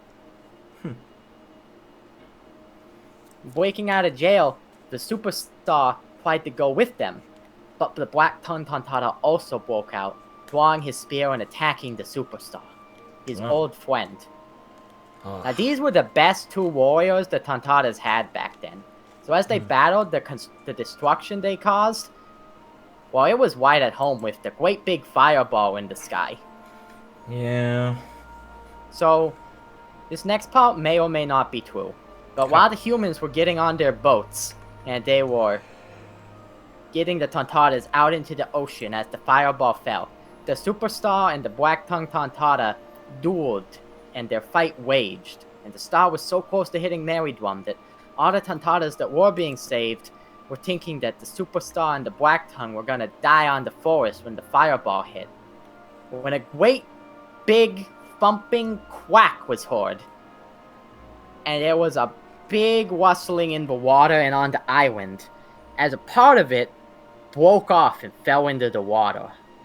Oh. Now, people say that the fight between the Superstar and the Black Tongue Tontatta got so intense that when they stamped their feet on the ground, it broke the island in half. Well, not in half, but it broke the part off. Oh, that's fucking cool. Uh-huh. And that on that small bit of it that fell off into the water, the Tontatta saw the Superstar waving his arms with the Black Tongue Tontatta swung over his shoulder, bested, waving at the Tontattas as the fireball landed and smashed into Marydrum. Oh, that's so cool. So the meteor did hit Marydrum. Ivy, the meteor hitting the ground isn't cool.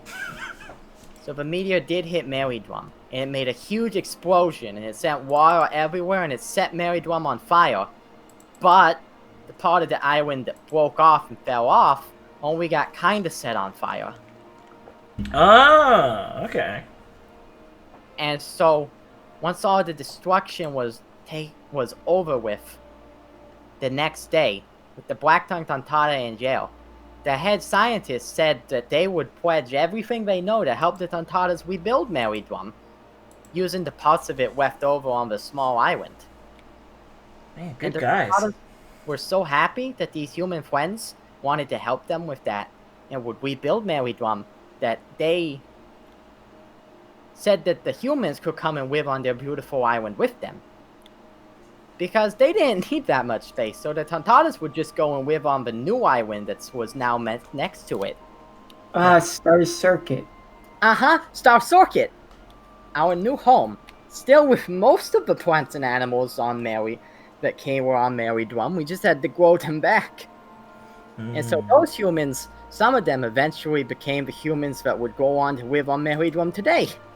And we lived with the Tontattas.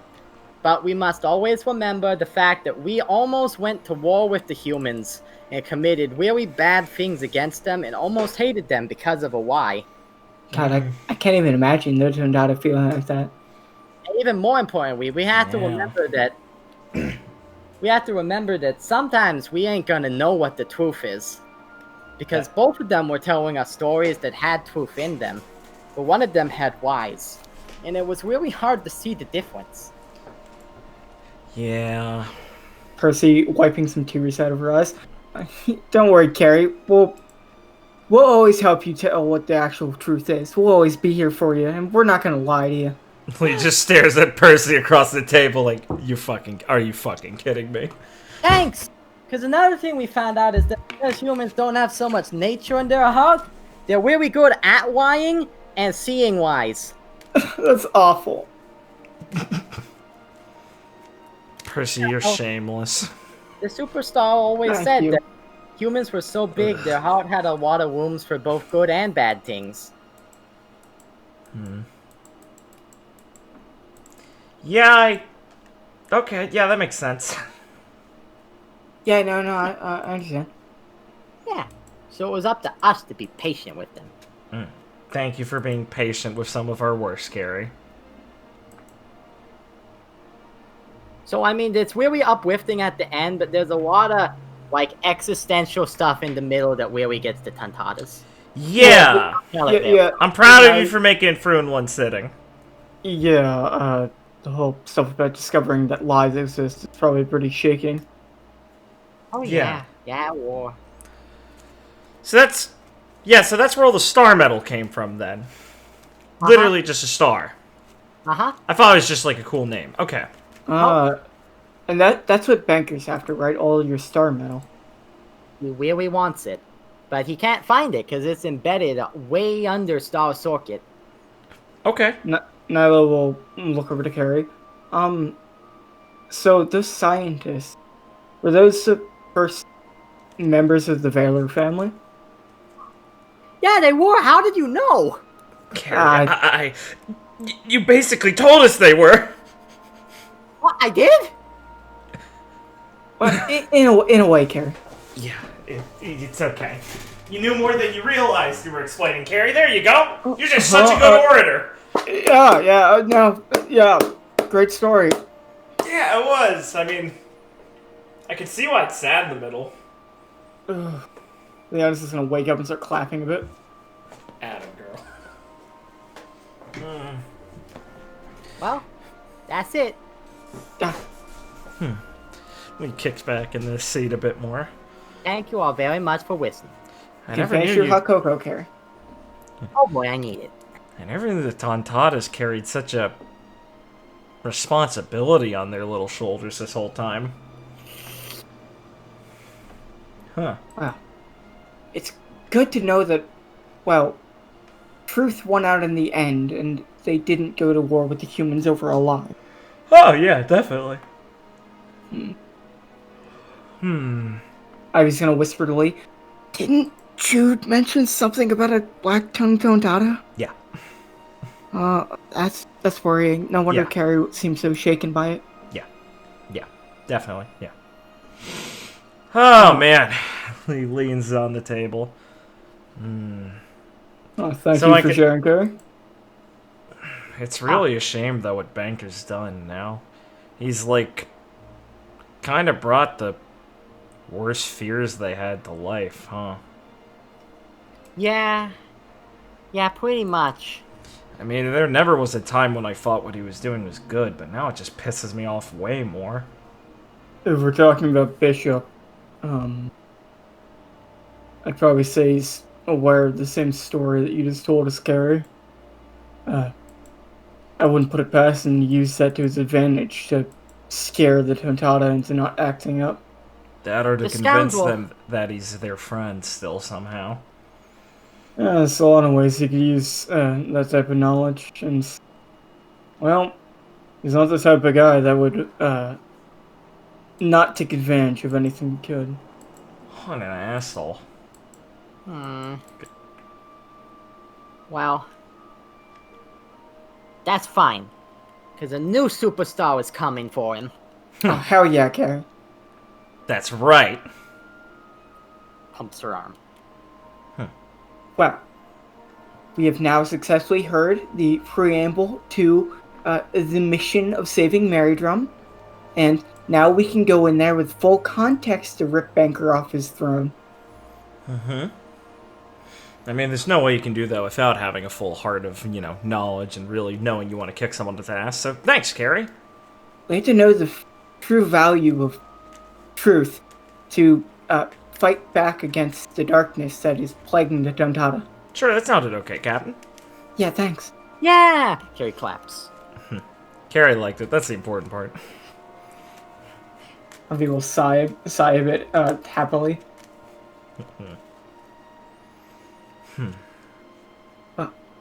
Carrie, I'll help you clean up the room and get everything back in order after story time, as Carrie's kicked over some of the things while she's walking around telling stories. It really added to it when she imitated the meteor coming by slamming the table.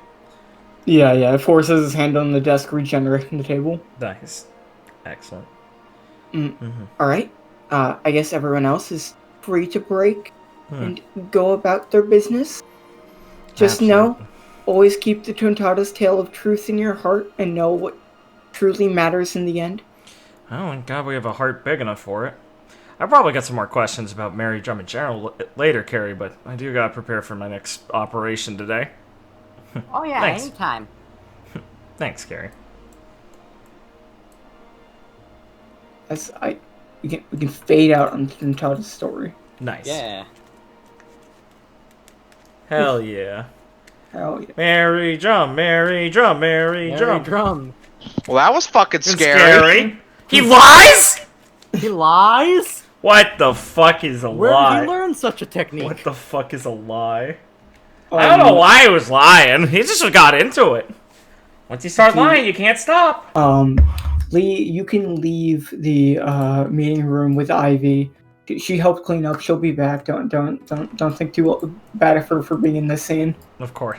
Even though she said she was going to clean up. Don't think too bad of her. So you two can exit the meeting room. You do see Cassidy over there. Cool. Yeah. Hang off, kid. Lee knows too well that Cassidy hasn't moved enough recently. It's probably yep.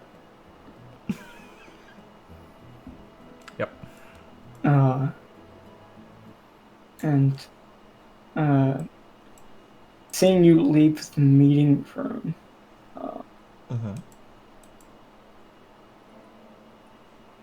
Sharena is gonna come walking up as she was waiting for you to finish your important meeting. Oh, good. Oh, Trina, hey. Sorry, I've been really busy. I've been meaning to come talk to you. Yes, I've heard, did Zaren's operation go well? Yeah, he's, all good. I mean, Neff basically did all the work. Looked good. Yeah, that's all done. Oh, man. Now I just gotta bang out rafts later. Are all of you finished your meeting? Oh, yeah. I got a lot of notes. Lee taps the notebook under her shoulder on how the Tontattas started to form Mary Drum and Star Circuit and all that. Learned a lot. That sounds quite interesting. I'd lean to take my notes. Leona was asleep. I know, I'm joking. Okay. Sorry. A little too funny for me. Trying to walk up a bit more. So I have talked with Cyrus and Jackson and have gotten to know the rest of the crew. And I really do like all of them. I'm not surprised to see that they picked some really good friends to travel around with. Yeah, they got good noses for that kind of thing. So, I would like to inform the both of you, Lee, Ivy, that I have decided, after talking with Cyrus and Jackson, that I will not be going with him, if that's alright with you, and would like to stay here with the New Dawn Pirates. Blink, I mean, still kind of surprised and be like, are you sure about that? I mean... Wouldn't you... I mean, you don't have to feel, like, beholden to us. You can go with them.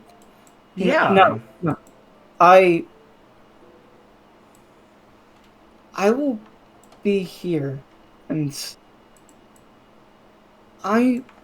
trust me, I will see them quite often. Yeah. But after what you did for me, Lee, regrettably, I don't even know the name of the island we were on. After what you did for me there, I know you might not want me to feel indebted to this degree, but you gave me my life back. You told me of Cyrus and Jackson and, well, stopped me from wanting to end it all back there. And even physically helped me get off the island. I would never have this opportunity without your help. So, even if you say no, I will still stick around here to offer what aid I can. Until... How about we say until Ivy becomes the Pirate King? Oh man, I guess we really have to speed up on that then. yeah, that's a lot of pressure. Huh? Pressure? You're gonna be coming, aren't you, Ivy? No, like time pressure. Yeah. We But, weren't gonna drag our feet for that long. I mean, we already spent a long time waiting. Yeah, but it's like it's probably gonna take still gonna be a thing. It's gonna take a while. You gotta sound more confident than that, Captain. Listen, I just heard a really sad story, and then another one. And that's the time when you gotta rally, isn't it? Listen, we all have our off moments. You know, someone told me to be more confident in my own profession. I'm thinking you two gotta be too.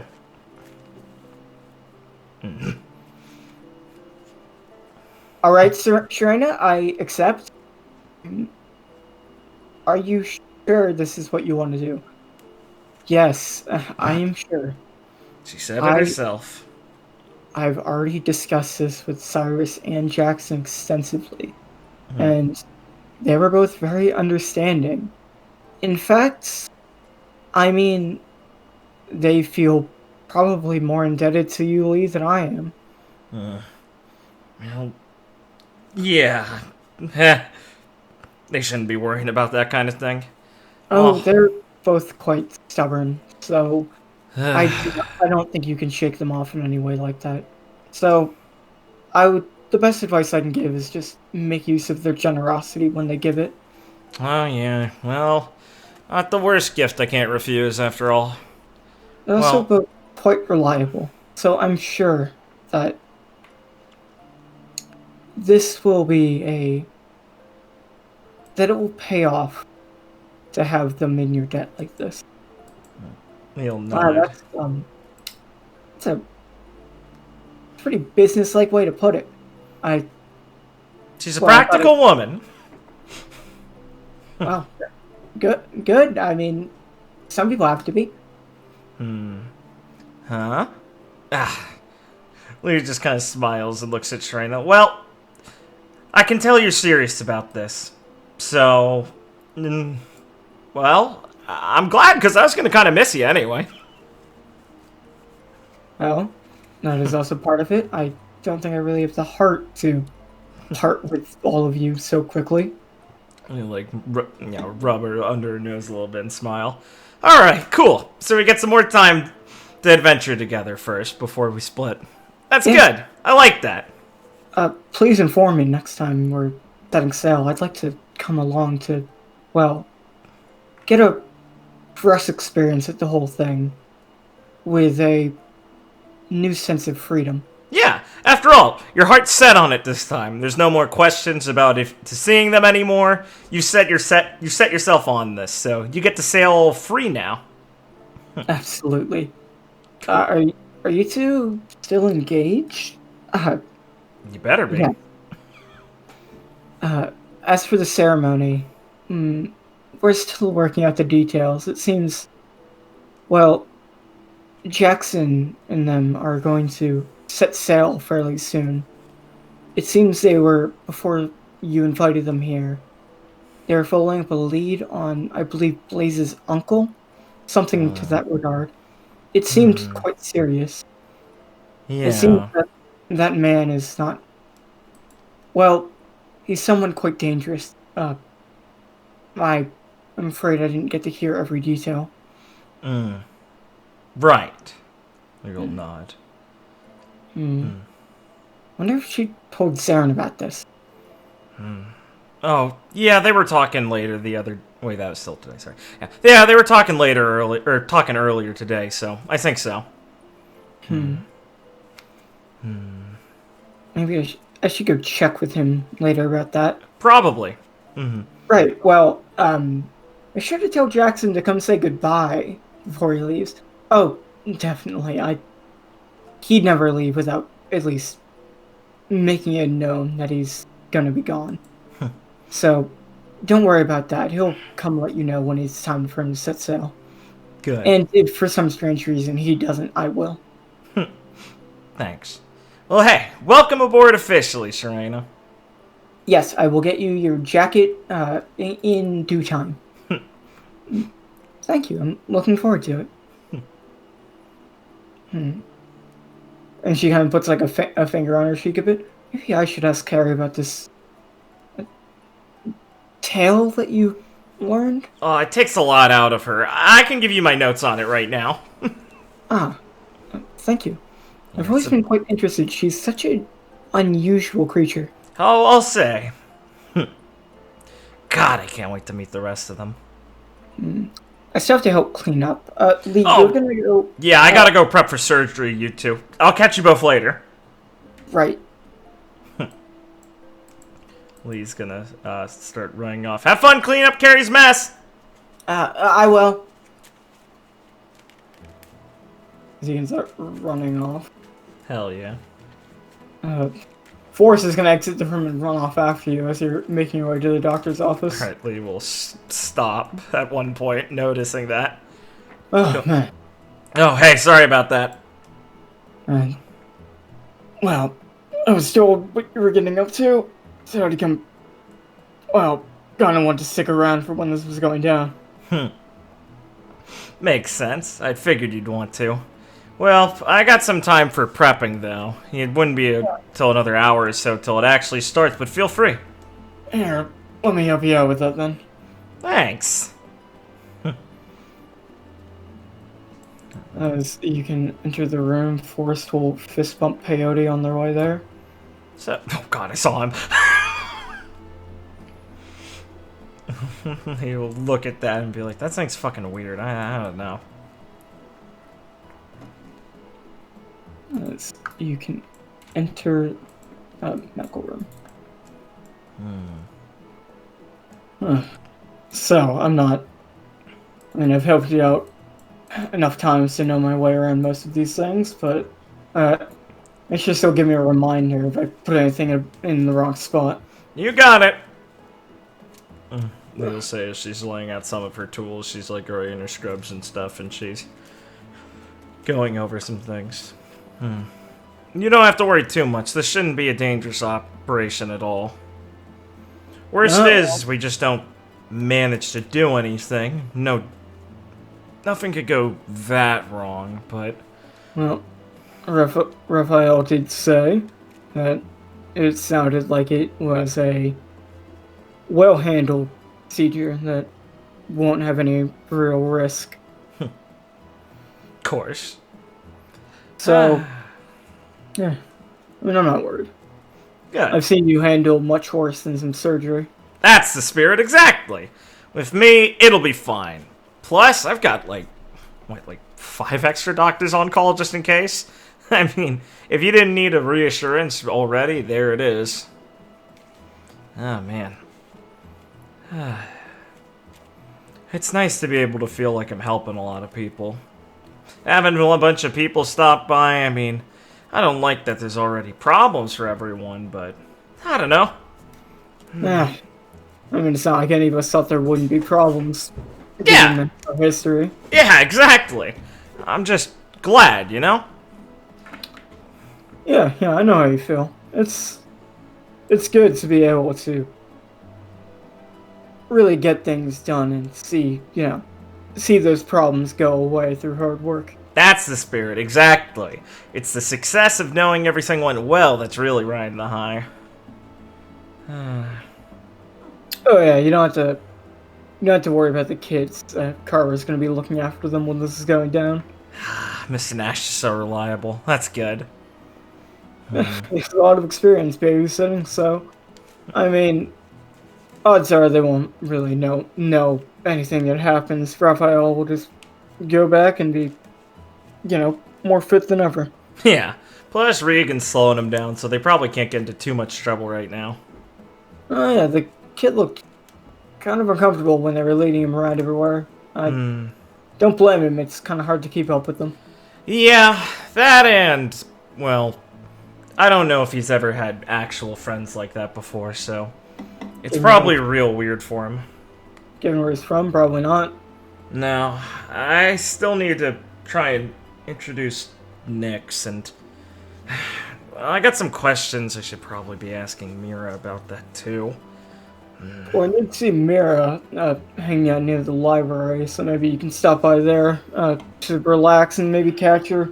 Makes sense. Down from the operation. Thanks. Yeah, that sounds like a good idea. For now, though, I'll just... well... As for Nyx, she'll probably have plenty of time to get along with everyone. Turns out Crusaders didn't have a good ship on hand, so they commissioned, all of us to actually build one for them. Oh, man! Yeah, they really came upon a little, treasure trove of carpenters and everything and shipwrights, now that I'm thinking about it. Good for them! Yeah. Carver has some cool ideas for it, so he can work in some cool religious symbolism and stuff to the ship design. Oh, you hear that? They get to have the second coolest ship on the seas now. Yeah. Speaking of the ship, it's pretty much as good to go as it will ever be. And I know Ivy was asking Zarin about our next departure, so I wouldn't be surprised if she calls us up sometime soon to tell us she wants to head out. Oh, man, that makes sense. You know, I've been pretty busy, but man, it is weird not to be on the sea for a while like this. Not bad, but I'd gotten really used to it again. Oh, Shockingly fast. I mean, I was worried it was going to take a while to get used to sailing around again, but no, it was easy. Yeah, and there's something different about having all this space to ourselves. But it's nice, being able to go around to a big forest whenever you want. Just relax, around the river. Just have... Well, it's just... I guess a different feeling from anything I've ever had. Yeah, you're telling me, exactly. Back in Goddess Alley, it was, I had my room in the, boarding house and everything, but it was mostly just work. Yeah, and a big city doesn't exactly have this kind of atmosphere. Well, I mean, you know me, I had a jungle for a while, and the dojo was a great place, but, I mean, Mazon, not that many, actual big buildings or anything. And I certainly didn't talk to many of the people then. So, yeah, crazy. I really think this place strikes a really good balance between everything, with all the wildlife and greenery, and then, all the development we made. Yeah, I never really... I mean, I knew at one point when we were coming to the new world, we got plans and everything. I mean, gonna be the Pirate King. Ivy's gonna be the Pirate King, and also territory, stuff like that's gonna come up, but I didn't really know how I'd feel about it. Like, yeah, since we kind of, always end up getting roped into helping some people, it was nice to, like, help islands and feel like we did a good job after that, but then the idea of maybe, like, taking responsibility for it afterwards was something that kind of just went over my head and how it actually feel. But, well, striking a homestead like this, getting to really know the place and feel like it's ours, I could get used to that. Makes me want more, you know? Well, I think the general plan is to go and take more as time goes on. So, Think Carrie would be offended if we tried to count Mary Drum as our territory? I'm sure we can work that out with Gil once we're... I'm probably have to fight with Mickey over that one. Yeah, but I could kick her ass. Maybe we can get Star Circuit if it comes down to it. I mean, we have... Oh, yeah, I mean, come We have on. more fun over that one. Yeah, but no... No, not a problem to shoot for the stars for it, am I right? Lily says for gritted teeth. She's in... God damn it. She's just picturing Micaiah's... Practice thoroughly before we actually run into her. Yeah, I don't want to get her going too fast. Lee says with a smile, definitely wanting to hear Micaiah be an idiot again. I miss those guys. Can't wait. Yeah, should be fun. I mean, I have to imagine it won't be that long until we run into them now. Yeah. As you're kind of chatting,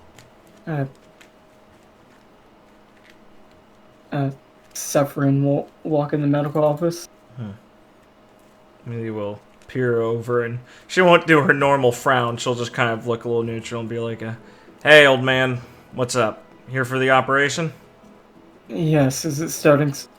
I heard you will be starting it soon. Yep, prep's almost done, basically. Once Raph stops by, I'll do the checkup to make sure everything's good with him again, just for precaution, and we'll get started. Alright, you hear that? As he opens the door, Beck will walk in. Yeah, I got it. He will be assisting with the operation. Not in terms of physicality, obviously, but he can see what you can. Good. I want a second pair of eyes.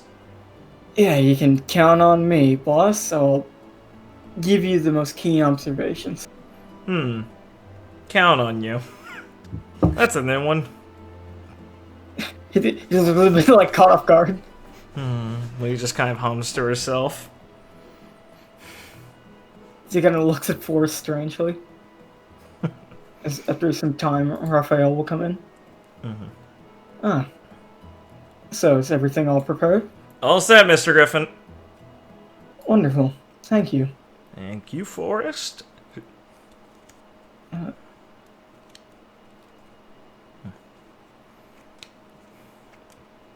Lee will toss some scrubs and some safety gear towards Beck and say, "Take your coat off and put that stuff on."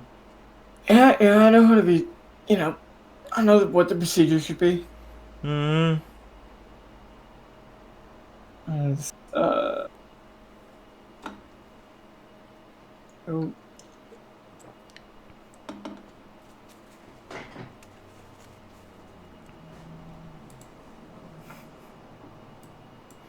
Alright, get in here, peyote.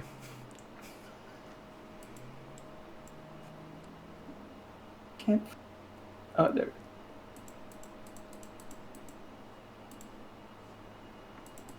Oh, there it is. Doesn't play. Never mind. How depressing. Must be one of the two songs I did not play. Cool! Wow. Let's go! Bass. Well, I guess... You need a couple minutes or you got one? No, I'll just play some. Cool.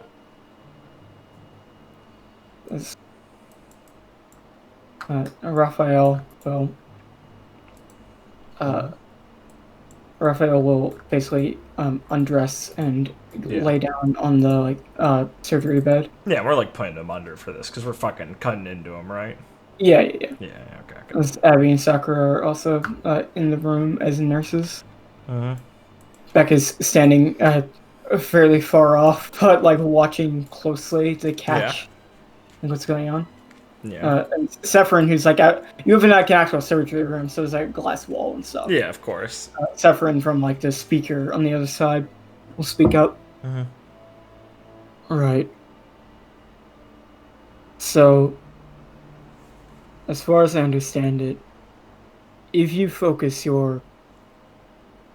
try to focus yourself on the area where you sense the corruption around his chest, you should be able to eventually see it regress and turn back into a focal point. At least I hypothesize. Have some confidence. Those normally turn out right, don't they? Lisa's not really like turning around, obviously, like doing work. As Bex is kind of looking on.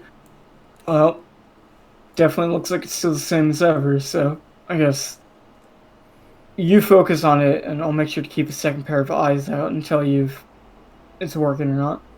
Got it. You'll lean forward as she, stares at it and tries to get a hold of, looking at it more.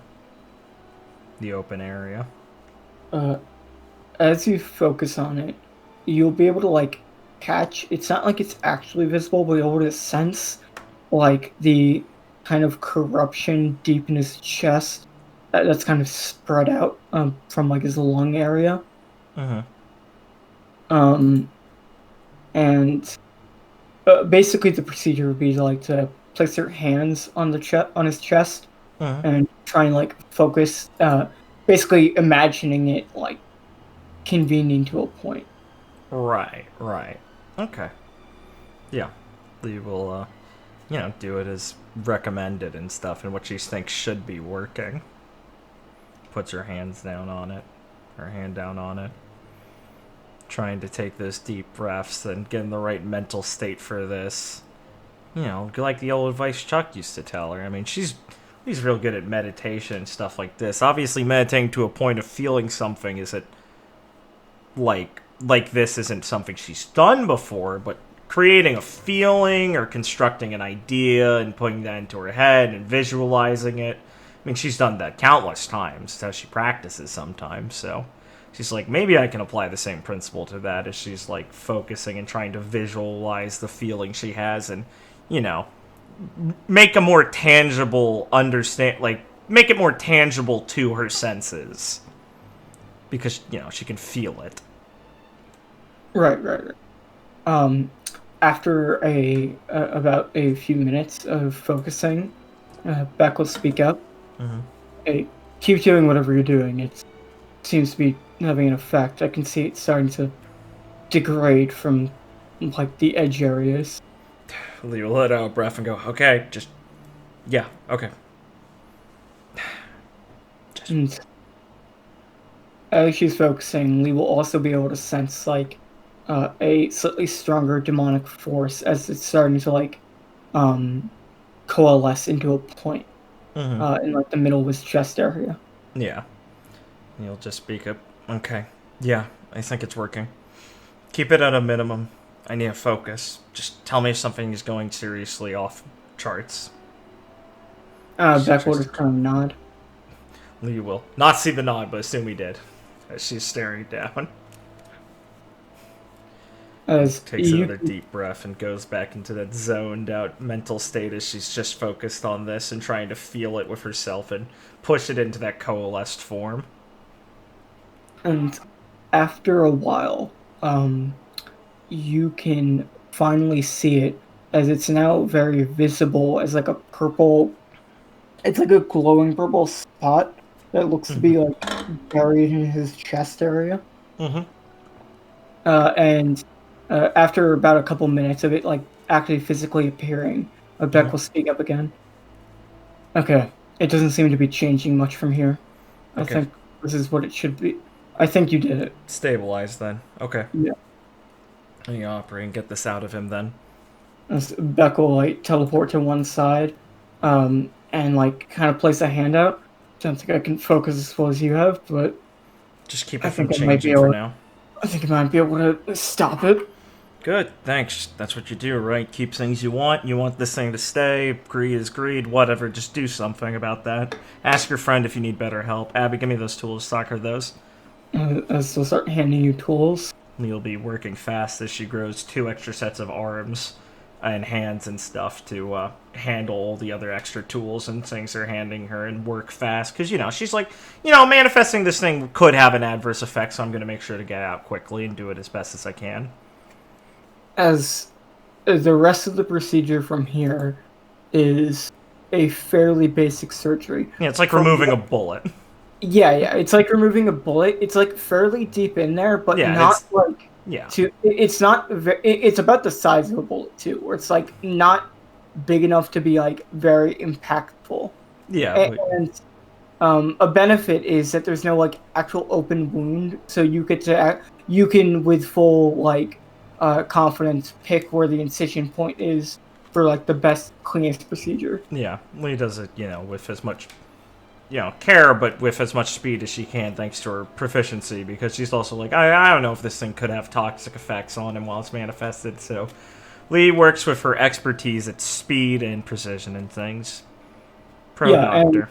And given your extensive experience in especially the field of surgery, this, as Sephirin has said, is extremely easy in comparison to the unknown coalescing procedure that you just did. Yeah. So Lee will eventually, when it's like actually open and stuff, and she'll be removing it with like, a pair of tweezery things.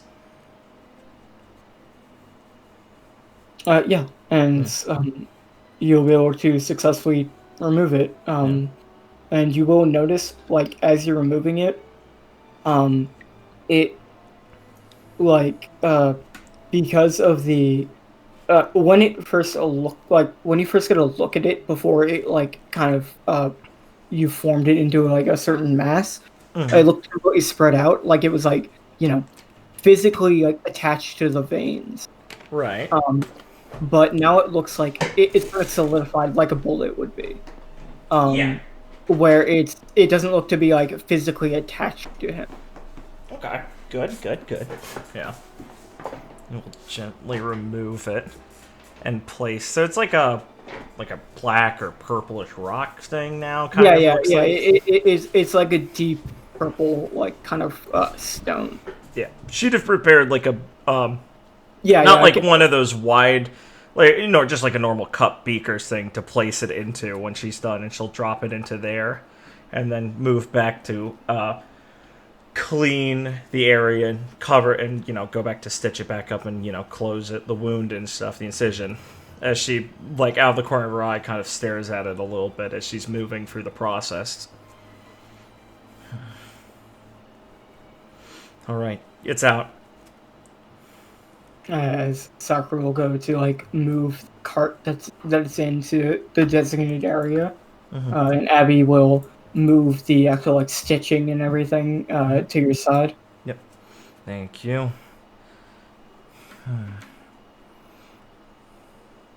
And since it's like it's really just stitching up a wound, and it's very simple after that. That's a very practice and rote procedure at this point. So it won't take you more than like a couple minutes just stitching up this wound. We will finish after that. Double check for no complications and put her little tools down. Her extra arms will grow back, and she'll sigh and go, all right. She'll lower her mask a little bit. He's good. Probably will need a little bit to wake up from the anesthesia and everything, but that's done. All right. Actually, I will not. Huh. He chuckles. I regret I decided not to inform you that I have a natural resistance to anesthetic. I felt it didn't need to be mentioned. He You looks can- up at the ceiling for a little bit. What did I say, Abby? Men lie? No, well, that too. Pirates are the worst patients. Ah. Trust me, I've had worse operations with no anesthesia. That doesn't make a doctor happier, Mr. Griffin. I'm glad you're with us, though. How are you feeling? Well, like I just got shot in the chest. Yep, that's what you should be. But Shake her head.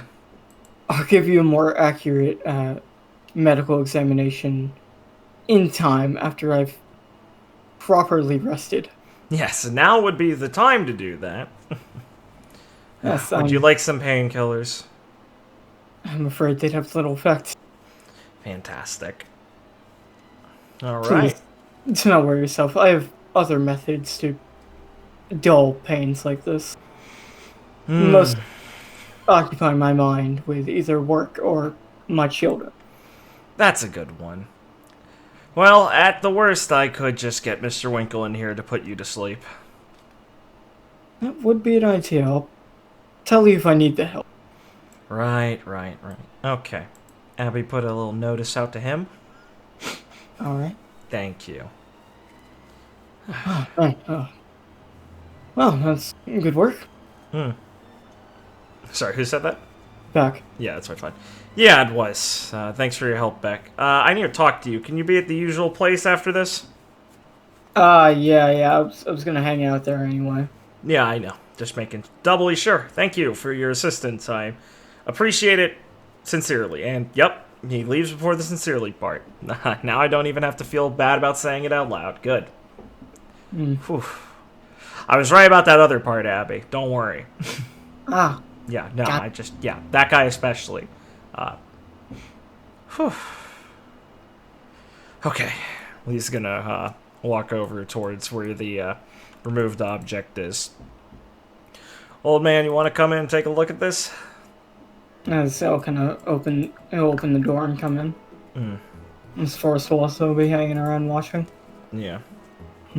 So Lee's pulled down like her mask by now and taken off her gloves and is standing around like the cart with it on it. Sakura's kind of looking at it. Huh. Yeah, You said it was a type of...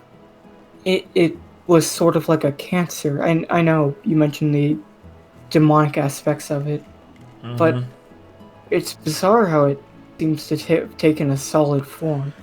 Yeah, well... Lee kind of like tests it a little bit with like one of the tools. Is it consistency like a rock now? Or is it like, kind of... Yes, gummy it's consistency of like a pure like stone. Yeah. Yeah, I have no idea what this might be made out of purely. Obviously, now it's determining if it originates purely from the demons or if it still has Beelz's hands muddled in it. We're gonna need to do a lot of testing on this sort of thing. This might just be a literal foreign object to us, though. Yeah, it's very interesting. That could be a stone that was used as a catalyst for the power, such as coating it in their demonic energy as a means to transport it through, well, like a projectile. I didn't But think... there, without actually breaking it apart, it's hard to tell if it could also be a pure mass of energy. Yeah, I didn't think it'd keep its form long after removal. I figured it was siphoning off the host to keep him in that condition. But I guess it's still yet more mysterious than even then. I have an idea. Go ahead. What if, well, there must have been some way that they infected Mr. Griffin with this. But what if it formed a pure aura in a way, after feeding off him? Like, it would, like, say this might be made out of, like, extremely small fragments of bone and other such things it could latch onto in his body, and it might have condensed itself once you were performing your operation that might have fully formed into a solid mass based on everything it was latched onto. So maybe it might be a good idea to perform an X-ray on Mr. Griffin to check the integrity of the nearby muscles and bones in the area that it might have been attached to. Yeah, that's a good point. Even if it's not that, we might have some adverse effects afterwards from it being gone. We don't know what's going to do to him. Thanks. Good call. We'll need to get one of those done. We'll need to do a lot of testing on this thing also for now. Well, hopefully we'll have some time before we set off again. I probably don't want to bring this thing with us for now. Keep it safe as possible. We did build you that quarantine area for very precious materials, like medical things that you need to absolutely make sure aren't being touched. Thank you. I appreciate it. If we do set sail before you have a chance to fully examine it, we can always lock it in there for now. Perfect. Thank you. If you wish for any more suggestions on what it might be, or have anything you might want to ask on, well, anything regarding this, feel free to come find me. Yeah, of course. Thanks, old man. If you excuse me, I have to go find Ivy. I've something to discuss with her about... Well, I have to go talk to her about the meeting that we're having at Zao in the future. Ah, right. Got it. Yeah. She should still be probably cleaning up the meeting room. Carrie made a large mess. Thank you.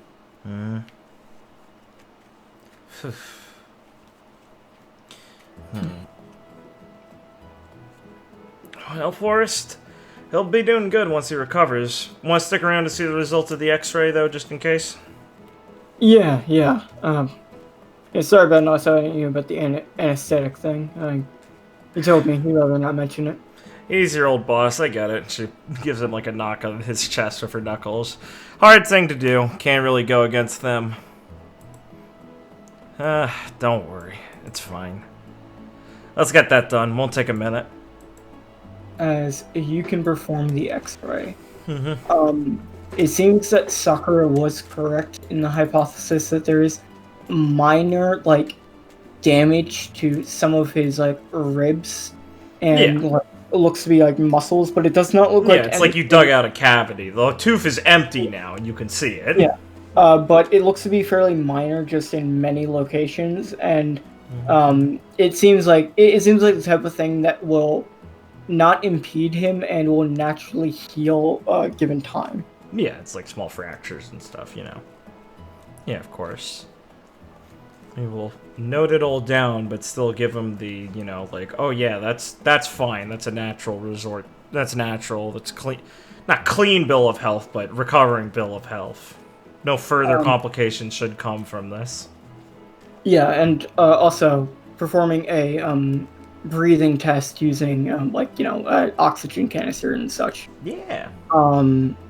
You can tell that it's hard to tell based on the operation this soon, but he is at least from what he's saying, his breathing feels very normal, and he doesn't have any pain besides the actual operational pain. Fantastic. All is fucking good. Nice. So, after a while, you can basically... Raphael will sleep in the medical room for a little bit and probably make his way, back to what he's doing. Forrest is going to go back to the workshop and stuff. Basically, the operation was a huge success. Based. Tab. We did it, bros. Hell yeah. So. Fuck yeah. I made a rock and then I took it out. Best fucking doctor ever. 10 out of 10. No one's ever seen this procedure. Yeah, because it's magic. Not a good doctor, Lee. Just perform magic. Shut up. You're not a good doctor because you can just use lay on hands. Hocus pocus. Skip skadoodle, your dick is a noodle. So do you want to head to the library now? No, she's gotta go yell at Beck. Right. God, I tried to dodge it. I'm so Yeah. embarrassed. Yeah. Uh-huh. You do, in fact, you can in Yeah. fact find him still standing there. We'll march up to Beck after she's taken all her stuff. She's like, alright, man, I'm gonna keep this quick. Man, you really kept me waiting, huh? Oh, man. Is that What? like a tick? Can you not help yourself? It was a joke. Was it? For whose benefit? What, you're not laughing? Do you get off on women hating you? Who hates me? Like a good couple people, but I mean making them get mad at you. Alright, look, I'm just gonna say something. If... I don't know what your deal is, man. But if I find out that there's anything you're doing that fucks with my sister, I'm gonna kill you. You sister. Yeah, I hear you and your buddy have been having chats. He's gonna click his tongue. Nyla. Right. Yeah. Wow, that must have been uncomfortable to you to get used to. No, because I don't actually do this sort of thing you do most of the time. Alright. So I need to know what the deal is, at least a little bit, but I know you're not going to tell me the full way. I mean, I still want you to, but I'm giving you the benefit of, I really think we were friends, and I like your crew a lot. I'm friends with most of them at this point. So I'm giving you the benefit of knowing that if this goes that way, your life is in danger. Now, we could alleviate this issue a lot more if you tell me a little bit about what's going on, because now it's starting to affect more people than just you and your brother. Nice, so you heard all of that. Yeah, I heard the whole conversation. He's gonna like pause for a moment and sigh and then like look at you, like changing expressions quickly to be like very serious.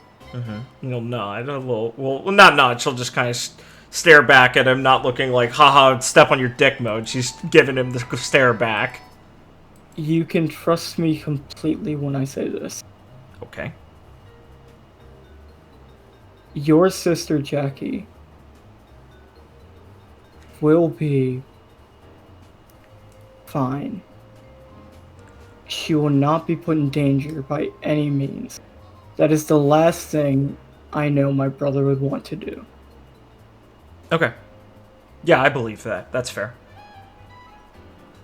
So, I can guarantee you that by no means will that happen. So it's And something that means you two are in danger, then.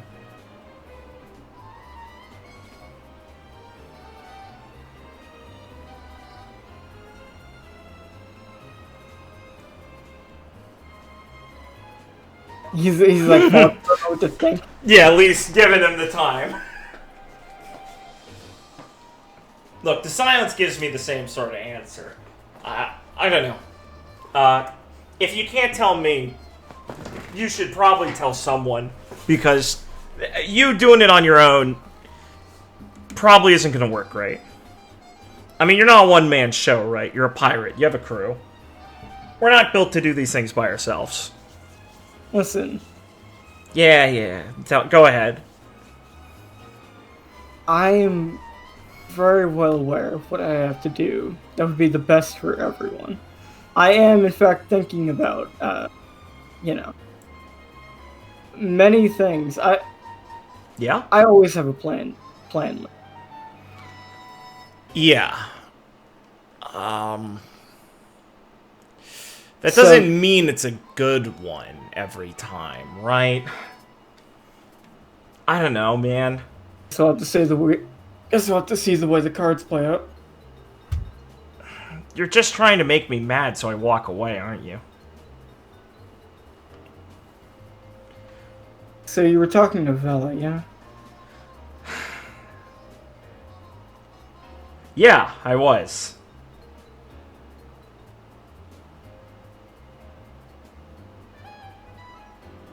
Listen. I'm doing what I'm doing for a good reason. And like he's looking at you like with the same seriousness he was before.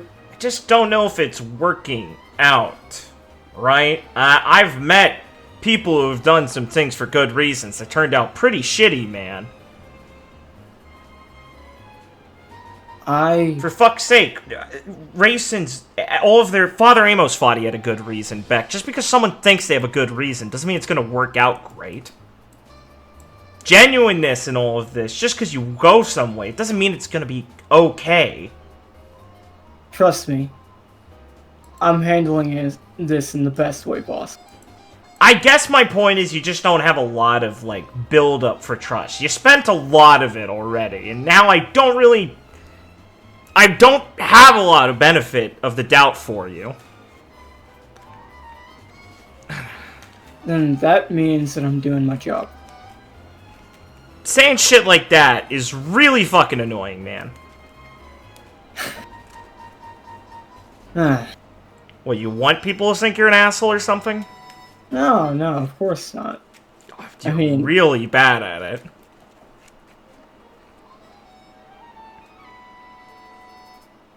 Listen, sorry if I piss you off, okay? No, I'm sorry. I mean, half of this shit is I'm not gonna talk about half of it anyway. It's not my place, but look, I cared about my sister a lot. Hearing that shit made me nervous.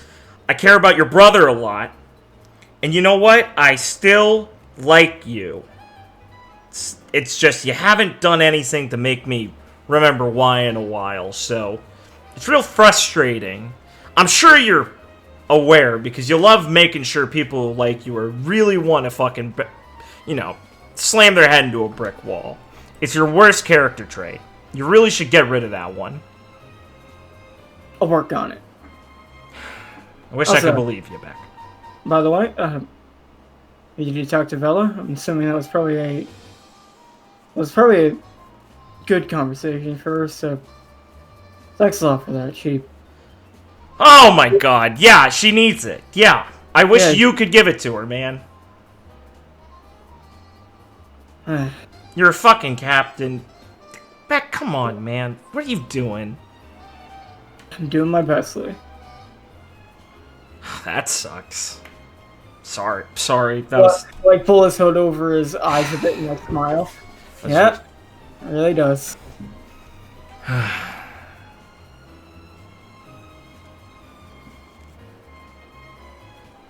Please change your mind on this. Listen. Okay, yeah, no, I got it. No, I got it, I'm just saying. I really do. I really know what's going on. I'm not... No one else does, that's the problem, and... I don't know. Well, prove me wrong someday. That was a good thing I didn't know about this until then. Not me. Fuck it. I don't care about me at this point. That your crew doesn't know about this. That Vela doesn't know about this. That's the important shit.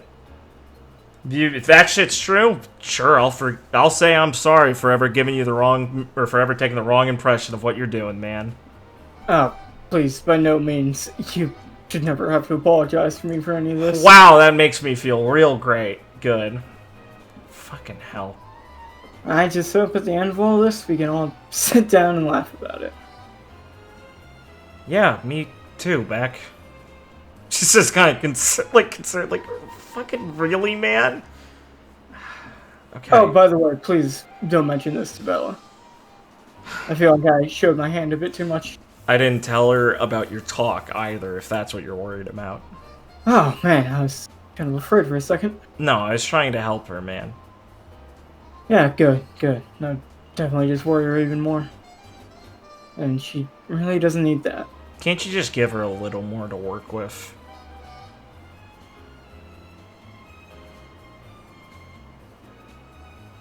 No. That's really fucked up, man. You should all get what's coming to me one day. She doesn't want that. Trust me, never do I. You are such a pain to talk to about this thing. Alright, well, that's it. That's all I'm getting out of you, and, yeah, I don't know what else to say. Well, it's nice talking to you. Wish I could say the same, man. Yeah. Probably gonna be heading out in like a day or two. Yeah, makes sense. Promised Stephanical that we'd give them a ride back to Red Light, so you don't gotta worry about that too much. Oh, cool. Thanks. Yeah. Really, thanks a lot for talking to Bella. Well, I did because I care about her. I care about you in a weird way, so I don't really like you thanking me for it. Just makes me mad. Anytime, Beck. Well, I guess I'll end this over this and get out of here. Yeah, I'm surprised you hadn't yet. Hey, come on. Have to sometimes part on at least a bit better terms. Honestly, I think the other way you've been doing it has made me less angry than this. He just nods. Yeah, fucking unbelievable. As Lee just leaves, feeling worried. I didn't say anything that was concerning. He's just gonna kill himself, I guess. Jesus Christ. Maybe I just should have told Val. Fuck. Well, that was fucking scary. That sucked, Peyote, huh? Yeah, totally. Thanks, Peyote. Oh, God, I'm gonna pretend I didn't hear him speak. Ben, are you here? Bazinga! No, he's not. Wait, no, that's Richard. 5th edition. Anthemis. Hold on. Lonesome Road! No, that just make him stop talking. Yeah, but then he'd start, like, choking and we could hear it. Oh, good point. Yeah, exactly. Fucking cowards. Fucking mom made me do the Dishes. Fucking bitch. Head to hot spring.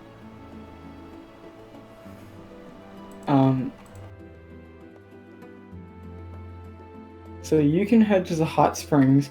Lee, you're also heading there because he went to find Mira at the library. Well, then we're told she actually went to the hot springs to relax, Thanks, Roland. which is probably even better for you if you're focused on relaxing. Yeah, it's been a long day, and I just had to talk to Beck. Pained everyone. Fucking Beck, I just want you to say something that makes me not mad. LOL. Beck! Please! Mira confirmed no devil fruit. Of course not, dumbass Lamau. Of course not. Ha. Fucking idiot. You're just making the face. I love that scene where Lee walked up to Beck and made funny face. Great. Okay. So, you can make your way to the hot spring. Mira is there, but Sierra is also near the entrance to the hot spring, kind of like checking things out, I assume. Yeah, Sierra will be like, she'll have like opened one of the, she'll have like zipped down one of the walls and like reaching in there trying to look for something pretty profusely. You lose something, Sarah? Sierra will like turn around and you can see she's missing one of her ears. It's like, yeah, earlier when Holy that thing was shit. talking in the middle of the table, I took these off and I kinda am looking for the second one. You took your ears off. Sierra will just like look at you like, yeah, I did not. I mean, what? Was there something important? Yeah, I saw you writing, so I'm gonna probably need those. Yeah. I think maybe you can just ask for cliff notes from someone else. Oh. Come on, Carrie's stories about her whole homeland and all that. It took a lot out of her to say that. The least you could do is listen to a bit of it.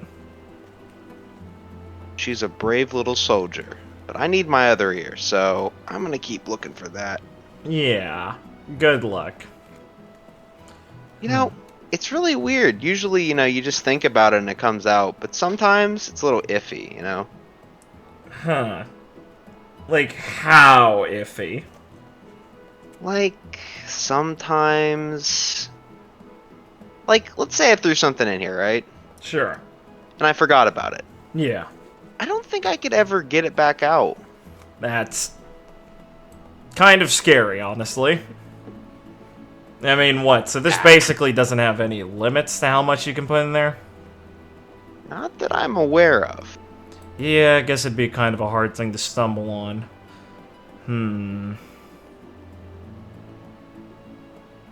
Yeah. It doesn't, like... It's not, like, actually all in one place in some weird missing place, is it? Like, it's not literally hidden away in a pile. Oh, no, it's in there. I mean, you can go in there and look if you'd like. No, I'm good. Thank you. Yeah. Oh, that's weird. Huh. Oh well, I should just zip it back up. I'll find it eventually. That's optimistic. I only need one of these things anyway. You're a real cup half, half,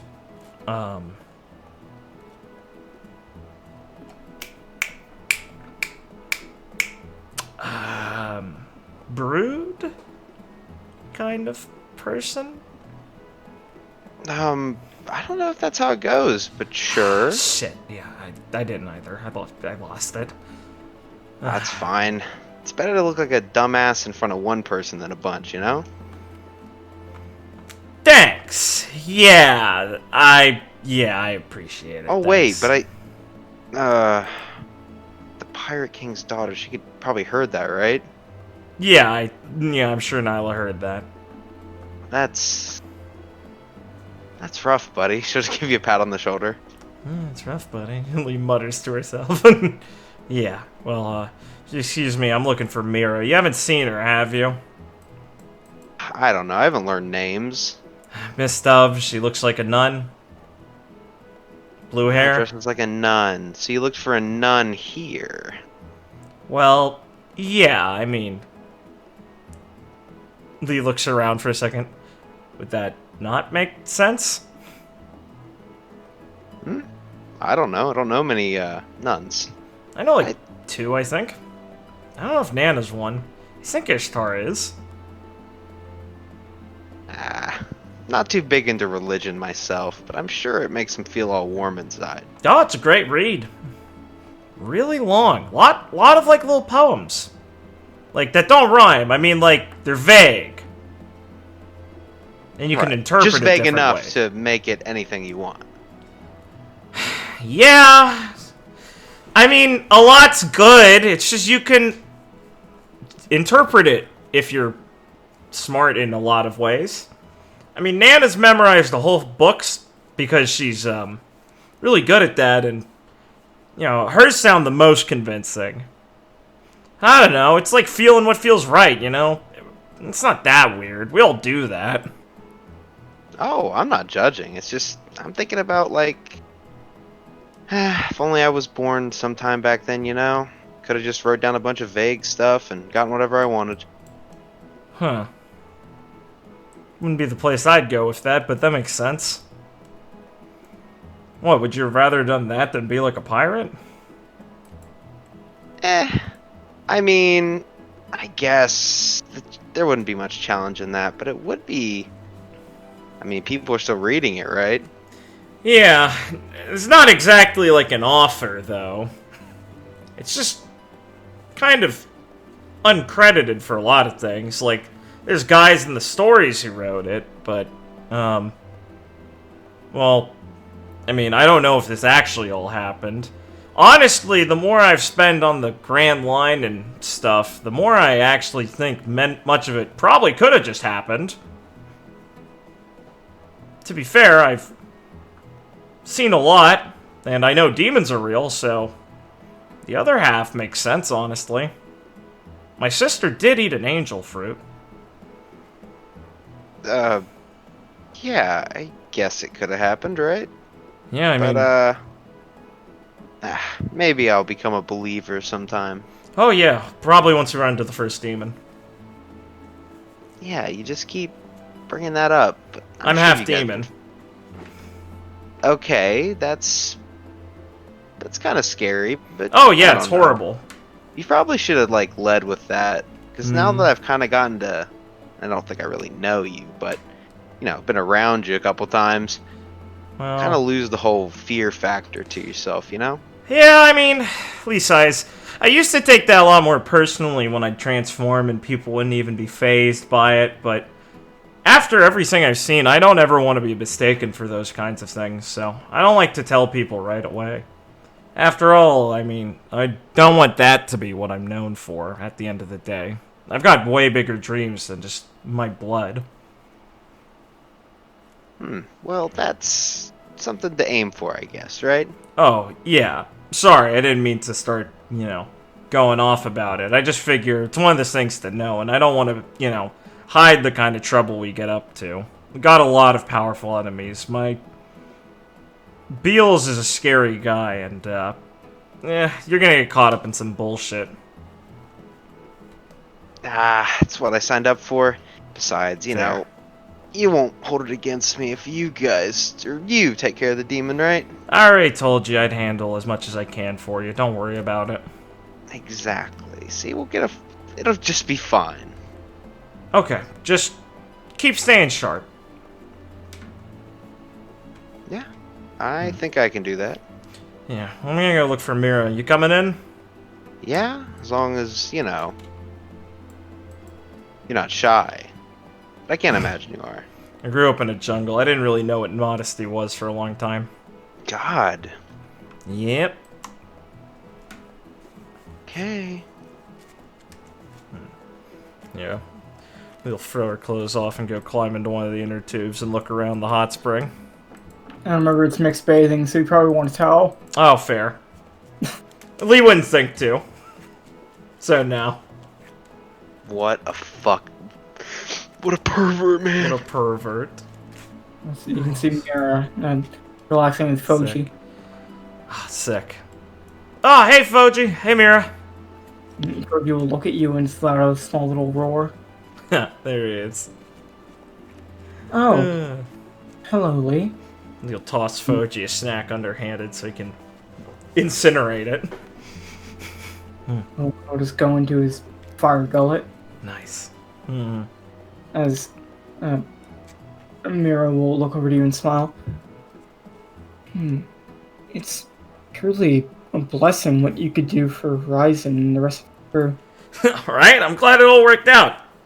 Nana's already woken up today, and I mean, obviously they went through a lot, so it's going to take some time, but she's already working on her own recovery method, and I'm going to be there to help her through most of it, so they'll be good.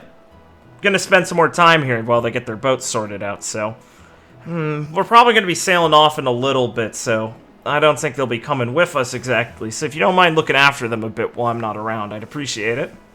I know you already spent a long time, so I figured you wouldn't be against making sure they're doing their best. I'd be happy to. Thanks, Miss Dove. Oh yeah, Mira, this is Sierra Dismas. She's gonna be on the crew now. It's a pleasure to meet you, Miss Dismas. I'm Mira Dove, a nun. Right. How's that working out for you? It's wonderful. It's a very rewarding profession. She'll just nod her head up and down. Man, these hot springs are nice. Oh, sorry, Mira. I don't. Oh, sorry. Go ahead. I had a question, actually, Lee. Oh yeah, shoot, go for it. He says she leans back in her tube a bit.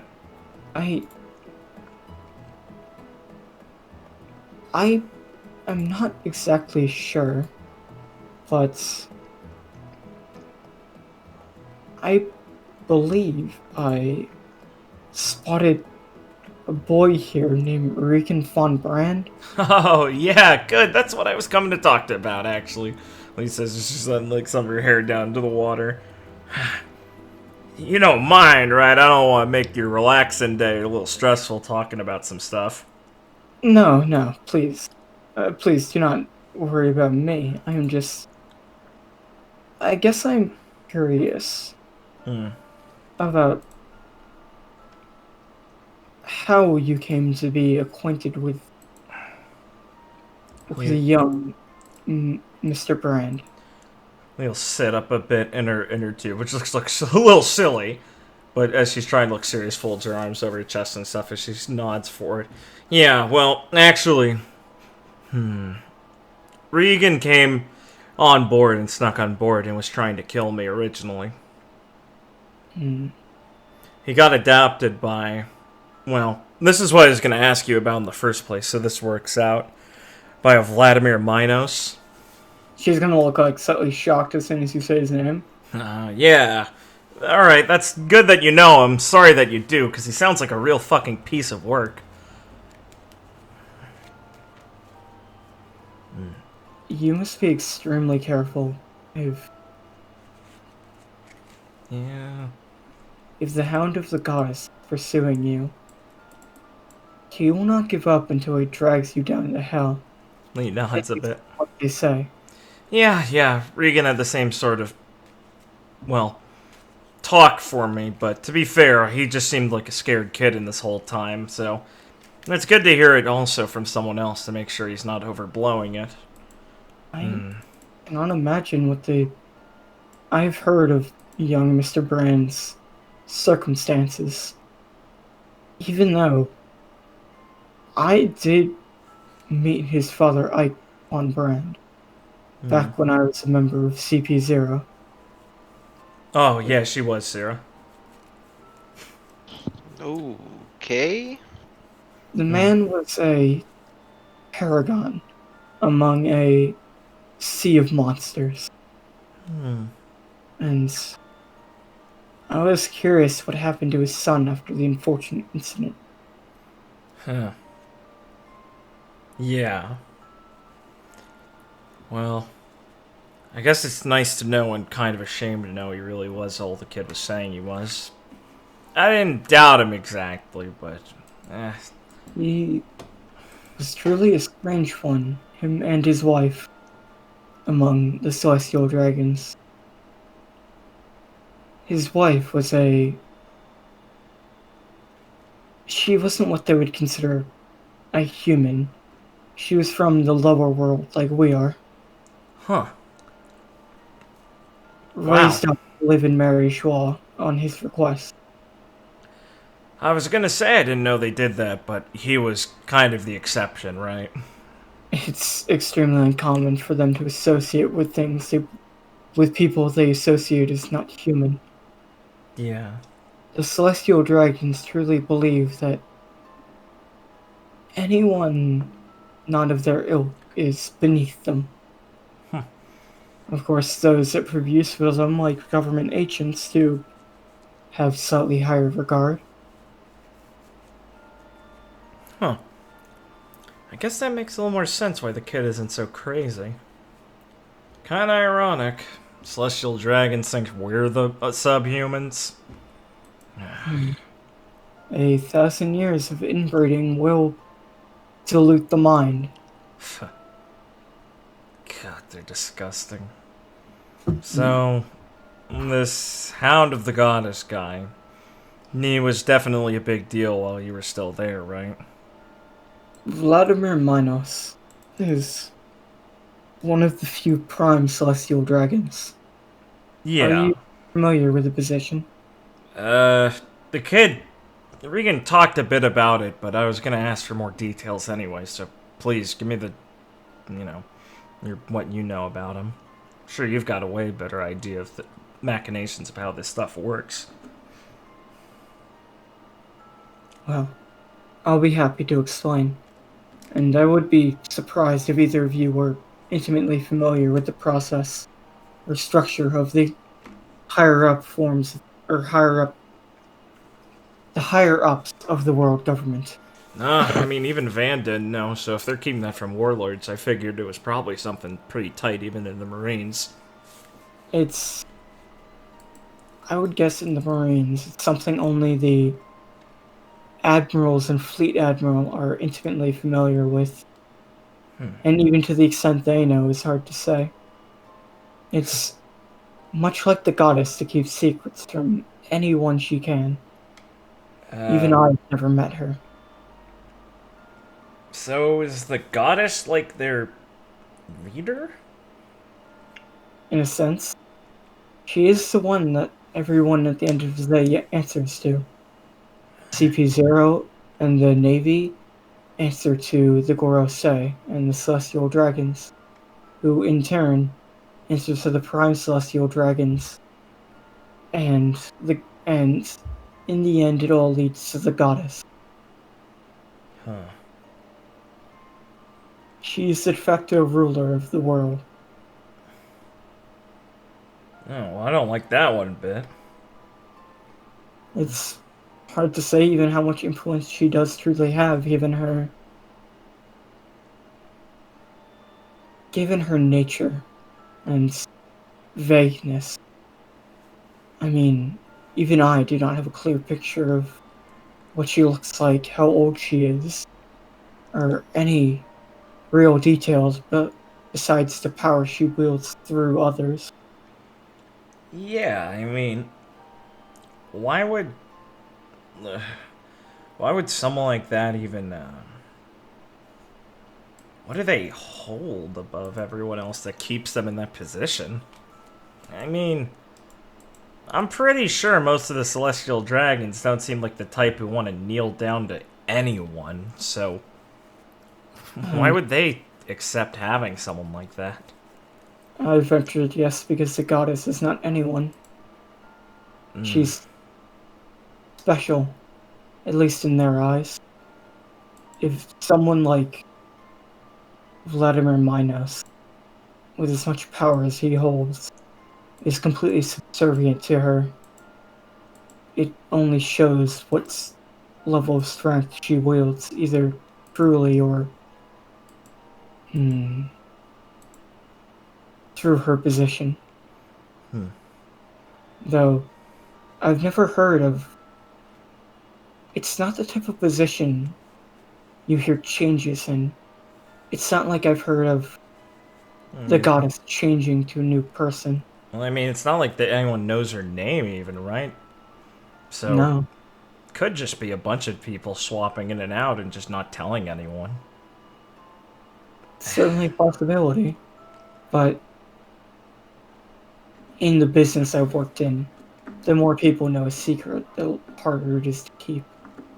Right. Every person you add in to a secret lets the risk of it becoming known expand by an order of magnitude. So if that was the case, well, the government would be much more powerful than even I know to keep something like that a secret. Or maybe they're just all ignorant. It took all they had to scrub the reading of the poneglyph and other such information from history. Yeah. Constantly keeping something like this under wraps would be unfathomable to me.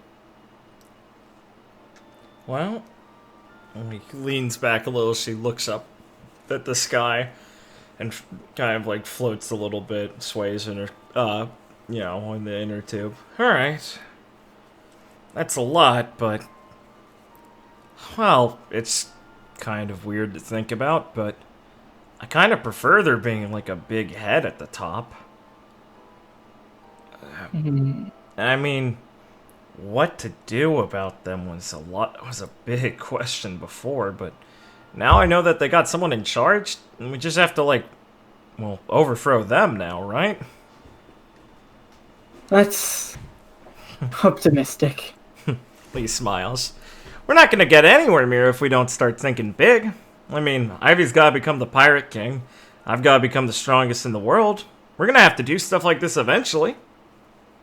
I will tell you, I do not think any of those goals must include overthrowing the government itself. That might merely be a personal matter you might wish to tackle. Oh, sure, but... What I'm saying is, we already want to reach for the highest we can. Stopping ourselves from doing something like this just wouldn't be right at this point. So grins with like a very serious and like that serious level of like, yeah, I'm gonna be the best in her eyes as she looks happy about it, and then tense stare. Look over to Sierra. Well, as the newest member of this crew, are you in agreement on the overall goal of, well, influencing the world? When Lee said, like, yeah, we're gonna overthrow the government, Sierra just, like, looked away from Lee, just, like, looking off in a different direction. And she'll be like, I mean, that's a lot to take in, right? I don't know about overthrowing all of it. Hey, I said we'd leave. Sorry, let me start again. Hey, like you said, we'll handle the tough stuff. Don't worry, Sierra. You don't have to get mixed up in that if you don't really want to. I'll let you loot all the houses and all that stuff if you want. And if the goddess sits on some golden throne, you can have it. That would be nice. But, you know, gotta keep my head, too. Yeah. Like I said, I'll make sure that stays on. Your level of confidence is to be admired, Lee. Well, I accepted a long time ago we're gonna have to do some really tough stuff, and if I don't at least say I'm gonna do it, there's no way I can change that. If I get proven wrong later, well, as long as I can keep getting back up, I'll be able to at least try and change it, right? Your optimism is truly inspiring. It reminds me of, well, a friend of mine. Oh, really? I hope they were cool. She's, well, at least as far as I would say, is quite cool. He'll grin. She was a Marine. Okay. Past tense on that. Oh, even better. She left the Marine 2 years ago. Well, give or take. She stated her reason for leaving was... She sought me out because she heard of my resignation over the atrocities I witnessed in my job and the treatment of celestial dragons to others. And apparently after your companion Van's slaughter in Mary Joie, she became disillusioned with celestial dragons. She told me she was blinded to what they were doing and was unaware of it till then, and could in no good conscience continue to serve in the Marines when they support people like them. Oh, sounds like my kind of gal. She also shares your level of optimism and dedication to doing what you feel is right. Huh. Man, we should go look for her then. You did see her headed to Marydrum, correct? Yeah. Well, I've never known her to been one to miss such a public event, especially since she became a pirate. She is extremely critical of the government, and I will admit she would probably show up at such an event to win the tournament so she can get a moment to convey her message to a larger audience. Oh, perfect. So I'll beat her in the tournament, press gang her into joining the alliance, and I'll just say her message anyway.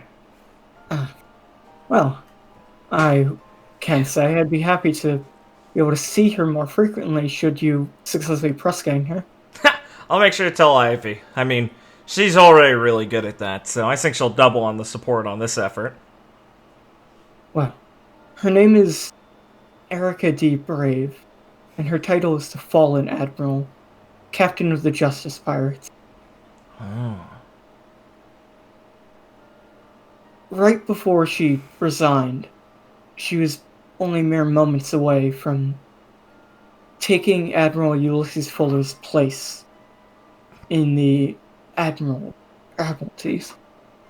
Lee will, flinch back and go, whoa, she was really deep in then, huh?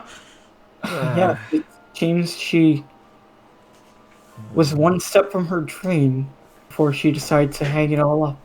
Lean down a bit, tapping the edge of her pool, of her floaty a bit. I've only fought one admiral before. Technically, I think Noelle was close to one. I'm gonna have to put in a little more effort before marriage room then, I think. To give you But she'll just smile thinking of that. I do believe you'll have a natural, maybe not advantage, but you'll find it easier than most to face her. She uses... She fights with blue fire. As her devil fruit was derived from the Admiral Ren D. Brooks in an artificial experiment. Oh, cool! I did say Ron's mom's devil fruit looked cool. It seemed to take to her, well, better than even Ren herself. Although, it said that others who partook in the experiment were not so fortunate. There were luckily no casualties, but very painful side effects. Oh, that, sounds pretty nasty.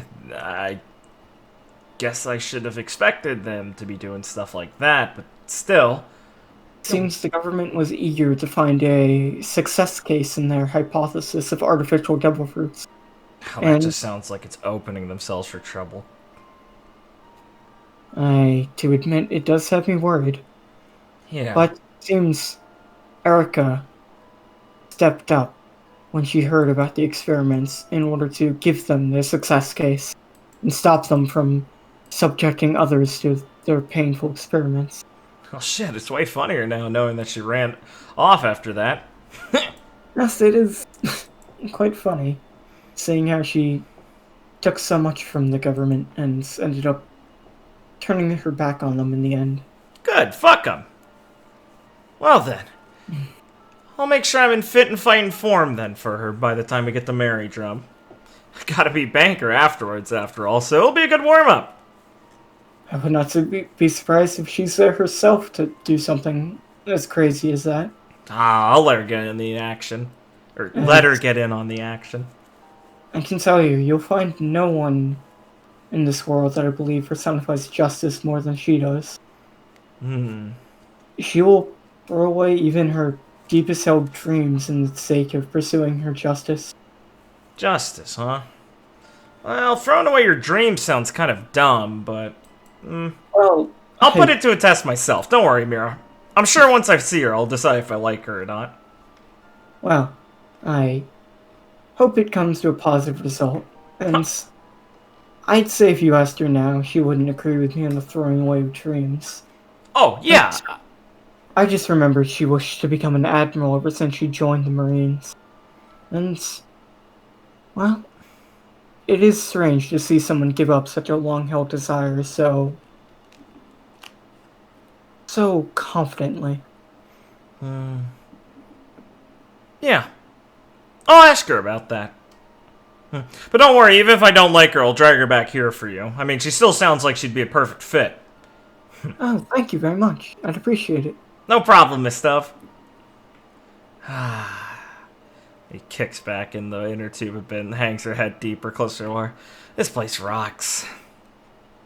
It is quite nice. I do, in fact, like that whale over there. Or seal. Oh, yeah. He kicks herself over a little bit to see him. He looks cool. Hope he doesn't flip me in. That would be disastrous. I do not think any of us can assist. Oh, yeah. Right. Though I believe there is an emergency button somewhere around here for such a predicament. Man, they think of everything. As you can continue to relax in the hot spring unless you have anything else to say. Nah. I seem I'm to get good. Ben. Yeah, cool. Foji could dive in and safely. No, he'd sink like a brick. Okay. One moment. Of course, sir.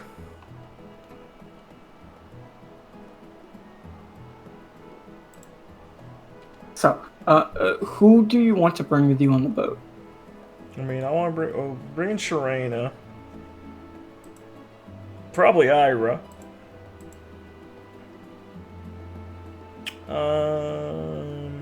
You can get one more. Yeah. Anyone else have any requests? God, I love being unopposed. Oh, go ahead, Richard. No, I don't know where we're going. So it's... I don't know. Yeah, that's fair. Probably. Could bring like Sakura, Neptune. Alistair's an easy answer. Between those three, I'm debating. I want Alistair. You want Alistair? Yeah, I want Alistair. Alright, Alistair it is then. Alright. You are hurt. You will get Alistair.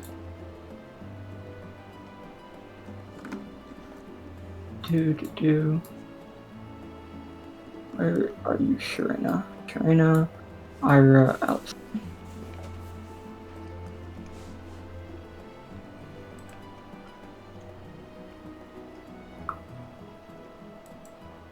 So this will take place like next day sometime. Cool.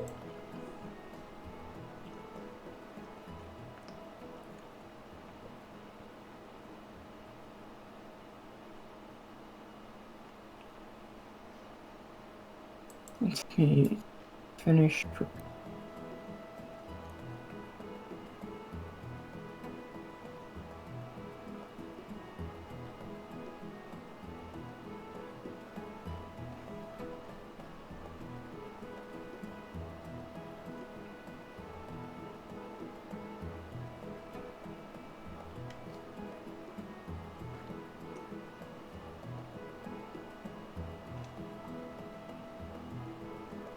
Alright, so you will all come down to the boat area, and the Fire Drive Pirates, Stefan, Colette, and the Trickster Pirates are all going to be heading off around the same time you are. Cool. As Vela will look over to you as you are walking around. Well, we're going to be heading off. Alright. It's been good having you, Vel. Oh, thanks. It's been great. It's been great being here. You have our Denden Mushi, so if you ever do need to bring us, we will come running. Of course, likewise. Good to know you have our back. Yeah. Stick in it, Vel. It'll get better, I promise. Thanks. I'm sure it will. As Becker's leaning against the wall nearby, we'll just wave at you guys. Yeah. You'll do a wave that turns into a middle finger. He'll catch it and do the heart thing. Yeah. As you'll see Sharena saying goodbye to Jackson and everyone, and Saren talking to Blaze, and everyone basically saying their goodbyes. Says they're not leaving. They're not going to be leaving for that long, but everyone get it off. Yeah. Always a call away. Exactly. We'll say our see you in a bit goodbyes and all that. As you walk by Lee, you will see Sephirin talking to Ivy. So you're leaving? I am. It seems everyone has already arrived at Sal. And so I will be heading off to get the meeting started. But would you like me to stop by when it's done? Oh, yeah. And, well, have everyone else stop by with you if they're not too busy. I'm sure that won't be too difficult. I'm sure at least Susan will want to stop by, although it might take a bit longer than you think. I'm planning to go visit my daughter as well. Oh, But- good. Leal says she steps over a little bit. Sorry, just figured I should at least say goodbye to your old man. Oh, goodbye to you too, Lee. Yeah. Try not to be too much of a bummer at your meeting. I will try. Yeah, that's the And- spirit. Hopefully, I can bring more than Susan along and have Donnie and Canal stop by with me. I know you've both recently met with them. Oh, but yeah. Be real good to see them. I'm sure they would enjoy seeing the island you have set up here. Yeah, they're busy guys, so I wouldn't want to hold them up much, but, I mean, hey, any chance to see them would be great. At least Canal doesn't have too much of an excuse, given how on the way this is. Well, make sure to say hello to Elaine for me. And, Oh, well, I'll ask her and the rest of them if they'd like to come and visit now that your island's all in order. that'd be great. Yeah, just, thanks for the help with Mr. Griffin and, the dojo. It's truly nothing you have to think too highly on. No, I Really? won't then. I was merely doing what I thought was right. Ah, come on, you don't have to be so humble. Take No, the- it's fine, he's right. Avi will pause for a moment. Well, I wish you luck on your journey. Where Yeah. are you headed again, Ivy? Ooh, we're going to Cardinal Island. Cardinal Island, huh? Any Uh, reason? Well, one, it's not too far by. Also, it's like these giant rocks, like these 4 giant rocks, you know, in like the Cardinal cardinal. directions, got it. Yeah, and I thought Carrie might like to see them. It'd be cool. Plus, if it's a place that's unprotected or anything, might be good to expand. Oh, also, it's very famous for its baked goods. You could have just led with the real reason, Ivy. Well, they're all the real reason to a certain degree. Uh-huh. Right, Well. alright. I'm gonna go say goodbye to everyone else. Don't let me hold up your tearful goodbye for now. Later, old man. I'll kind of nod. Lee'll go off to talk to everyone else. Yeah. As Jackson, Stefan will, and everyone else will give their goodbyes. Mm-hmm. Jackson will once again mention to you that they're off to try and find Blaze's uncle. Yeah. Oh, good. Carrie moving in.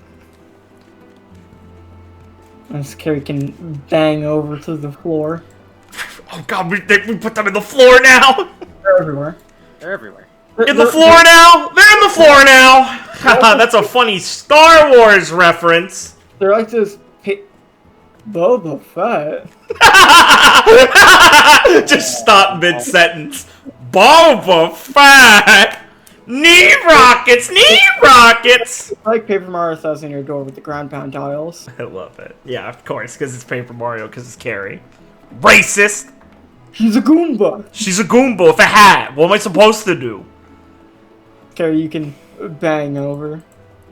Bang over. Yes. Whoa! Whoa! Oh. Wow, the vertical takeoff's really hard to land. I'm sure you'll get better at it. Ah. Yeah, I'm working on it. Oh, Carrie. Great idea. Next time you come to Red Light, you should be the star in one of our musical numbers. The star! I've heard your singing. It's to die for. As Nyla shivers. Really? Whoa. Oh, I'm sure with a bit of vocal practice, you could be the next big hit. Whoa. I knew I was alright at dancing, but I didn't know I had singing talent in there. Carrie, you could be a superstar at anything you set your mind to. That is the most encouraging thing I have heard in like 2 weeks. Nice. Yeah, next time we're on Wedway, I'll definitely hit you up if all the flashing lights don't overstimulate me and make me forget. Oh, I did want to thank you guys. Thanks for coming all the way out here with us and staying around and having fun with everyone on our mission to help the Wizen. Hey, don't worry about it. I'm just happy everything was able to work out. I mean, it's really not like we did any of the hard work. We're just kind of pointing you guys in the right direction, you know? Cool. That's why I'm not thanking you a whole lot. Just enough. Well, I'll take your small thanks to heart. Hey. Oh yeah. Want to give this to you, Carrie? Ooh. I'll lend you a small Tontatta-sized banjo. I had Forrest help me cook this up, and it's properly tuned and everything. It's for you to practice before you take the stage. It's an instrument. For me, Carrie will say as she plucks at one of the strings. And is like, oh! Oh, if you want help with it, I think Van's pretty good at these kind of things. Yeah.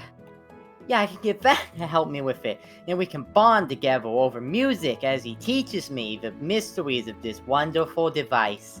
Ah, you're right, Carrie. I do have to teach Lee a couple new things. She's like thinking absent-mindedly to herself. Oh, that'll go well. Lee's really smart, so she warns stuff. Oh, she's a lot of things, and she'll learn quickly. Well, can't argue with that. Well, I hope you guys enjoy your next adventure. We got some business to do. Ah, come on, don't look so sad. I mean, you don't have to do any of the paperwork. Mary seems to want to handle all of it. I mean, as much as she does before I just take it away from her and start doing it myself. Yeah, but it makes me feel bad knowing that she's handling all of it. Bad enough to help her with it? No, of course not. Well, okay.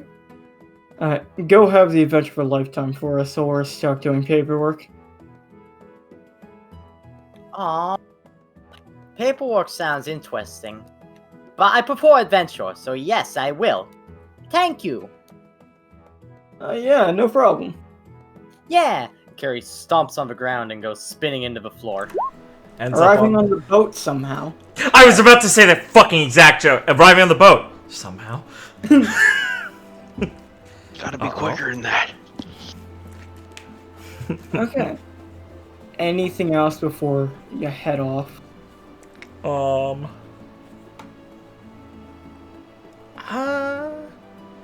don't know. Should I? Do you want to actually give a bit of a scene to Zarin and Blaze talking about this, or continue to leave it as an off-screen thing? Because I would walk up and listen to it if it's not intrusive. Sure. Yeah, because I mean, he's a pretty fucking important character. Hearing about this shit. You can come up to them talking. Yeah. Oh, hey, what's up? Yeah, he's just coming to say goodbye to everyone and all that. So Heard about nice. what you guys are heading off to, Blaze, so... She'll look like a bit more, like, serious. Yeah.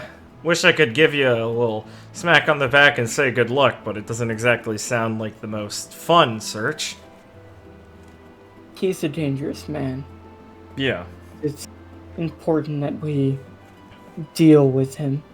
Of course. Well, I only hope you guys...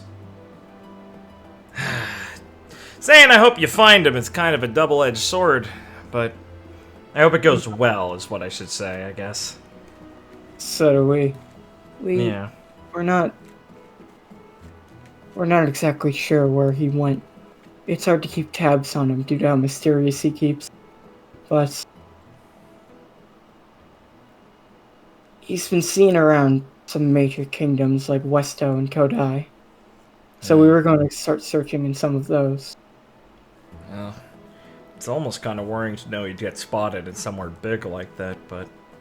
Well, I know you guys know how to handle yourselves, but be careful still, alright? Trying to nod. You don't have to worry. If we... We're not going to let ourselves get put in too much danger. I know just how I know what we're up against. It gives her kind of like a like a nod and like a sad smile, like, oh, that's a sad sentence, honestly. Well, if you do find the guy, keep us in the know, as we'd like to be there to help you out when, if anything does end up going down. We'll come find you as quickly as we can if you give us a signal. Yeah. Always. Especially with something like this, man. Right. Well, we'll make sure to keep in touch if we do find anything. If not, we'll probably be back here within a short amount of time. Wouldn't want to keep Cyrus away from her for too long. Of course. Well, looking forward to it. Well, I hope you guys have a nice time on your adventure. Thanks. We'll make sure to bring back some baked goods next time you guys are here. Here, it's all the rage where we're going. She'll kind of smile and nod. We can fade out from that. Yeah. Anything else as you take to the boat? I'm ready. Ready on the boat. Oh ho ho, fiddle-a-dee. Signal the boat. Being a pirate. There we are. There's the boat. Oh my god. You're finally doing it, bros. We're pirates again. Not just playing Minecraft anymore. Let's see. It's just a fucking leak in the boat from where Carrie kicked in. It's fine. Forrest will fix it. There's a little hamster tunnel system that leads to the boat while it's docked for her to enter through. I do. Please excuse me. Yeah. As I'm going to, since we don't really have a big boat section or anything. Yeah. We're just gonna you're on the boat. We're gonna get to the island very, very quickly. Of course. I'm not going to place animals on the boat. That's fine. Do that within my weekly session. Yeah, it's fine. Okay. So, I will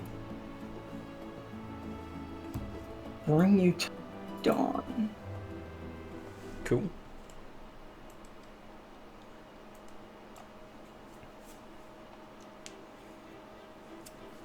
I know this in the memories. Feels So it's good, like, man. For this song. Sierra, you'll get your first impressions of the dawn now that you're finally actually sailing on it. And it is quite a magnificent pirate ship. Very big, has many, many facilities. It's basically a mini version of the base you were just on. Good. What kind I of hope first this one has up over the locks. base? Haha, no. Why would we need locks? We're on the ocean! That's what they always said. Lock your shit up. I know. Lee, you spot something in the corner of your eye. Okay. Ah, Look- of course. look around. Yeah.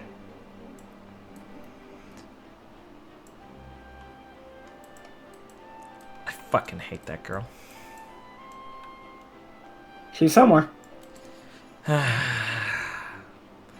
gotta find Aaron. And not just for the normal reasons. Just like a where's Waldo.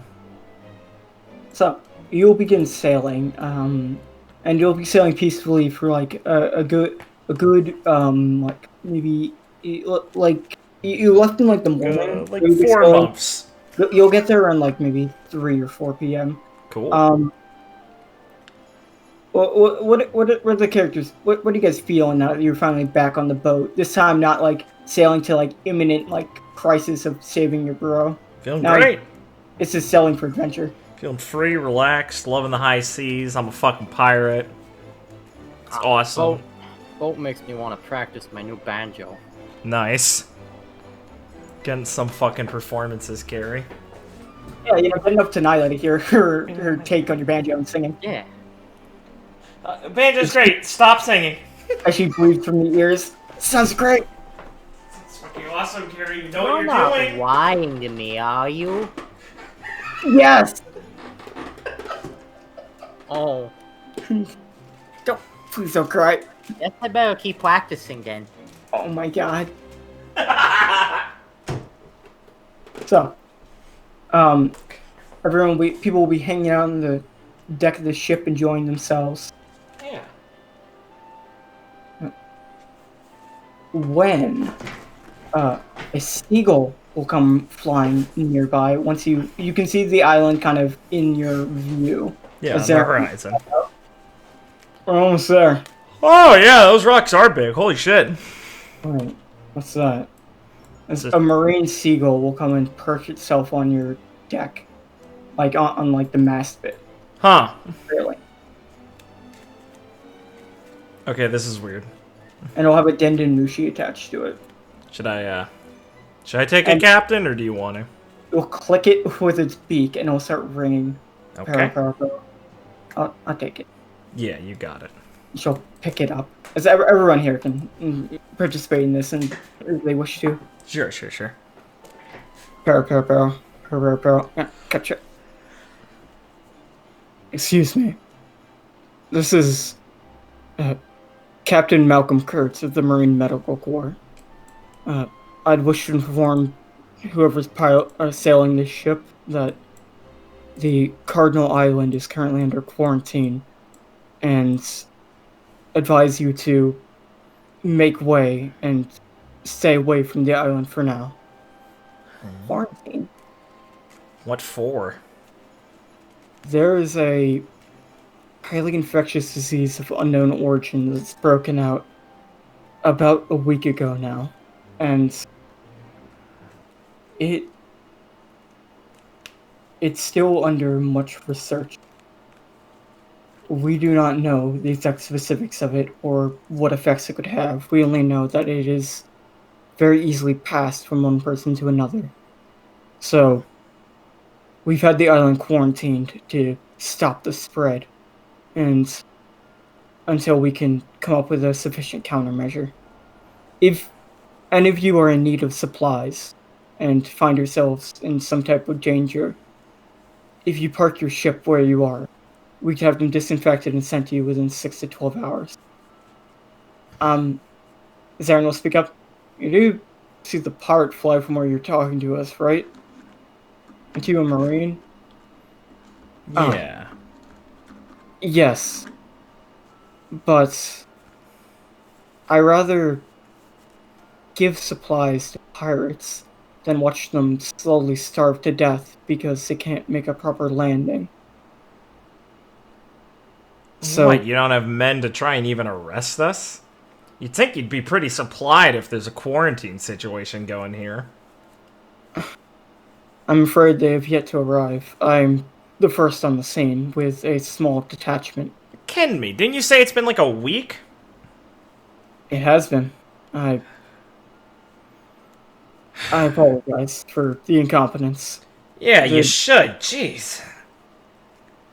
The medical corps is usually the first on the scene, and we're still waiting on proper troops. For now, we're using these methods to stop people from traveling, but due to this island's small stature, there aren't many boats that can't be warded off with a warning. What are the symptoms? The symptoms are an extremely wide variety, but they cover an extremely large range. Vomiting, rashes, fatigue, loss of breath, hallucinations, mood swings, fevers, chills. They're all somewhat random in who catches them and to the degree they catch them. But the one that causes the most concern is that it seems to cause certain devil fruit users to lose control of their fruit. Excuse me? You're kidding, right?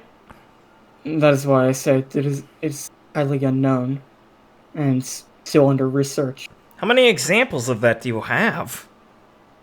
we currently have one clear example on the island, but Didn't figure you'd have a lot on a small island like this anyway, right? Yeah, makes sense. we're still trying our best to figure out any causes, but the random nature of the severity between people it's difficult given our small staff. And we do know for one thing, the disease seems to be a lot quicker at targeting children and those of weaker constitutions. Lee just takes like a large sigh and leans against the bow of the ship as she's staring over towards the island, gritting her teeth a little bit, tapping her foot. Huh. Well, we don't need any supplies. Well, that is good to hear if you're in imminent danger. Then I ask that you, please, for your own safety, make your way to a different island for the time being. I will kind of like be listening to this and kind of look towards Lee, thinking like, okay, thinking like, what do you want? For our own safety, sure. We'll keep that in mind.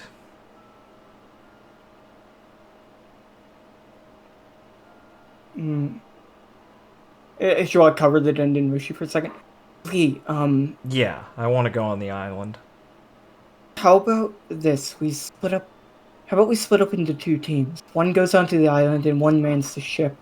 And if it ends up being something that's more difficult than you think it might be, the boat team can go get, well, Master Dying or anything like that, and go get proper help to get it under control. Yeah, I mean, listen to this guy. The chuckleheads of the Marines have no idea how to handle something like this and wouldn't care in the first place. Yeah, well, whoever's going with me, we shouldn't take too many just in case, obviously. Okay. I was like thinking for a moment. Okay, I think I already have the teams down. Alright. Lee, Carrie, Sierra, Nyla, Angelina, Percy, and Sharena. And the rest of us will stay here on the ship. Right. Carrie, you're gonna need to be really careful. It might not affect Tontatta's the same way, but I mean, well, I'll be looking out for you. Oh yeah, that's a good point. I mean, we don't get all the same diseases you can, but you don't want to see a Tontatta get a cold. Yeah, I've heard some of the stories you told me. I didn't forget that. Those aren't things people are allowed to forget.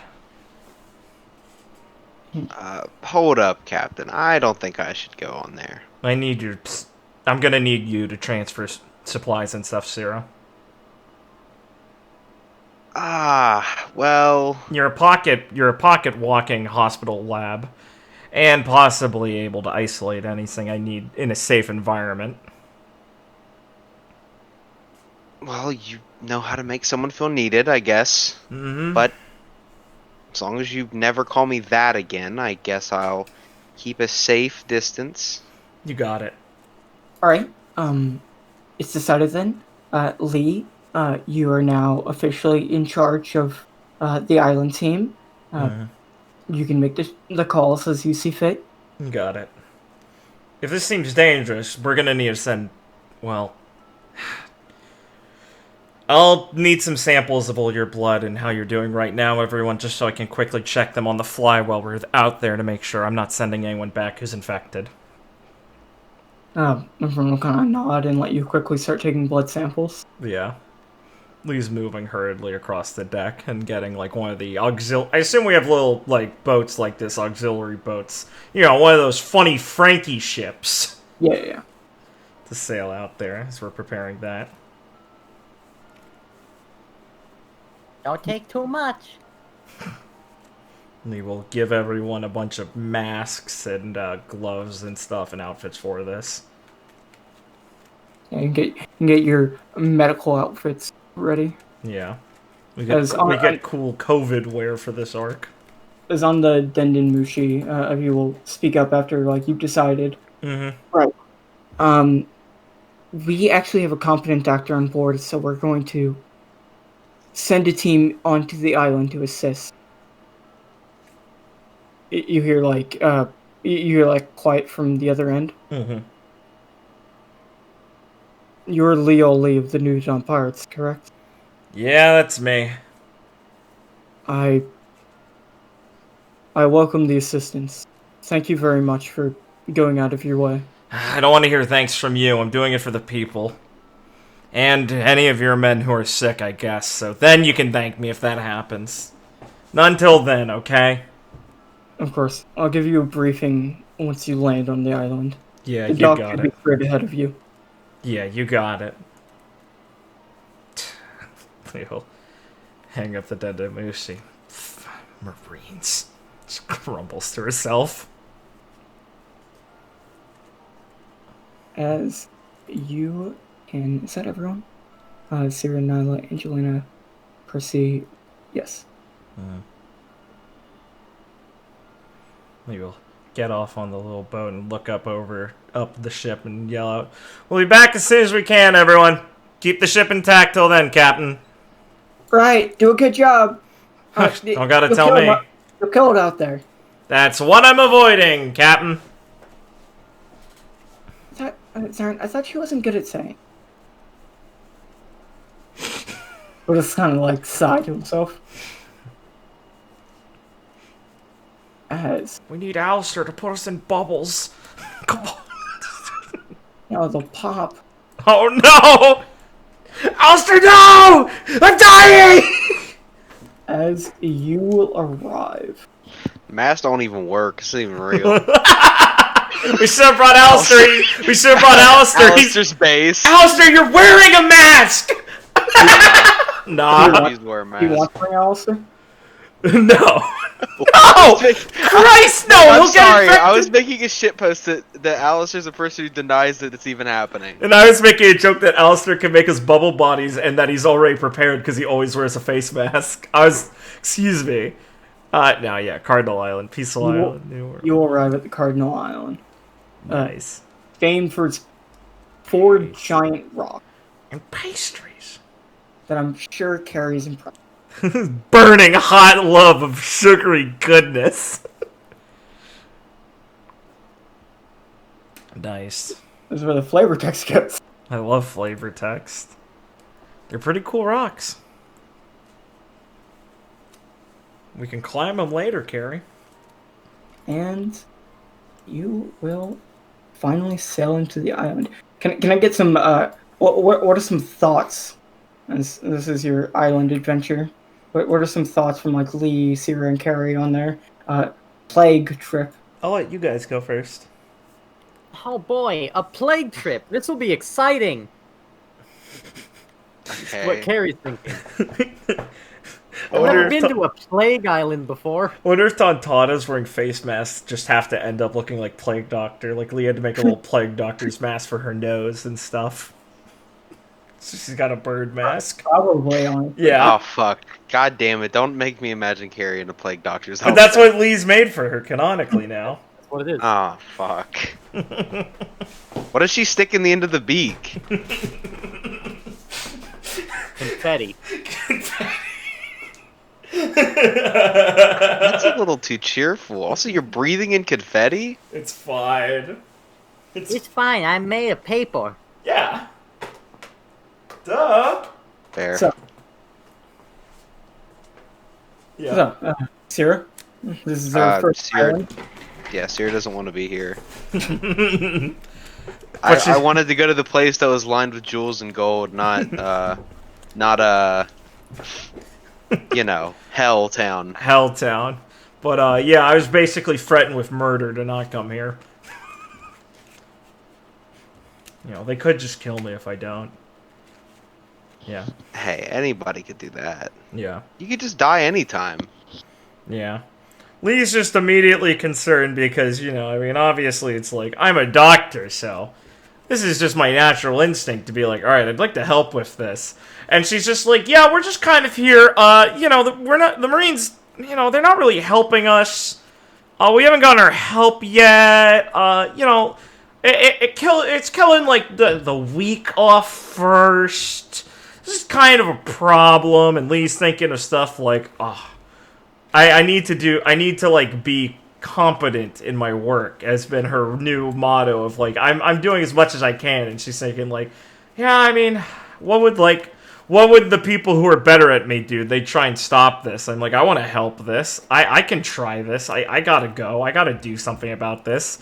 I mean, for fuck's sake, the Marines are acting so pathetic about this. This guy's, like, willing to give us supplies and shit. I can't let him be the more bleeding heart than me. I can't say I sailed by when a Marine didn't. What kind of fucking doctor would I be? Right. I wasn't ready. I wasn't ready for fucking load into fucking Korean MMO music. I was expecting some, like, Darkest Dungeon, like, miserable, like, shits were in a plague town. I was expecting Delfino. Doo-doo-doo. So, you will arrive. Oh, also, it being a disease that affects devil fruits is fucking fascinating. But, I mean, she's mostly actually concerned with real things. Jesus Christ, McGuffey. I should have a balloon.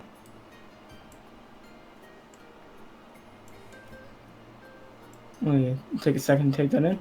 I will not do pop-ups of bios and stuff until interaction. Okay, cool. Cool, add dem. What is this? What is the, like, black shit? Oh, it's to signify, like, like different zone? Over here, like, different zones, instead of making different maps. Okay, so is there, like, a big bridge to someplace, though? Or is the bridge just a meme?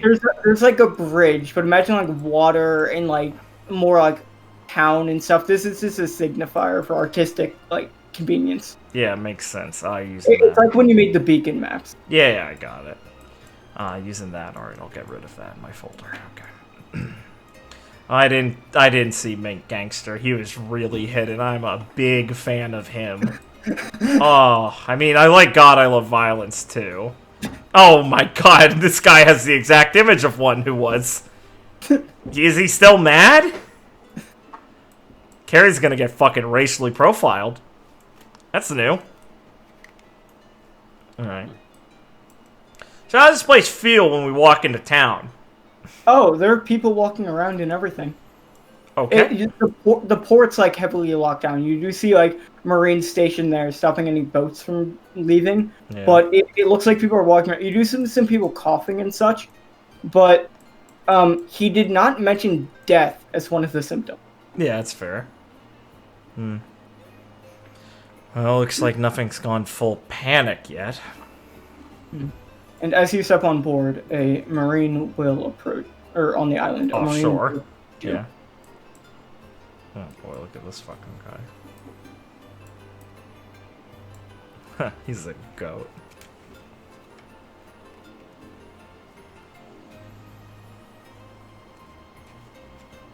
Oh, his right horn, no.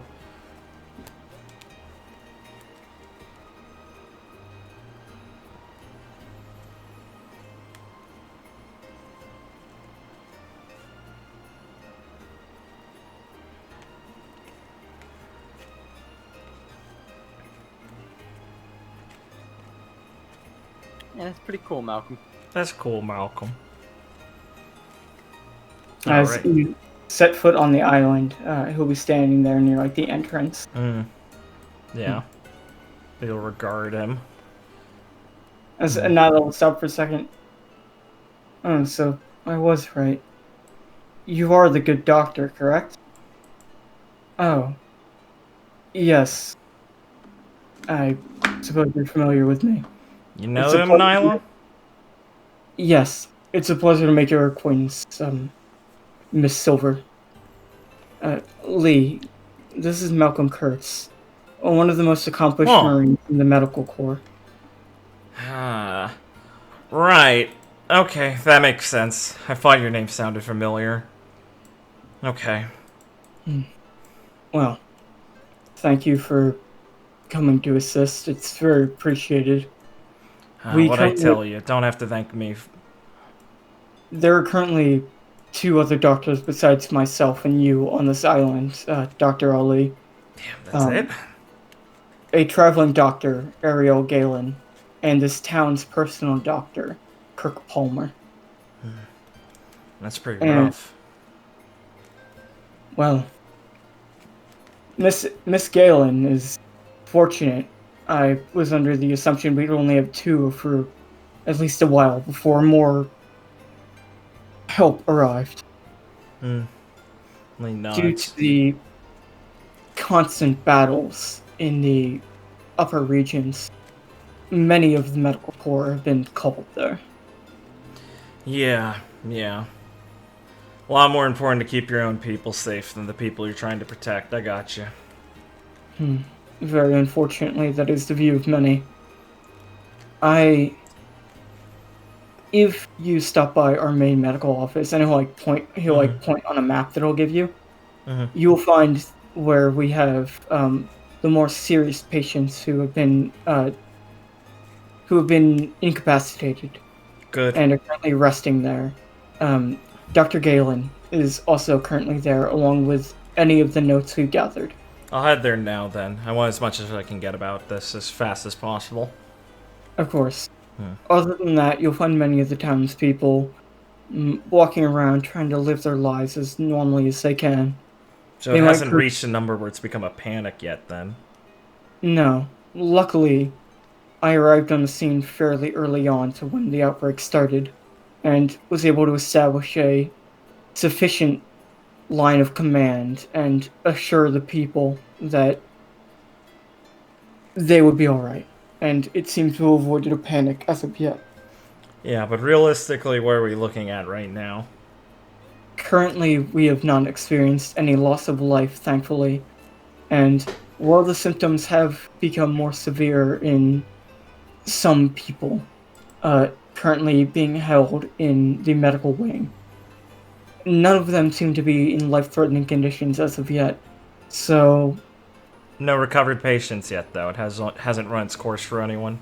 No. In the full week, none of the patients have recovered.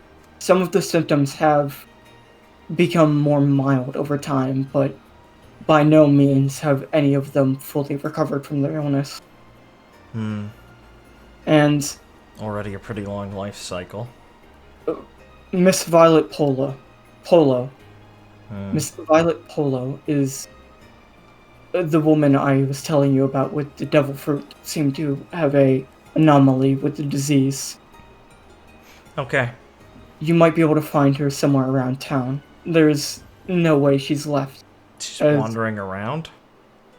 Yes. It seems to have given her very other minor symptoms.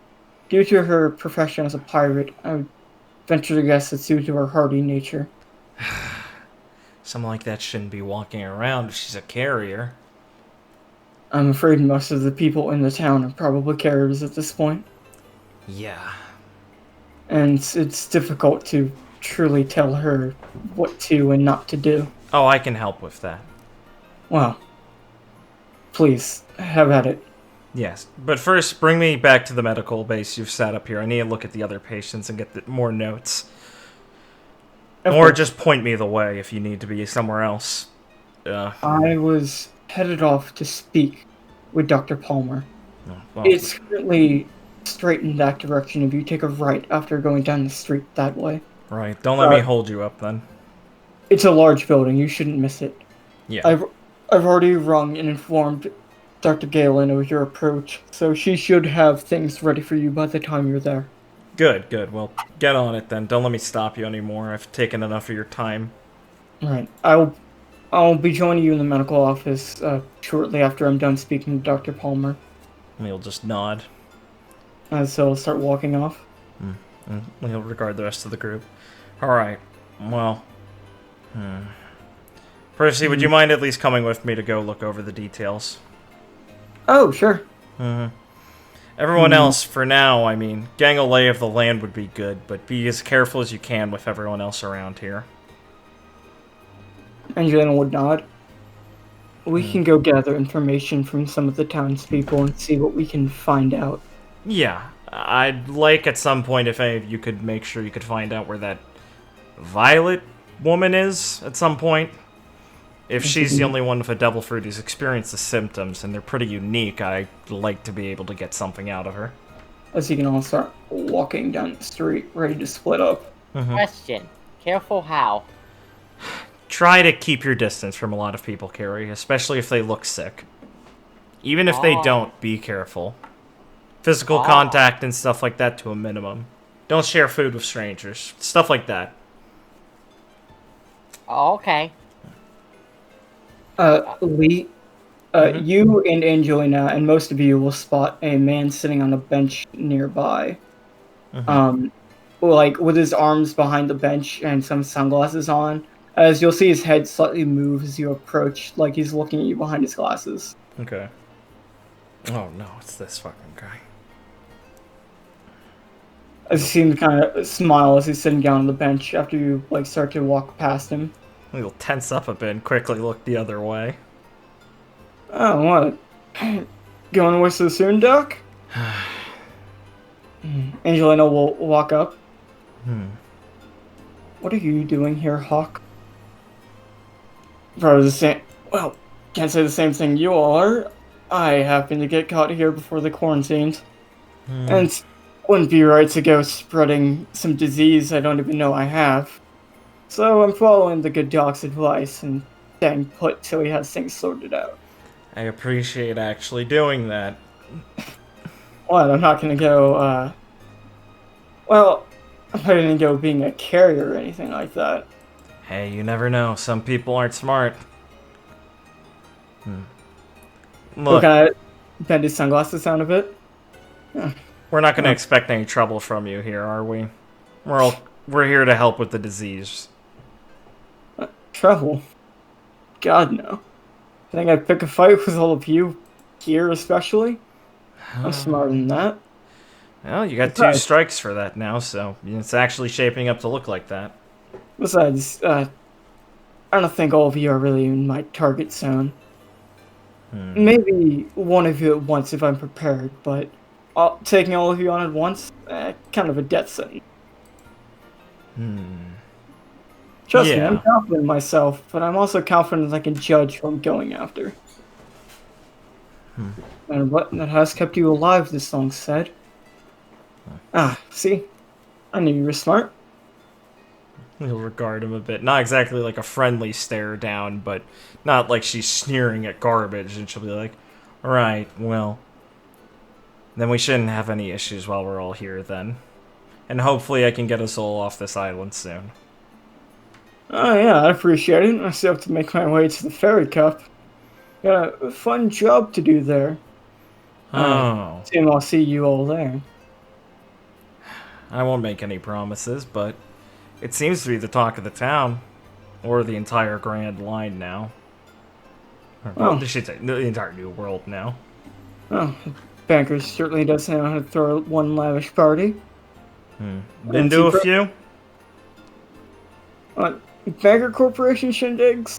Not too often, maybe 1 or 2. I've done a bit of work for them here or there when some pirates causing trouble with them. But, well, this is a bit different. They just want some celebrity in their tournament to add to the excitement, you know? Make sure a couple of strong, notable figures around are taking place in the thing. Yeah, I wouldn't know. I don't normally work with pieces of work like Banker. Yeah, you didn't look the type. Too much of a free spirit, if you get the joke. Yeah, I get it. I think the word you're looking for is integrity and dignity, though. You'll find the life of a bounty hunter that's in low regard. Well, considering we're pirates and I'm kind of impressed that it feels like I have the moral high ground against someone like you. Hey, what can I say? I'm just all about making a solid buck. That kind of level of honesty is kind of disgusting, but hey, as long as you're honest, it's a lot less to worry about. Say, he'll kind of lean his sunglasses down and, like, look over everyone. Do you notice anything strange about what's going on here? Besides how little's been put to actually stop the citizens from going out. Not sure. I haven't been here long enough. People here are kind of headstrong, so they might fight back if you try and do too much to them. Yeah, alright. But I more mean the peculiarity of the disease, at least from what I read from Doc's notes. Well, there's never been anything widely documented that ever has affected devil fruits like this, so... See, he'll like push his glasses up and smile. See, exactly, that's what I'm saying. So, it could be something that got out that someone was working on. He'll like snap his fingers and point. I knew you looked smart. Exactly what I was thinking. Seems man-made, if you catch my drift. It's the worst kind of conclusion, but it's certainly one that's possible. Outbreaking this fast, I mean... Suddenly, it just looked like, boom, half the town caught something. So... Hard to say that's a natural occurrence. Especially given the, well, I don't think anything here in this town seemed to change. At least not from chatting to the locals. Just suddenly people started getting sick real quick. Yeah, that'd be an odd way for something like this to crop up. I've been doing the good doc a favor and keeping my ear open. Makes me wonder who'd be involved in it. If you gave me, a chance to guess, I'd say it'd be the Marines, but I'd think they'd have better cover-up on a situation like this if one of their experiments went crazy. Oh yeah, and if they were going to do something like this, they certainly wanted to send Malcolm here. I mean, yeah. That guy's seems weird. He's as straight shot as they come. There's no way he'd take place in something like that. Yeah, and he doesn't seem dumb enough to just wander into it or get used as a, scapegoat to clean up their mess. That's certainly what I'm thinking. You take it from some of the citizens, they kind of think that it might be the travelers from Kodai that happened into town a little bit before this happened. I think that might just be some prejudice speaking. They still here? Oh yeah, I mean, they got locked down in the quarantine too, and they seem to be respecting it. Right. Okay. Guess that's another group of people we need to go look at. You really do want to get out of here pretty quick if you're working with us, huh? I have no qualms of chatting and working with pirates if it suits my needs. Besides, I'd rather not get deathly sick. Yeah, I suppose. Whatever. So, good luck on your work. Thanks, Hawk.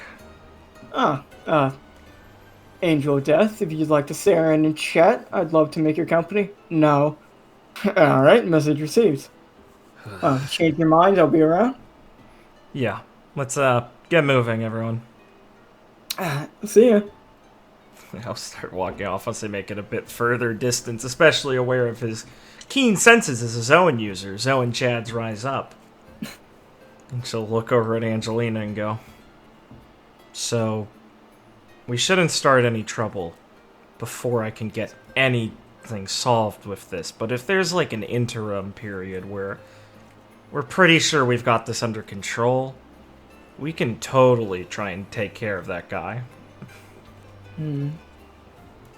I'll leave that call up to you, considering you're in charge. But got it. I'll be ready whenever you are. Knew I could count on you, Angelina. Thanks. You'll see a large man yelling at a woman that's like talking roughly to a child. As he's yelling over her.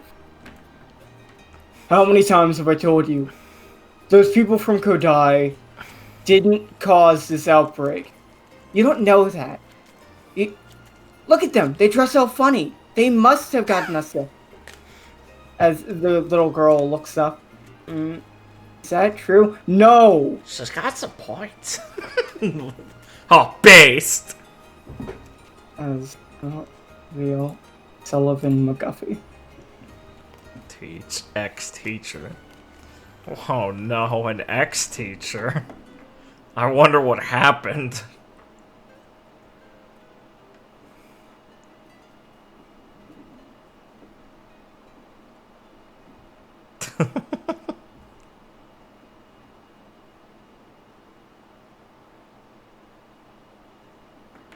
Based. He's good with children, he just doesn't wear a shirt. It's fine, Oda drew him. Oda doesn't know what a pedophile is. One of the kids at the base need a teacher. Yeah, of course. But you can. I said we needed a school. You can make your way around. Nice. So I know Lee's going to the medical office with Percy. Yeah. What does everyone else want to do? Do they want to go with her, go their separate ways to explore the town? I know Angelina, Nyla, and Sharina are going to go around town. She wanted us to look around for information. So look for information, I will. Great. Based. Yeah, same. Carrie finds the best information. I mean, I took the skill, right? Based! Gather information roll, please! Also, I just want to point out, since this thing of misses with devil fruits, Carrie has a piece of origami paper she keeps folding and unfolding to see if she can still fold stuff. Nice. Good call, Carrie. But it's just a piece of paper, so why would she not be able to fold it? Well, it's smart. She's like a Carrie in the coal mine. Yeah. So you're walking with Percy, Lee. Yeah. This is with devil fruits. I wonder if that will kill me. Why didn't I should have said you shouldn't come. Well, too late now. She'll like slap you on the back. He looks over at concerned. Percy, Okay. Don't worry about it. You got this. No, I just hope I can make as much work as I guess I'll have to work faster. You're right. I don't want you to die. Thanks. I don't want you to die either, Lee. Thanks.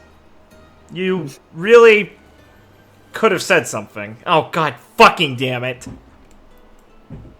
Cassidy? Did her image at least have a mask on? Yeah. Okay, good. Percy, I don't know what to fucking do about that girl. What? But no matter how many times you scold her, it doesn't seem to do anything. I really, really hope Aaron has a better handle on her. Probably not. I really, really hope Aaron picks a better girl than her. Well, I mean, he had that other girl with him, right? Yeah, I liked her a lot more. Is that because she apologized to you? Yeah. So you make your way into the medical office, Yeah. and you will see a lone doctor manning the notes. Whack. Oh no.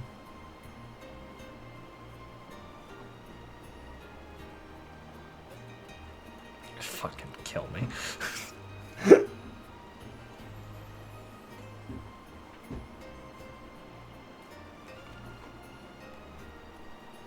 As Percy will kick in the door. Yoo-hoo! We're here. Lee sighs as she walks up with Percy after that entrance. Oh, you're the... Oh god, are you okay? What? Oh, yeah. Yeah, I'm fine. I mean, I could be worse. I could, like, be laid up in bed with a fever on the brink of death. You kind of look like you were on the brink of death. No, that's just my face. I'm sorry, ma'am. Oh, that's hilarious. You know, so am I. What did Percy say? That's hilarious. So am I. Oh, Jesus fucking kill me. Fuck you, Percy. I'm Leo Lee, and this is Percy Willow. She's not a doctor, but I thought she'd be helpful. I don't know why. I'm basically a doctor. Shut I've up, read Percy. books. That doesn't make you a doctor, Percy. Are you just on a mission to make me regret bringing you along?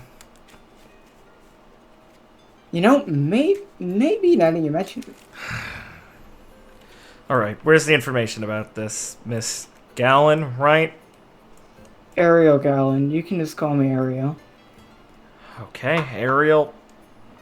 It's just spread out over here, kind of haphazardly. I see. That's what we're working with. Got it. We will start trying to make sense of it. Of the organization. So, besides the symptoms I mentioned to you before, there's like a list of patient names and a list of everyone in the town, like both current citizens and travelers who are here. Great. Lee does not have time to go through that because that's probably fucking big for now. Yeah, but that's an important piece of information to have. It's also listing like how many people are sick, to what degree, currently, when it was last updated, such like that. Many of the symptoms are not, like most of the symptoms I already mentioned. The anomalies, in fact, are, like I said, the devil fruit symptom, and the weirdly high like volatility between like how severe and how different symptoms are. Like some people have vomiting, some people have loss of breath, some fatigue, and it varies how bad it is. Cool. So it's really hard to get a bead on exactly what like it is because it's so different. And then there's also notes on like blood tests and stuff, but they're coming up like inconclusive. Like it's hard to really get a bead on anything specific. There were notes on like the town's medical condition from Dr. Palmer, the town's physician, but they're not like super extensive because it's not like he was prepared for something like this. He just has like these people's medical records from like their last appointment 6 months ago. Yeah, I mean everything about this just screams the fact that obviously there's nothing to be able to be prepared for something of this degree, so it's all just haphazard to a degree. Yeah, and that's why Ariel didn't bother organizing the notes. Yeah, he just sighs at the state of affairs. Right, that's kind of what I figured it'd be bad, but yeah. Oh yeah. Oh, if you trust, if you're paying attention to the townsfolk, then it's either the people from Kodai or me that's causing this. Wow, you just say that? Oh, I don't believe them. I mean, those people from Kodai seem pretty nice.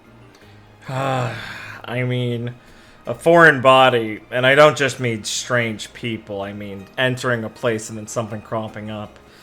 I won't pretend it's not an unreasonable assumption, but it's just going to be a problem in the long run. Well, that is unless I can get any tests on them.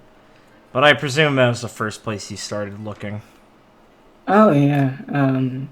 Apparently the good doc did take some statements and basic tests from especially all the people that are, native to the town like I am. Well, so do we even have a reliable method of testing besides the symptoms themselves at this point? No. Just checking for symptoms and taking basic blood tests is what we've done so far. Well, that'd be the first thing we'd need to figure out then. Well, let me go see the patients then. Sure. I have some ideas and some tests I'd like to run. They're right that way. Tell me one of them died and I'll move the body.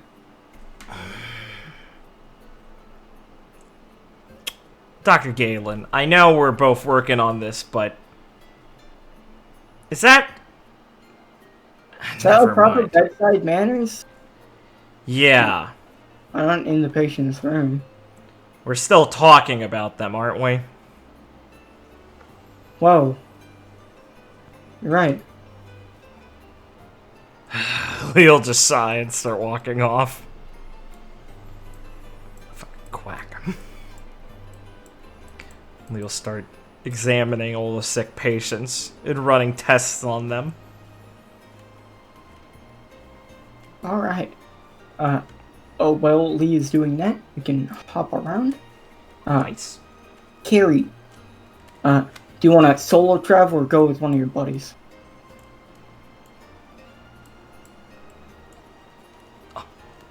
Carrie? Carrie! Not like this! Well, we're back to Lee. Not like... Okay. Good. Lee, it's inconclusive. They mostly just seem like sick people who are crying out in pain. He wants to tear her fucking hair out. I assume this is after like an hour or so at least, or Yeah, a yeah, while yeah. of actually doing multiple tests and things like that. One of the mans will like come to consciousness for a bit and tell you it's the people from Godai. She'll continue to ask why he thinks so and humor him till he passes out. Because who knows? Maybe it is! He says it's because they're funny looking. Okay, she'll keep talking until he passes the fuck out again. He'll be out shortly. Good. Lee, after a while of working with them, comes out to see what Percy's gotten herself up to. She's just reading some of the notes. Wow, this looks infuriatingly vague. It is.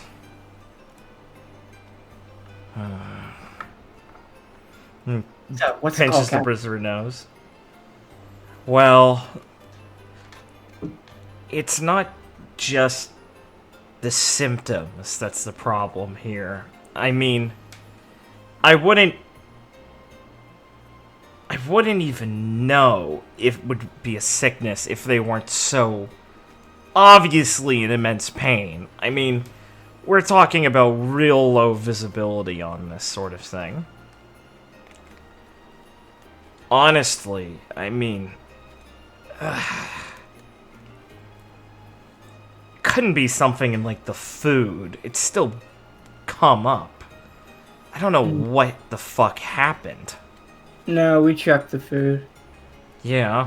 Doesn't seem to be like a bad harvest or anything, or, you know, like one of those beef diseases or anything like that. Drinking supply would be the next obvious one, but obviously you're Yep. looking there. Yeah, check that too. The good doc he was very thorough about immediately checking all the obvious points. I think that's why it's become so difficult, because he already made sure to go after all of the most common leads, and all of them kind of didn't give much. Okay. Right. What's the devil fruit of the person who was affected? That violet woman? I believe it's the stick fruit. She can stick to things. Okay. Good to know. Make things stick together. Good to know. And how did it react? Oh, apparently she just started sticking to things without her actually trying to. Well, we're really lucky it was a simple fruit like that. Okay. Do you have a list of notable people who have entered within the recent last couple weeks who stayed on the island before the quarantine?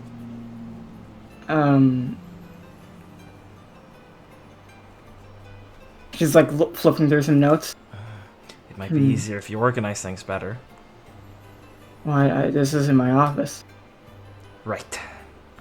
No, it's fine. You make we all make mistakes. Lee starts organizing things in the meantime.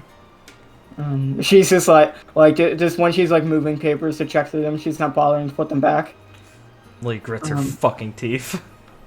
Yeah, it seems there weren't that many travelers here within the last few weeks, but some of the more notable ones, luckily, were still on the island when it was locked down. Mm-hmm. So,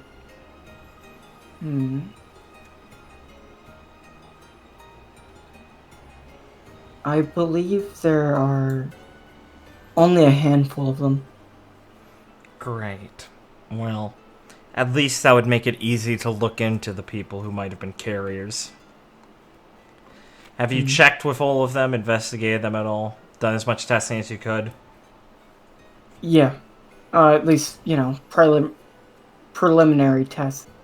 Right. Some of them have been a bit violent, so it's been a bit more difficult. Right. But it didn't seem like any of them were sick when they entered the town. To be honest, a lot of them still have yet to display symptoms. How long has that violet woman been here? She's a pirate, right? It seems she arrived in town about 3 days before the lockdown started. Right, okay. Apparently she was here to pick up pastries. 3 days before the lockdown. That means it got into her system, and that's a really low incubation time for it to actually start affecting her. Oh yeah, seems like it. It's not like the pastries, right? No, those are delicious. I don't... Dr. Galen, the taste doesn't affect it. I know, I'm joking. No, Yeah, you don't look like the kind of person who can make jokes easily.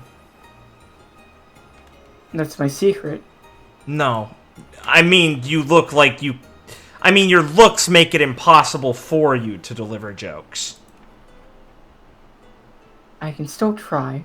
But we have checked the pastries, and it didn't seem like anything in the batch was contaminated as far as we could tell. So, Okay. we're still doing as many tests. We're retesting things like the food and water supply to, well, keep a constant watch. Do they get all their normal ingredients and stuff from on the island? Is any of it normally purchased from traders? It seems they get they get most of their meat supplies from outside the island, but a lot of their more grain and such are grown here. We'll need to check some of the farms then. Soil, stuff like that. Nyla can help with that. Oh yeah, she'd be great at that. Oh, I'll give her a ring and tell her to get right on that. Yeah, thanks. I'm gonna organize some more of this stuff and go over it just to see if anything else pops up in my head. Right. Anyone here now? Richard, you here?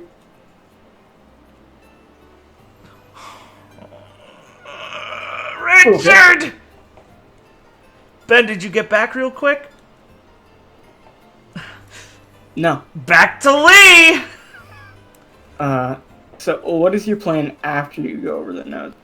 Yeah, Lee is waiting to try and find anything as she's starting to, like, now that she's like, okay, immediate things aren't working, back to looking at this fucking list and things, and she's looking for, like, any association on details with, like, you know, types of people, like, you know, are there certain symptoms that show up in the similar kind of people? Is there any pattern to this bit? No, okay, then move back to types of people and look at stuff like that. The only discernible pattern you can note is that those with a weaker constitution naturally, like people that might have asthma or such, like people that are naturally prone to sickness from childhood, are affected more.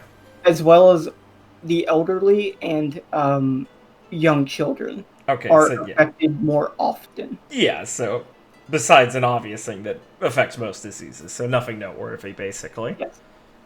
Would you like a list of all of the non-native islanders? Yeah, sure, please.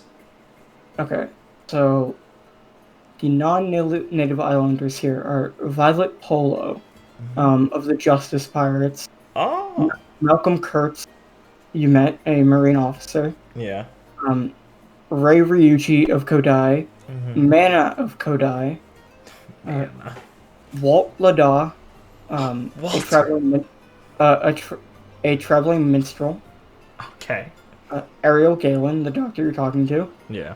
Sullivan McGuffey, an ex-teacher, just a citizen. Yeah. Julius Go, a painter. Oh, god damn it! He painted the disease! Benny Blast, a bounty hunter. And Penny, did he legally change his name? And Shannon Said, a bounty hunter. Okay. Oh my god, Julius, where's your sister? God damn it. He's kind of just nurse her head a little, or like hold her head a little bit. She reads Julius and it just thinks of that fucking idiot. And it's like, where's Julia? He said he wouldn't leave her. God fucking damn it. Hey, Percy, can you radio Carrie for me? Sure, check. Yeah, can you tell her that... God, fuck Carrie. She's a dented moosey. She's such an asshole. Can you tell her that Julius is on the island? Got it. She'll know to go look for him, okay? I swear to God, if he painted this disease somehow. He just mutters to herself. Yeah. And Here, you look stressed. She'll hand you like some weird herb. what the fuck is this? Chew on this, it'll help you relax. What is it? I didn't ask what it'll do, I asked what is it? It's an herb. Dr. Galen, can you please perhaps explain to me what medicinal herb this is? It's one I made myself. You didn't make the herb, you grew the herb. Give me a second. See, that was half joke, half I know, serious. I know. Exact. That's why it's so perfect. Lee's giving her a scowl. Lee's getting the worst impression of her and is very stressed out because she's like, this sucks, this is a plague, and Percy went, dude, I could dial him out, and Lee's like, fuck! Well, I mean, I crossbred different herbs to come upon making this one. Okay. What'd you crossbreed? One that's used for, calming the nerves, and then one that's used to stimulate healing properties in the body. Okay. I haven't named it yet. I'm always lazy about that. You should probably just take the names of the two categories you bred and put them together somehow. Well, if this is what I think it is, judging by the leaf shape, I know at least one of these, and that's probably good, so fine, thank you. Yeah, it's pretty good as you're chewing on it. Mm-hmm. Yes, thank you, Dr. Galen. It's no biggie. You have an amazing tempo that I don't think I'm going to be able to match. You work under pressure a lot or something? Oh yeah, all the time. I go into like active war zones and stuff to help people that are like in imminent danger. That's a really noble thing to do. I only work under fire as often as we get in it, I guess. So, you know, I get it. I guess I'm more concerned now that I brought more of my crew with me. But strangers' lives and theirs are still equal, technically. Putting yourself under, more pressure to get yourself real going. It's, makes you feel like a true doctor when you can save someone's life when it's truly on the brink. Oh, you're right about that. I mean, I'd like to actually be able to do something for this place.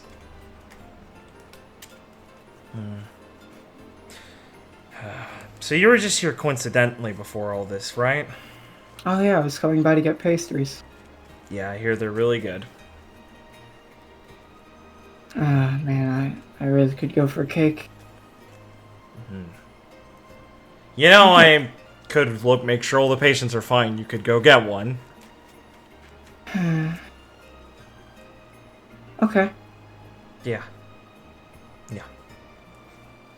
No, thank you. She just left. No, thank you. Right, Percy? Yeah, why would she thank me? She's trying to reach an olive branch. Lee, she's obviously under a lot of stress. Percy, shut the fuck up. Whoa, sorry. Yeah.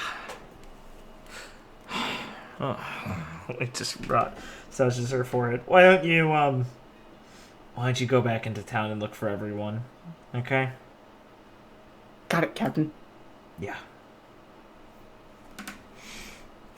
As Lee starts getting to working on some things and attempting to make some medical supplies to test if she might be able to do anything. See if she can help alleviate symptoms of things. Well, that's gonna be very long and inconclusive. Yeah, exactly. As performing medical tests is very strenuous. Yeah. Tell me if you ever want to leave that room.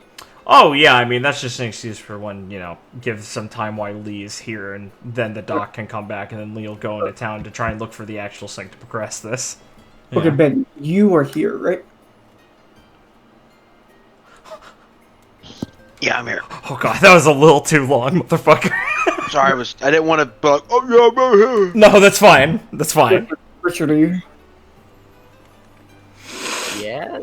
Yes. Oh, yeah. Oh, fuck, man. Sorry, I asked Should have made him wait for it. I've asked 3 times and you weren't here. What? Okay. Okay. Carrie, you got a ring from Percy that said Julius goes on the island and Lee wants you to go find him. Okay. Um, Go on. do you want to travel alone or with anyone? Huh. Well, Lee told me I should stay distant from people. So I will go alone to find Mr. Go. Okay, where are you gonna go and find Go? I have no idea what he looks like. What is Julius? You know, white hair, intense gaze. Oh, Painter? man. That could be one of 20 people. Oh, Julius! Painter, right. Yeah, he painted Ron on Ines Lobby. I remember him. It has been a while. Well, he's gonna be somewhere where he can find something interesting to paint.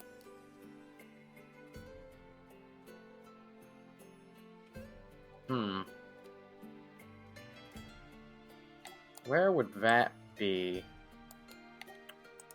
It would either be over here. There's a bunch of flowers and river and shit. That is the ocean with one of the cardinal stones. Awesome. You know, he might want to paint that. Or it's over here and back in Crime Alley. And just call it Crime Alley because that's what I feel like it is. I mean, there's a guy there. I'm gonna do a flip.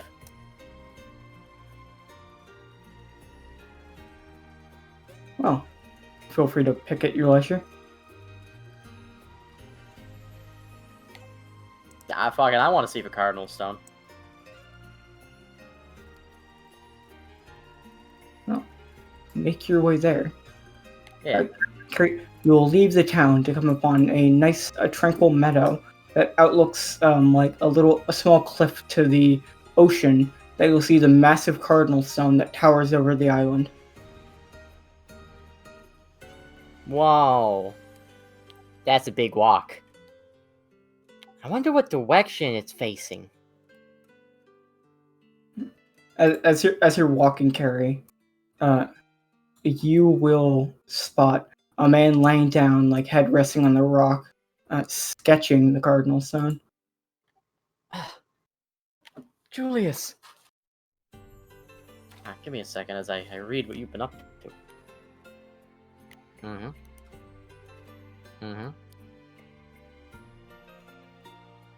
Ah. That's good for you, Julius. I'm sure Ron would be excited to see you come back. Oh, definitely. This is one of his original boys. I know. How did that happen? Alright, so Big Cardinal Stone, there's a man laying down sketching. Carrie is smart enough to go, man, sketching. That must be Julius! Oh, how she's improved. Yes. I mean, if she saw some other guy sketching, she would also think, that must be Julius! And then realize her mistake when she got close. As you can begin to approach. Yes. It's a quick approach. Carrie is running up. Seems to be absorbed in his sketch. And doesn't notice you approach until you make yourself known. Yeah, well, making herself known, that means getting up close and screaming, Julius. Julius! He'll kind of look at you very suddenly. Carrie, stand right there. He'll point like in front of like the cliff to the stone. Oh, alright. Hold that position. Raise your one leg. Alright. And done. Come back. Oh boy, I can't wait to see this. Here you are. It's a picture of Carrie holding up like a stone that's like so much bigger than her. They're even birds for scale. Of course. Whoa! I'm really impressive! You've grown immensely since we last met. Oh, you noticed. Your artistic flair is Astounding. Oh yeah, I added a cape for that. She'll say as she swishes her cape. It's dashing. I thought so too. Capes are pretty cool. Hey Julius, what are you doing here on the island? I'm doing nothing as of note. I've been asked by a Marine to not leave the island due to some quarantine. Yeah, I heard something about that. There's sick people on the island. Oh, so it's a sickness.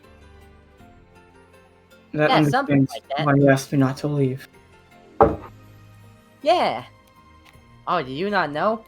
Yeah, we came here. She's talking to another doctor right now to try to find a cure or something like that.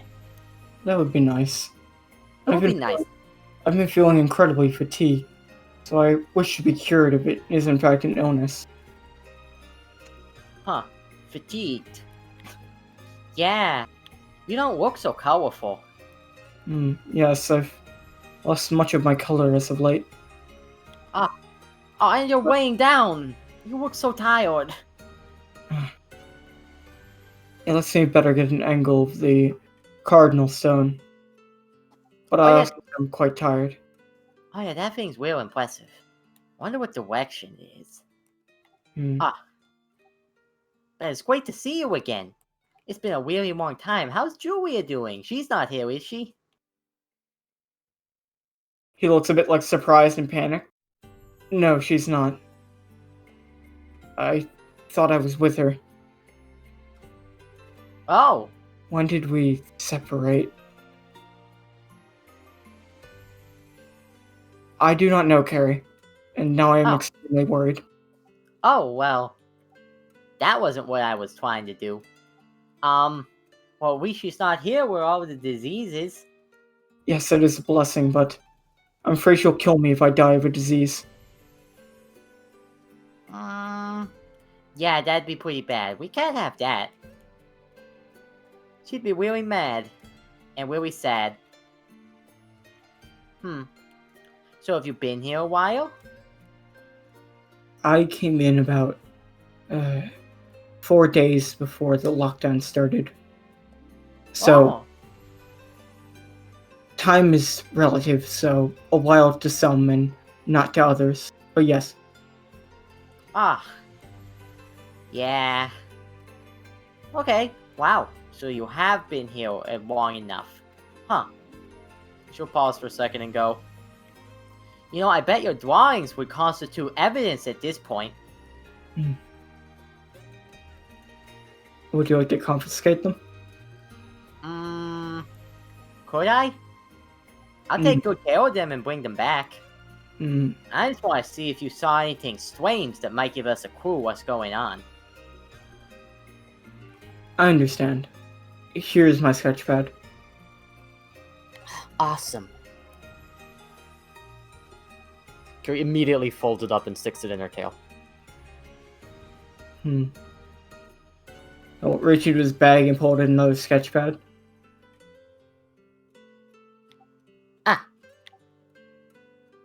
Yeah, I don't think I need that one unless you still had things in it. No, this one is blank until I write things in it. And Yeah. then it will be filled. Yeah, that wouldn't have any clues in it.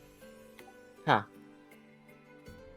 So, like, if you're tired and stuff, do you need to, like, go to doctors or, like, get a drink or something? Or are you just gonna want to stay here and draw some more for a while? I don't know. You know, how about I pick for you? Alright. Okay. So you're a devil fruit user. You've been here the whole time. You haven't had anything strange happen with your devil fruit, have you? I have. Oh, you have? What happened? My drawings are not as crisp as they should be. It seems like my brush gets messy when it truly shouldn't. Oh. And it causes me to... Well, I'll show you. We'll start sketching, he'll try and sketch like a dog, and when he brings it to life using his devil fruit, instead of being like a well sketched dog, it'll be like an abomination with like 6 legs and like 3 eyes, and it'll kind of like start to walk around before slowly collapsing and dissolving into paint. That was terrifying, Julius. It truly is never like that. Yeah, I know you're better than that. Don't worry. It's not your fault. I should probably tell one of the doctors about that. Oh yeah. I think that's what we need to go do then. Yeah, I'll Alright. take you to find one.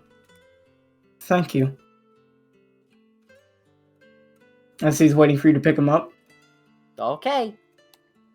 Here, lay down on this. As Carrie can pick him up after letting him lay down on a blanket of some sort, I assume. Yeah. Carrie, bring him to easier to carry people. Carrie, bring him to the medical office. Yes. Okay, I'll bring you over there when Noah comes back. Okay, Ben, Sierra. So what is Sierra's take on this, especially after the bounty hunter said this might be an inside job? Are you asking for serious feelings? I'm sorry. Yeah. Yeah. Okay. What does Sierra think? It's like it's been told to gather information. Bounty hunter said this might be an inside job. What's the next step? Well, Sierra's thinking like, wow, this got instantly worse. Like the second we stepped onto the fucking island. Great. So she'll get on to gathering information, but keeping away from people. She's not trying to catch the fuck your devil fruit up disease. Right. Please go where you wish. Do I have your permission to talk to generics? If you want. No, I don't.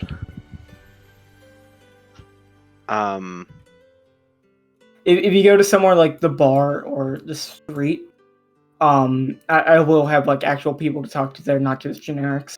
Okay, well, thank God.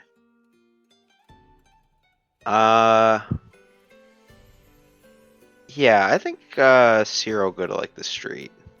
So let me just. I think she'll be up here in the street. Let me see.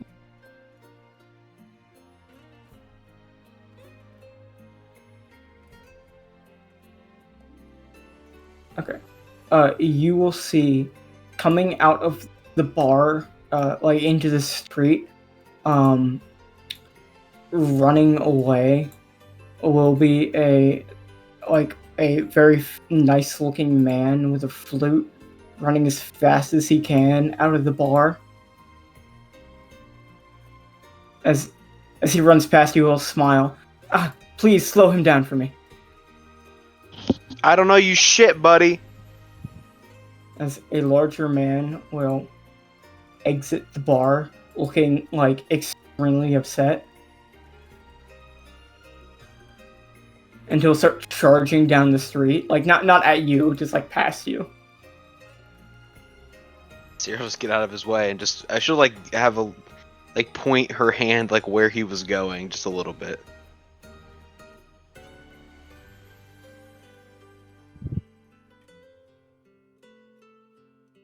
Right. So you can continue on through the street, Sierra. You will hear a lot of like mumbling from the townspeople, and a lot of them are blaming the people from Kodai.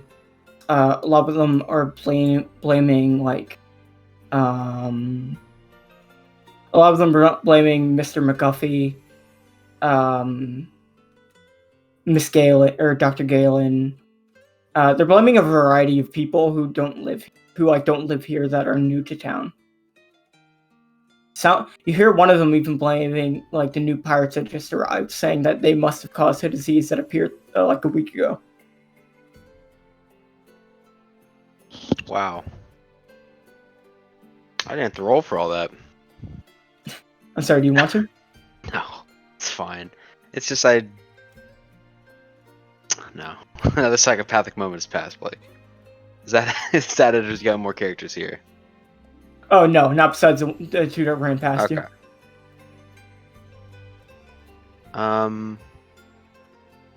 Yeah, I guess Cyril will just continue to do that.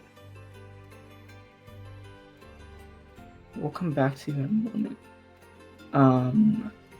You are now. Okay, we're there. Okay.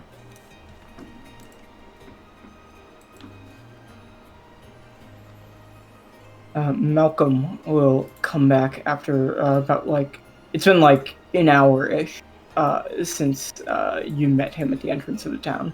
Got and it. he'll walk into the building. Is Dr. Galen on her break?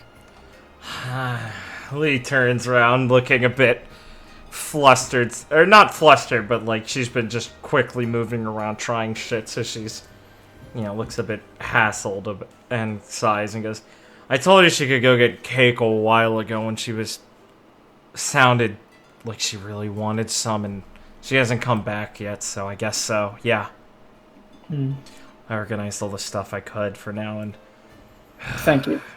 Yeah.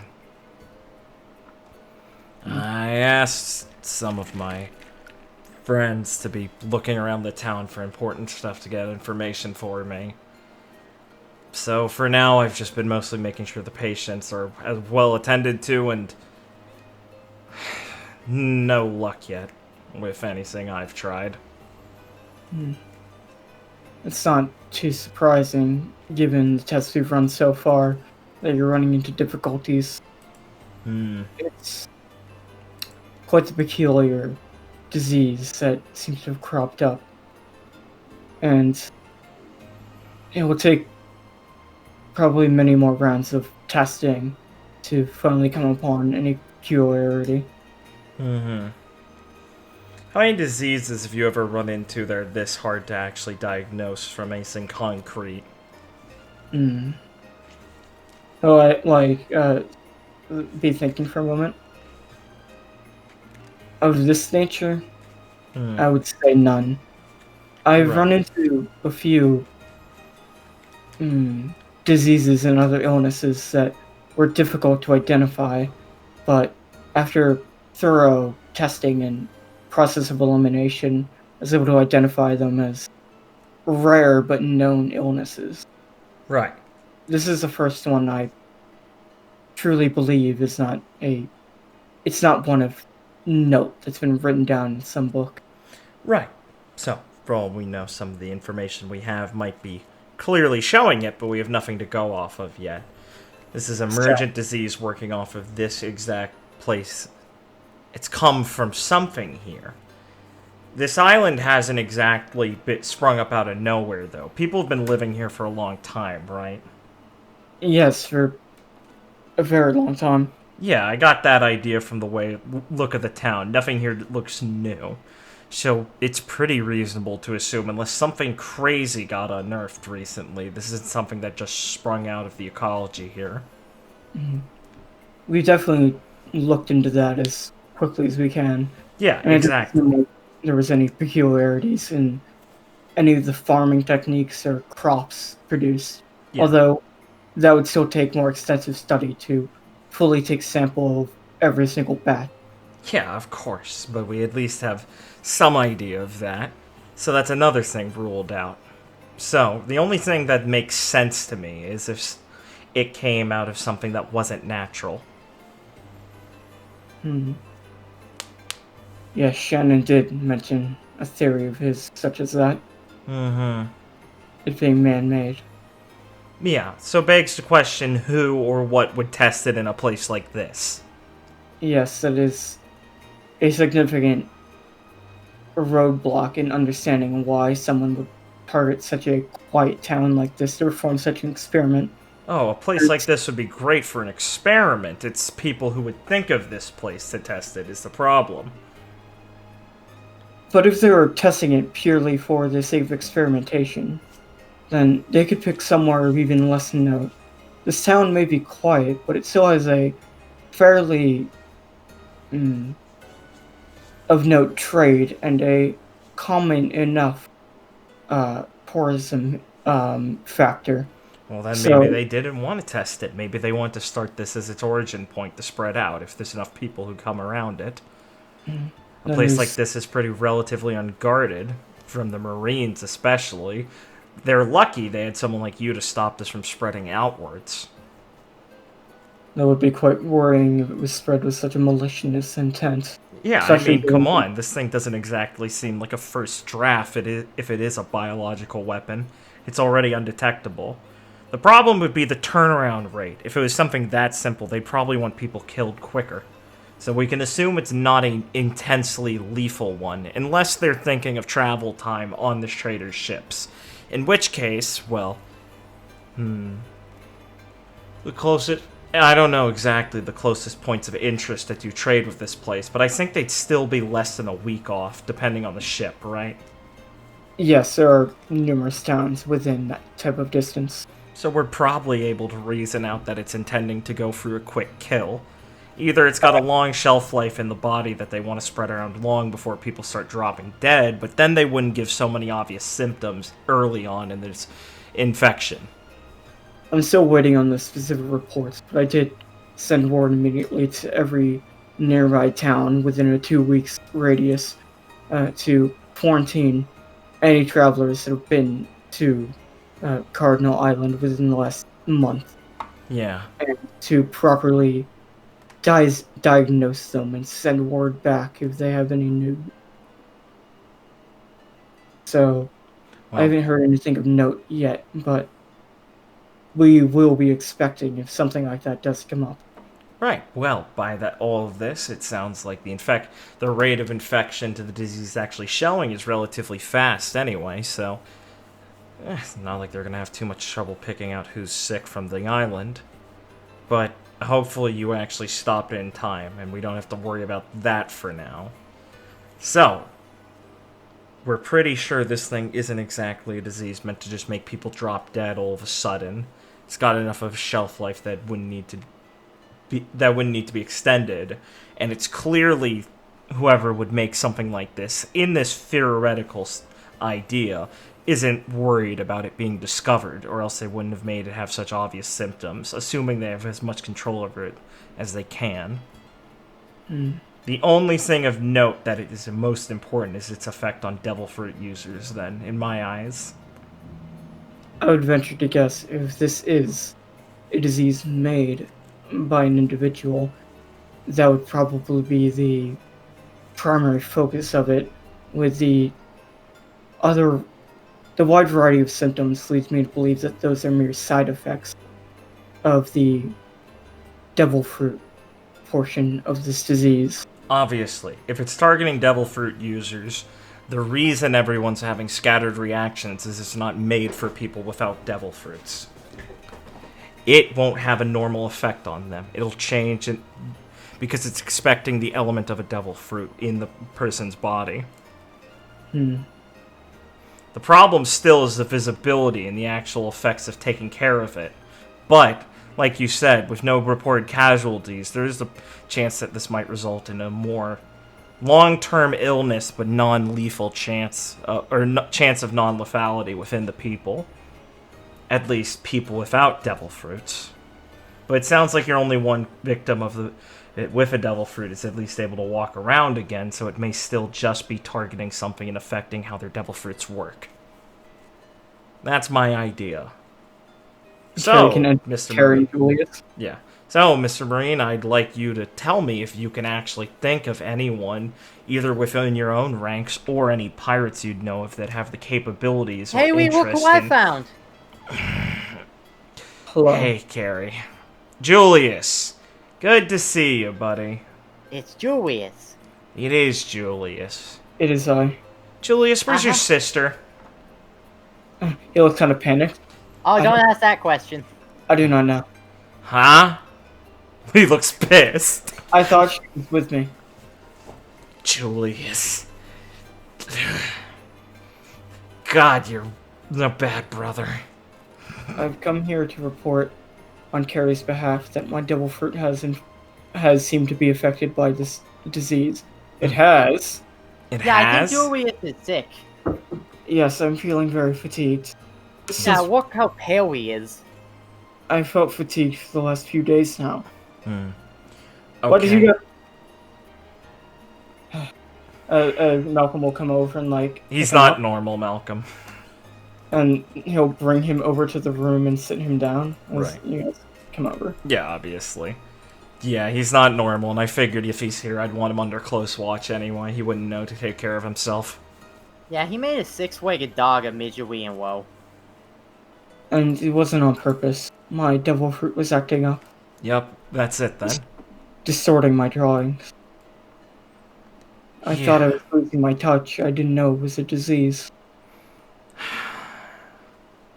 He pinches the bridge of her nose and then quickly disinfects her hand. Of course, yeah. Mm-hmm. Of course, that'd Well, I be thought your it'd be a first good idea to bring him here. one. Thank you, Harry. That was very correct decision.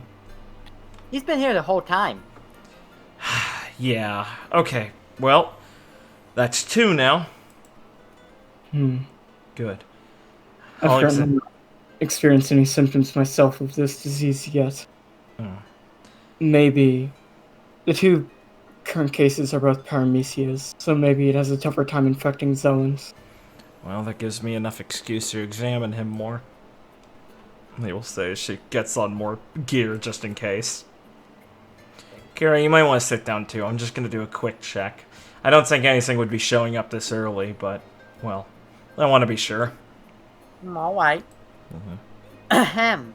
Okay, we'll say as she just kind of gets on the thing, sits down, and sticks out her hand. Yeah, Leo will work with Carrie first, obviously. Here's your lollipop, Gary. Oh, Carrie's fine. Just one lollipop? After finding Julius and bringing him here? You know the shit I saw, That dog was terrifying. I believe she's been deserving of more lollipops. Holy crap, Julius, that came on fast. Good RP, Julius. Nice. Lee will drop 3 gumdrops in her palm. Carrie will take them gladly. Yeah.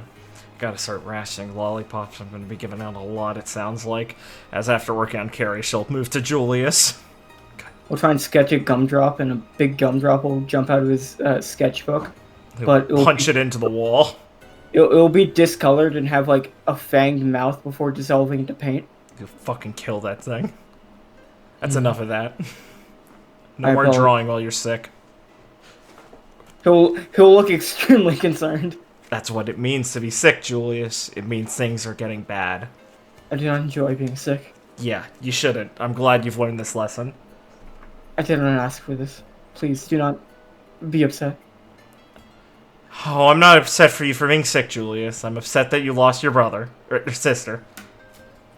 I swear I thought she was with me. You know she's gonna be really sad right now. I'm very aware. We'll look for her once we're done here. Oh, I grabbed his sketchbook, by the way. I thought maybe he had seen something in there. Huh, that's actually a really good idea, Carrie.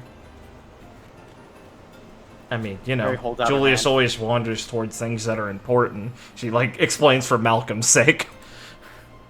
As you're flipping through the sketchbook, it's the different people, especially the more interesting people. You see Benny Blast, but it's really stylized. Yeah, of course, yeah. He's his Yeah. coat gigantic, and filled with spikes, and there's an explosion. Yeah. You see Sullivan, drawn to be even scarier, but there's a bunch of happy children around him while he's reading a book. Okay.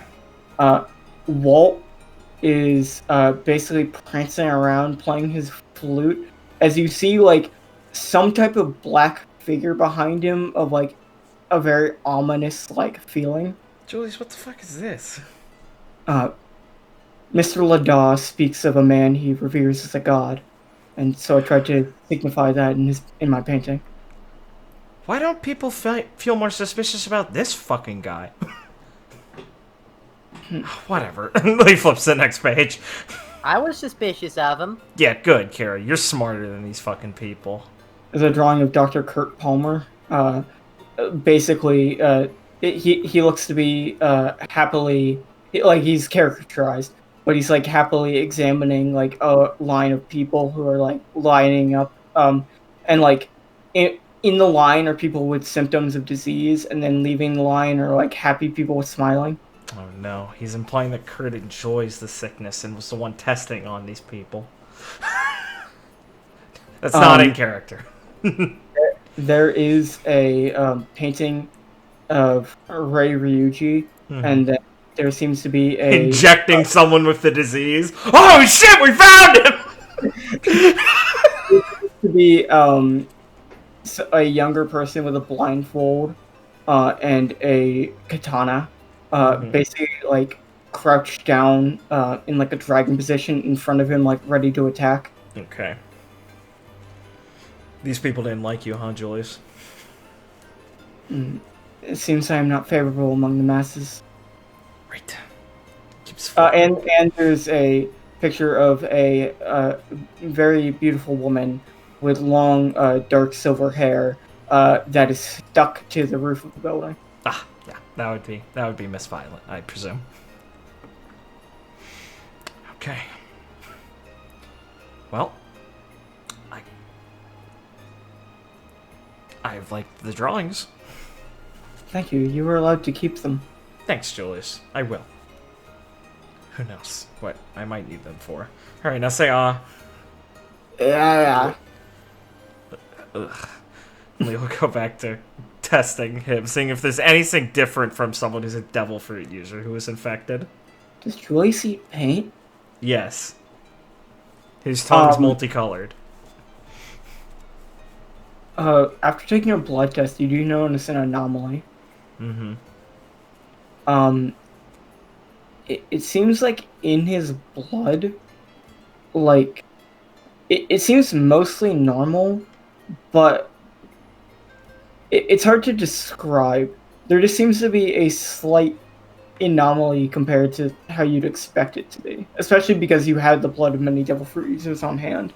Sure. And it's hard for me to describe exactly like what it is, but something in your medical expertise does strike it as slightly off. Okay. Malcolm, did you manage to get a blood sample from Violet? Not yet. Miss Polo has. That's what I thought. You would have seen something weird with it if it's like this. Lee will gesture over and, like, you know, they're using like those fucking, you know, when you test blood, you have the microscope thing. Potential gesture for him to look at it. That is slightly peculiar, but only slightly. It's still something. It could just be Julius, obviously. So, like, what is this? Like a cell? Like, what are we working with here? It's hard for me to exactly describe because I'm not a very medical-minded person. Okay. But basically, you, like, when comparing your knowledge compared to, like, the sample you've now taken, you can basically contrast that, there seems to be just a slight anomaly in, like, the structure of the blood cell. Or not, like, the blood cell, but, like, the structure of, like, the makeup. Only a little bit. Like, there's something extra there. That's a pathogen. Yeah. Yeah, there's a virus thing in there, yes. And it's more pronounced. Like, this wasn't there for the normal people. Yeah, obviously. I mean, you know, if there's a foreign entity in the bloodstream, it's noticeable, yes. If you have something weird in your blood. Yeah, of course. Am I dying? Well, not currently. We don't know what the lifespan of the disease is, Julius. It's only been active for a week and no one's died yet. Well, I've been active for 26 years, so I seem to be beating it currently. Holy cow. Man, I wish I remember when Ron used to deal with you. Okay. Right. Yeah. Okay. That's definitely a foreign virus. I don't know why it'd only be visible in him, though. If it really is devil fruit users, I guess it might be something in their blood that makes it more pronounced. I can maybe work with this, but I still want to get a sample from that violet and something. I can continue to analyze the blood samples and watch after Mr. Go here if you wish to go into town to find Miss Polo yourself. Yeah, I would. And don't worry, Carrie, there wasn't anything in your blood like this. Cool. Mm-hmm. Ah, that's a relief. Yeah. Hey, I'm feeling pretty healthy, but I'm gonna take a quick nap, okay? Okay, Carrie, sure. Who says as he crawls into Lee's chest. Sounds good. It's safe in there. Okay, we're gonna go look for Miss Polo. Julius, stay here in the sick ward. I do not currently feel fit to move. Good. For you in the long run. I'm not going to let him go anymore. Thank you. He will huff and walk out after leaving all the stuff he'll need to work with. As And you can, she's doing calculations in her head on how can I make a fucking cure for this virus. as he can exit the building. That's good. Yo, is that man just pretending to be sick? Huh? Yeah. He doesn't have the icon. You know, that one. Yeah, that one. Oh, He's just faking it. He's just Maybe. faking it to get out of work. That's lore. What a fucking Chad. I mean, he'll catch it, like, next episode. But, good lore. Good call.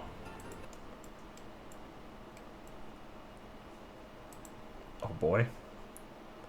The music is changing. That's scary. as that Walt's really going to come scared me. running down the street, he's going to look at you. Miss Lee, please, your assistance. As he'll, like, come and get behind you. Oh, no. You're the weird guy. As Benny will come charging down the street. Move. Oh, no. It's Benny. What did he do? I'm not against moving. I just need to know. She's much against moving. She is my champion. Shut the fuck up, dude. I am very fucking busy. Look, Mr. Blast, what do you do? I just need to know. Idiot insulted my coat. Oh my fucking And god. stepped at me. He wouldn't stop even after I warned him. Why didn't you stop? I didn't do such a thing. I merely commented that his garb would not be befitting of someone of his stature. Are you really okay with beating up a guy that is this stupid? Yeah. Lee like squints at Walt as she's like surveying him and is like, oh my god, he's so fucking weak. He's like smiling at you. Dude, he is like, you will kill him. Well, because that's one less problem around here. Do you really have to kill a guy over making fun of your coat? Are you that fucking sensitive? Yeah, guess I am. Oh my god. Yeah. You gonna move? No, you're not going to randomly kill a guy. He's an asshole, but you will kill him. Well, I guess this is the way it goes down. As he like, gets ready to go and like do a shoulder charge. Oh my god. This fucking guy. Lee surveying him. Oh, sorry, Want Carrie. me to handle this? Yeah, Carrie, if you wouldn't mind. As Lee surveys Benny. How strong does Benny look? He's like not as strong as you, Mm-hmm. but like he's pretty. He's a He's tough pretty guy. confident, and his coat looks weird. He's like an Alistair tier. Yeah. No. He's much stronger than Alistair. Fuck, Alistair was okay for the New World, too. Damn. Alright. He's like an accomplished bounty hunter that Yeah. works a lot. Lee'll... It's just you guys are anomalies. Yeah, of course. Lee will agree to let Carrie handle this. Alright. Us Cool. Carrie, too. Here we'll jump out onto the ground, turn to Walt, and go. So, the problem is he's gonna charge you, so I'm gonna take you now, alright? Masterful idea. Thank you very much. Yes, of course. Hold on tight. She'll say as she, like, gets behind him and picks him up. Nice. He will not resist. Yeah, and she's gonna use her blinding Tontatta speed to run away and jump up onto her roof. As you jump up, Benny's gonna start charging, but the second carry disappears. He's just gonna stop. Fuck. We'll just kind of stand there underground. Yeah, you're probably not catching up with her.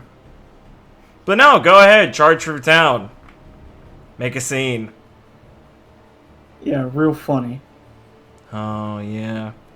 Type of idiots sail into a plague-ridden town anyway. I'm here to cure the plague and get you off of here. So at least a little gratitude, or at least trying not to cause a problem when we already have an epidemic would be great. You know, like, I'm sick. Yeah.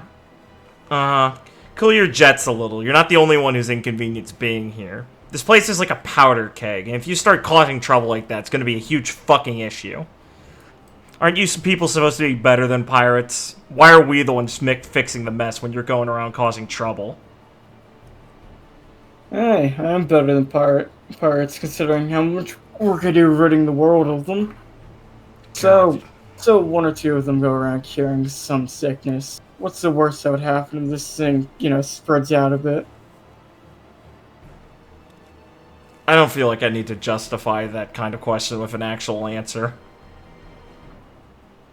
Oh, you'll excuse me, Red? I'm gonna go find myself a Pied Piper. Yeah, good luck, buddy. And just rolls her eyes. And, heads off to where she was going to go look for Violet. Speaking of Violet, Carrie, you'll jump onto a building. There's a woman that's stuck to it. Oh no. Stuck to it. Nice. I've seen this hentai. Yeah, sticky justice. Okay. There she is.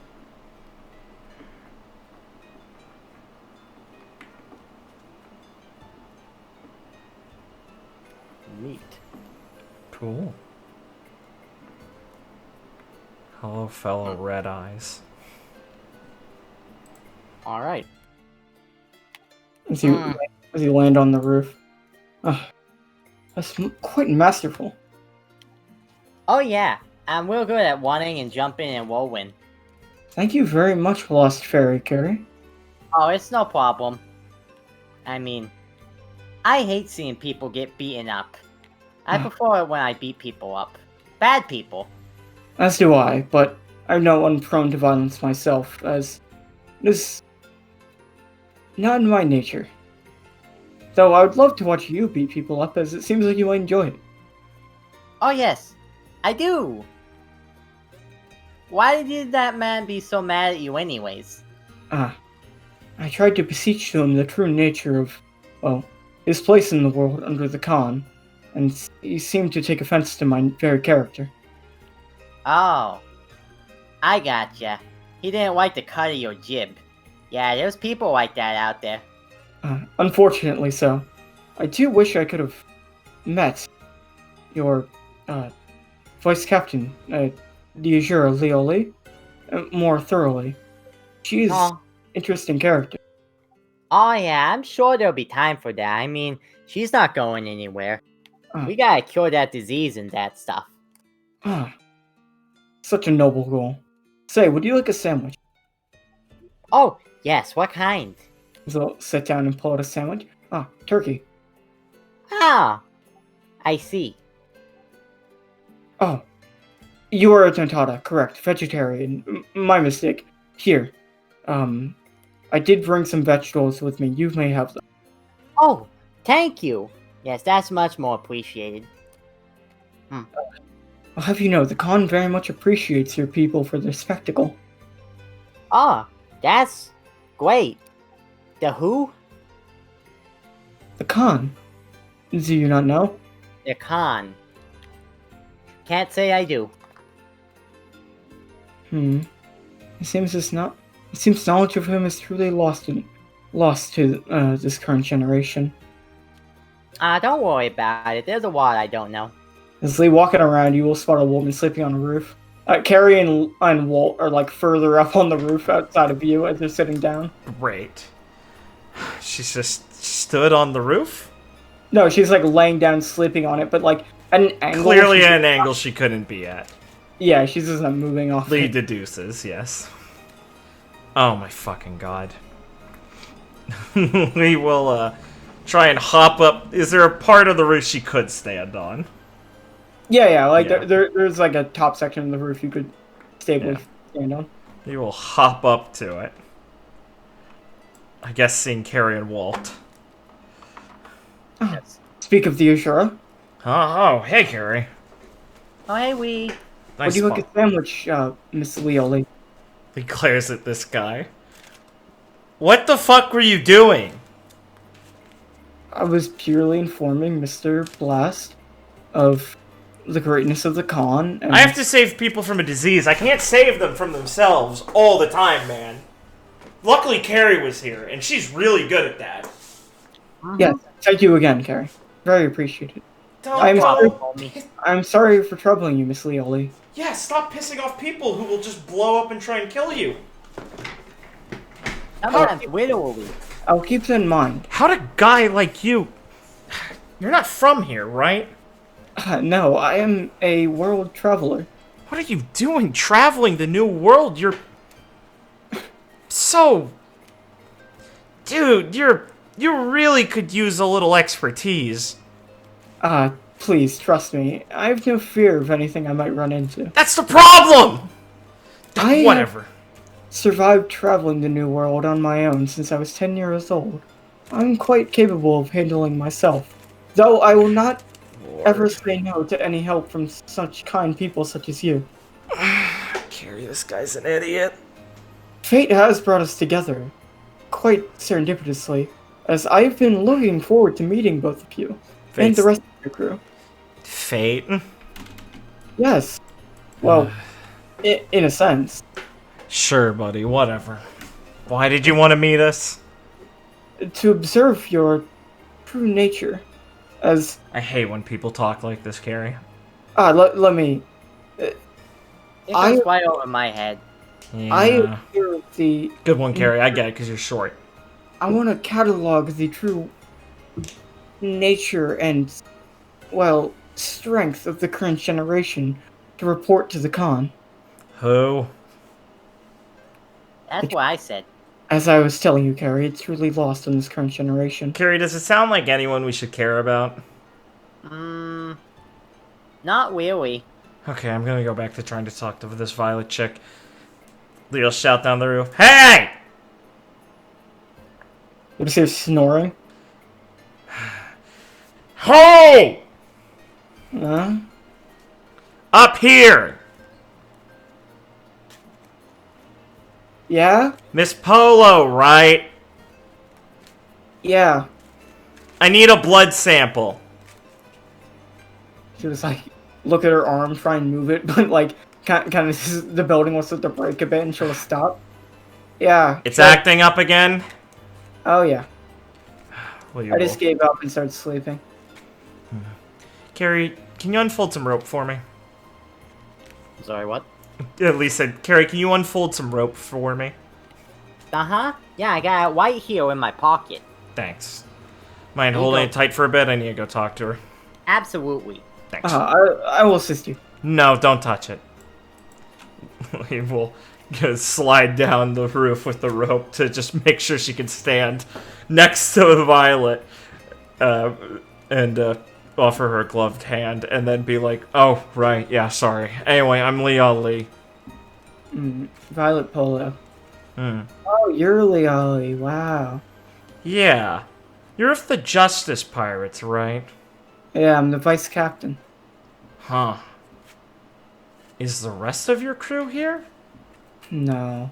Yeah, I didn't think so. I think they're going to Marydrum. I know that's where Erica wanted to go for the tournament. Right, yeah. Stopping by to grab some cakes beforehand. That's cool, that's cool. I actually want to meet your captain at some point, so maybe we can talk a little more after this, but what's gonna happen if I try and stick a needle in you? Is it gonna get stuck? Probably. Okay, I don't think I can do that to you then. That is very dangerous. You Shit. you like hit me until I cough up blood, but your hand might get stuck.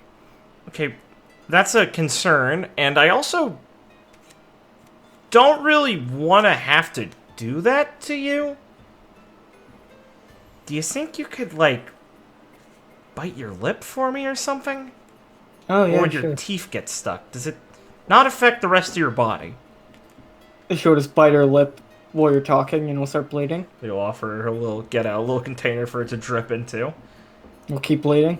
I will start sucking on it a bit. Yeah, thanks. Okay, sorry about this. That's fine.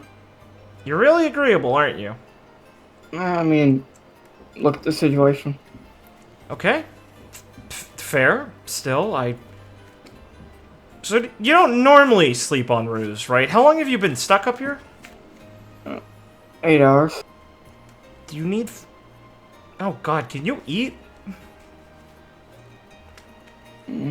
She's like looking at her pocket, and she's like wiggling her finger a bit into her pocket and pulling out like a donut hole.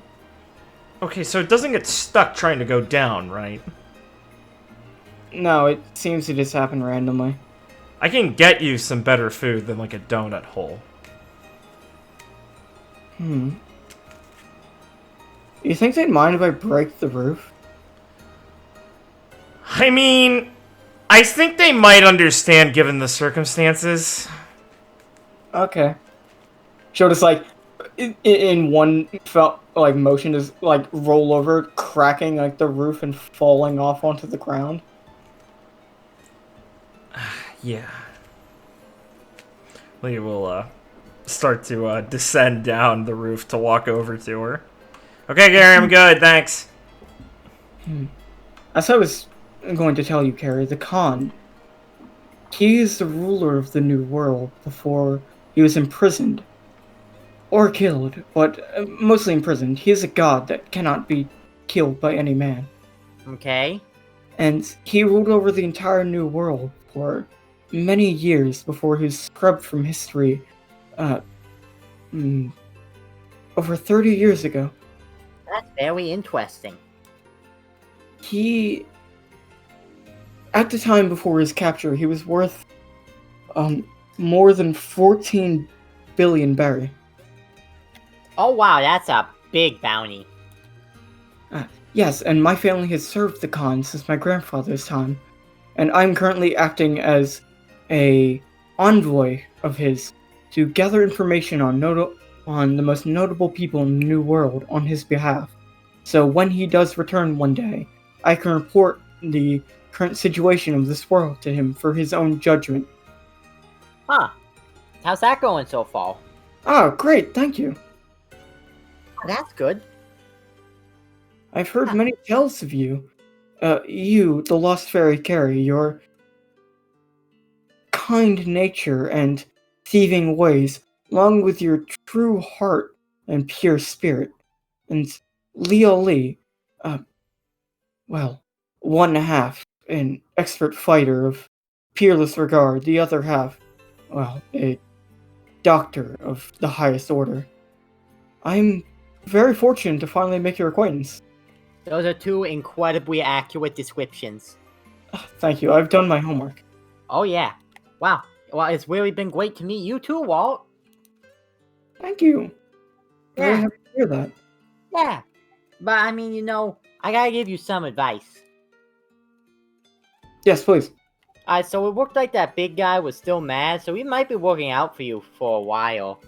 Oh, And no one can leave the island. And if he finds you again, we're not around, or I'm not around to help you, I don't know if Lee wants to anymore, he might kill you. you needn't worry. My life is of little regard in the grand scheme of this world. The Khan, I've had backups of my notes prepared in case my demise be relayed to the Khan should he ever appear. Wow. Dark but professional. My life is but one small piece in the overall structure that is, well, serving the true ruler of the world. Huh. pretty neat. I hope your con comes back someday. So do I. It would be such a happy day for us all. Here, please, have this apple. Oh, thank you. I love apples. They're so sweet. Except the sour ones. They're really sour. I like them too. I happen to like all foods. Being picky is, well, it doesn't get you anywhere in life. Yeah. We can come back on Violet on the ground as Lee descends. So, you got like enough buildup of tiles, or are you stuck to the ground now? She'll like pick herself up, and then like just rip out the stone under her feet. Okay, I think I'm good. God. Okay. Well, thank you for the blood sample. Having 2 people infected by this with devil fruits might be important for actually doing some progress. Why were you here in the first place? Is it just the pastries? His stomach's gonna grumble. Yeah, we can get you some of those soon. I have to go look for one of my new co-workers on this matter there anyway. She's been missing for hours now after she went to get 1 slice of cake. I heard it might be the people from Kodai that are causing this. Yeah, I heard that too. I also heard it's because they look funny. You know how many pathogens have started from a strange look? 0 in recorded history, so this could be the first. I'm not a doctor. Yeah. Yeah, exactly. Yup. Ah, jeez. Sorry, this is a very stressful day for me. I apologize if I'm being a bit rude. Yeah, it's fine. I mean, I've dealt with plenty of rude pirates in my day. What's that supposed to mean? What do you mean? No, the way you said that, it just... Sorry, I just had a flashback to a Marine I really want to punch in the face. Hope it's not me, because I'm not a Marine anymore. So you were a Marine, too, though. I knew that fucking tone was the same. I was a Vice Admiral. Yup, she is, too. Ah, makes What are you sense. talking about? Noelle. Ah, yeah. Oh. I have to work on that. I don't want to sound like her. Yeah, it's okay. She's not that bad, I guess. Oh, I know. She's a huge nerd, but I mean, Really weird. she'll be an uptight bitch sometimes. Yeah, I guess she can be the uptight ones, and she's... Oh, right. With you're the good Jackie's one. sister. Oh, yeah, you probably would have known her, huh? Oh, yeah. Well, yeah, nice to meet you, then. Glad to see you're another one of those Marines who've wisened up to the whole shit being nonsense. Oh. Yeah. Yeah. I'm sure Erica could talk you to death about all of that. Yeah, I heard a bit about from your captain from a friend of hers. Lee looks around a bit. Did you also know Mira? Yeah, I met her when, Erica wanted to go see her soon after we left the Marines. Ah, yeah, makes sense. She's, hanging with us now. Oh. That's interesting. Yeah, no ill will for the whole former Marine thing. I know some good people in there, so I get it, but I'm glad you guys figured it out. We can just do more good working on our own rather than following the orders of some people like the Celestial Dragons. Fucking exactly. Thank you. Thank you! I'm trying to tell Jackie that. She'll get it one day. That might be kind of tough. That girl is determined. Yeah, I'm her twin. I know. I can outlast her. Oh, good luck with that. I'd certainly like to see her turn over a new leaf. Thanks. So, let's stop by the bakery. I can get you something, and then can you come back to the doctor's setup we've got going, and we'll try and get some more tests done with your blood. All right. Thanks, So I'd we're talking appreciate about it. the bakery first, right? Yes, we'll stop first. Don't worry. Great. We can start to walk off. Yeah. We'll shout up. Till we meet next, Miss Leo Lee, I would really like to thank you more properly. You got it, Lee says as she doesn't turn around and does the back wave, but as Violet can see on her face, she just looks fucking annoyed and is gritting her teeth. Idiot. As Walt goes back to revitalizing Carrie about the one true God. Yeah. Yeah, that's really interesting. That's a really cool story. It is. Do you have any t-shirts?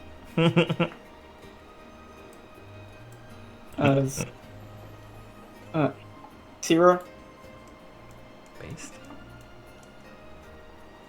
Hello? Hello? Yeah? Yeah, I'm here. You are walking around town from the market street, and you'll see an old man treating a large man with a bag that's kind of looking a bit feverish. And he'll kind of turn to you as you're walking by. Young lady, are you new here? Yeah, I just got in today. Truly, I heard that the good doctor started a lockdown. Did he probably warn you about what was going on here? Oh yeah, we got the rundown, but what can I say? The people I'm with are, frankly, not the smartest. Well, I hope you all are staying safe in these trying times. My name is Dr. Kirk Palmer. I am the physician here in town.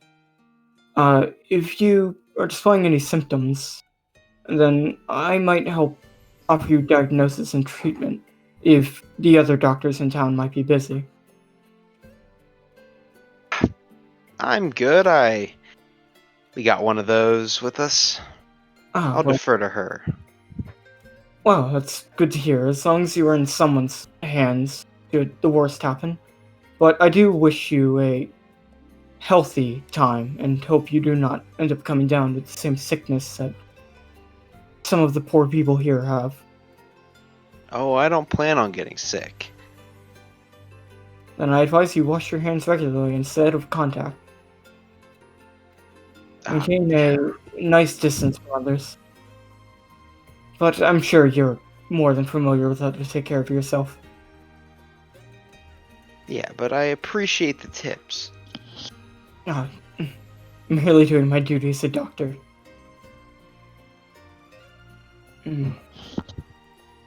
If you're unfamiliar with the area, I've lived here for many, many years. So I might answer any questions you have. Some of the townspeople are in a bit more of a panic state given the, obvious situation. So they might prove more unreliable. I guess I have maybe a couple questions. Oh, then feel free. As he's saying, as he's like, he's not looking at you, he's like performing an examination on this man. Okay. Please. Wow. Hope you don't mind if I throw you a tough one first. By all means. What do you think did this? If you have any idea. That is the $1,000,000 question.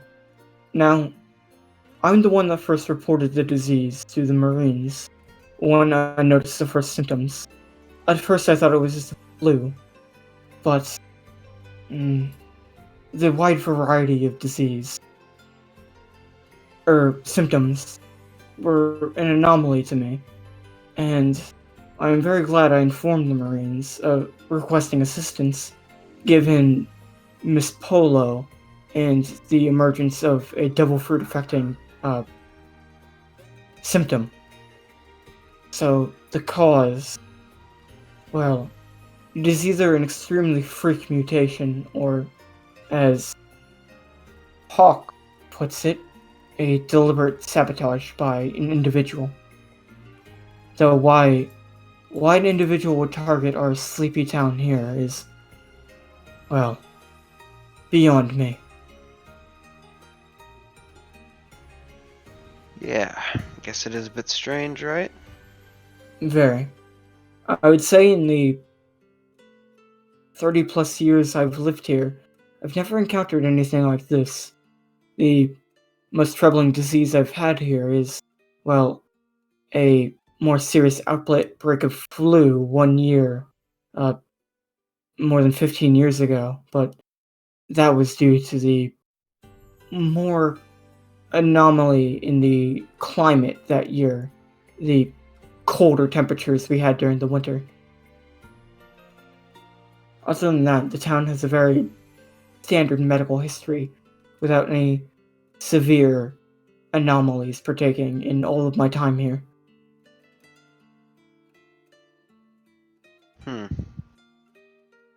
Yeah, guess you've really lived here a long time, huh? Most of my life after I left my home kingdom. I decided to settle down somewhere more quiet and peaceful, more out of the way. The hustle and bustle of the big cities stopped suiting me.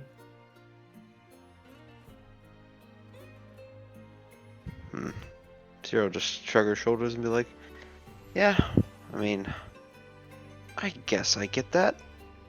But, she'll kind of look at the man with the bag. And, like, I don't suppose you need any help with him. No. Please. If I do need any assistance in moving him, should his condition worsen, I will ask for some of the locals to assist me, or a passing by marine. But, this man might rest in a less serious house. A abode besides the main medical office. His symptoms are a lot more minor, and given his size, he would only be cramping up the place, taking the valuable space away from more critical patients. So, no, I appreciate your offer for help, young lady, but I do have it under control. Alright. Well, I mean, jeez, got a lot of doctors here. Hope you all can figure it out. As do I. But the 3 young doctors here, now that, well, your friend is here, are quite noteworthy. So I'm sure between the 3 of them and what meager help I can be, that we can solve this without any more issues.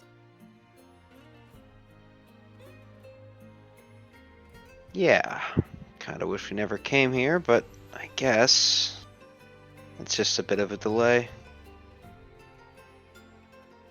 Oh well, good luck, old guy.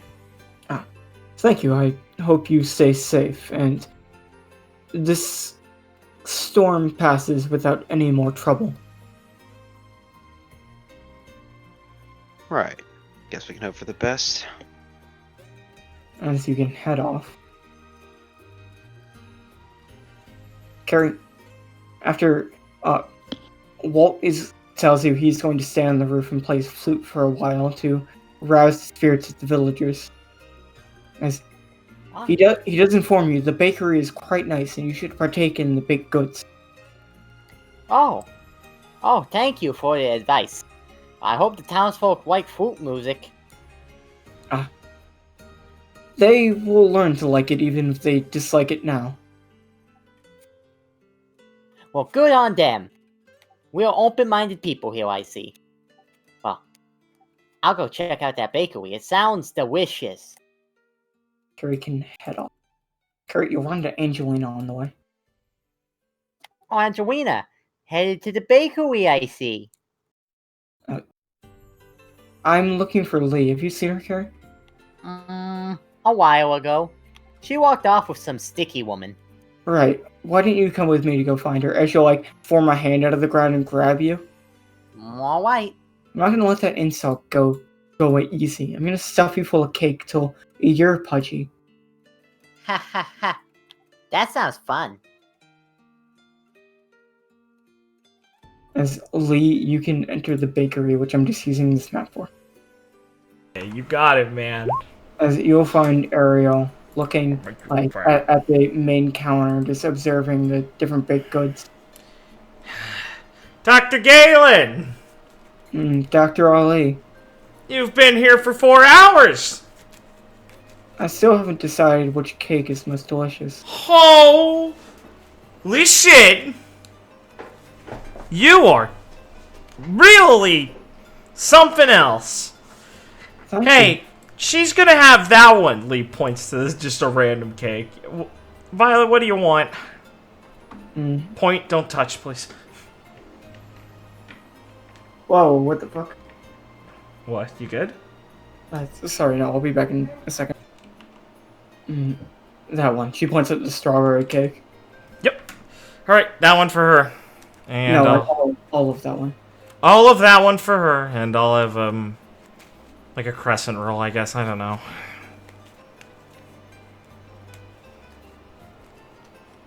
Yeah, coming right up, ma'am. Oh, sorry. Yeah, coming right up. Thank you. Thank you. Thank you, Eddie. Yeah, Eddie. Okay. Dr. Galen, we're in a pretty serious time. I don't mind you needing a break to yourself, but taking 4 hours to sit here and decide cake. Can you just not fucking do that? We got a lot of work to do. Yeah, I'll make my way back there. You're not picking up what I'm putting down in reality, are you? No? Yeah. That's okay. You get back there. Sure. As Angelina will walk into the bakery. Okay. Oh, Angie, hey. Oh, hey, Carrie. As Angelina says that, Carrie grasping the hand she has. Yeah, squeeze. What's going on, guys? I was going to head to go find the people from Kodai, I was wondering if you wanted to join me. Sure, might as well. We have to question them at some point. I just need to leave a Violet at the medical place, or... Fuck, you want to come along, Violet? I could leave you in the hands of Ariel, or Dr. Galen, but I think she'd just get stuck to you. She has like a mouthful of cake. Yeah, sure. Cool, good. We'll just, Lee was about to say, Dr. Galen, can you drop this off? But she pauses and goes, I don't fucking trust this woman. I'll drop this blood sample off real quick, and then we'll go look for them. What drink should I get? Oh, that one! She's taking that one! Coming right up, ma'am. Oh, Can I get that in a to-go bag? Yeah. I mean, I'm not asking you, Dr. Galen. You are getting a to-go bag. As she takes it back, well, I might as well head back to the office now as I got my food. Oh yeah, I'm coming with you. Drop something off and to make sure you get there. I can get there alright. Oh, I just want to make sure you're safe. As you can head back to the medical office, drop Dr. Galen off. Take the blood sample, and then head to look for these Kodai people, who clearly fucking did it. I mean, they probably did. TBH. Those four of you can head over here. Oh god, they made a Kodai hut. They totally did it. It's a foreign takeover. Violet's just covered in grass from walking over here. As you walk over, you see like a makeshift hut slightly outside the town. Wow, they really got the cold shoulder, huh? Yeah, I heard most of the townspeople blame it on them, so they took it upon themselves to stay away from everyone. Well, it's pretty fucked up if they didn't do it. As a young woman will basically jump out of the hut and appear like with a sword brandished, getting kind of low to the ground, and you'll see like kind of glowing yellow eyes under her like cloth. Cloth? Yeah, blindfold. Yeah, cloth. Oh, I thought Julius just added those to look cool. As I will feel met. Okay. And we will, as she branches his sword, she'll look on and like, kind of like her dragon fangs will grow a bit, as she'll basically hiss to give you a warning to leave, as we will end the session there. Oh, okay. Oh, drat. Ah, dragon. A Moogie. Yeah. Cool. I can't believe Blake made a COVID season. How tasteless. Dude, Upvoted. we're not even out of the woods yet, man. You fucking psychopath. Upvoted. Oh. Cool. That's fine. Ah, neat. Gotta make sure to get Mr. fucking McGalley over there so we have a fucking teacher. We have like a fucking... We're building a school, basically. Got so many fucking children who are hanging around. Gotta make sure they grow up to be like cool pirates. They gotta know how to like read and stuff. I mean, Mr. McGuffey could be the one that spread the disease. Yeah, I mean, we can just, you know, then Opal would want to know how to do that. It's not wrong, you know. Yeah, that's important to her. Oh, anything else anyone wants to say before I do the spiel? I'm tired. Do the spiel. Cool! Awesome! Yeah, Blake? It is 1 a.m. Yeah, exactly. Fair. Yeah. Blake, anything you want to say? No, it was a fun session. I tried my best to basically keep up a quick pace so we could finally get off the base into the next island. Very good. I like Cardinal Island. I look forward to exploring what the fuck's actually happening more next time. Alright, everyone, well, if you like this, why don't you leave a comment? Why don't you like the video? Why don't you subscribe? How much will it really put you out of the way? I'm trying some more aggressive tactics here. I think it's worth it. I hear people who are cool do it. You might as well.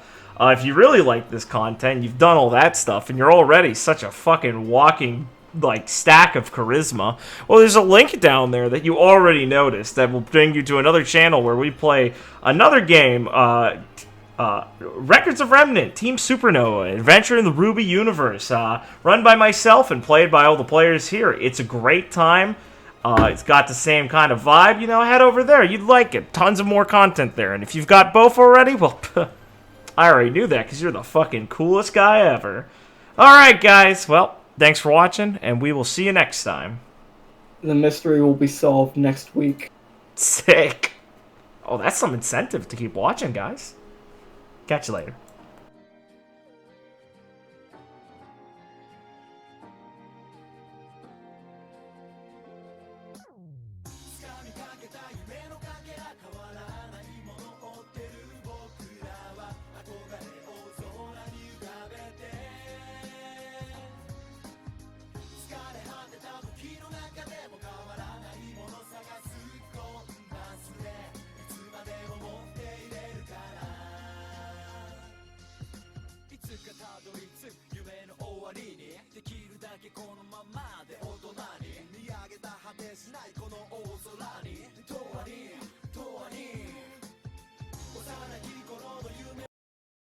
Oh my god, hold on. Hello? No, don't cut. Keep this in. This is incompetence at its finest. Hold on. I didn't want to cut it. Yeah.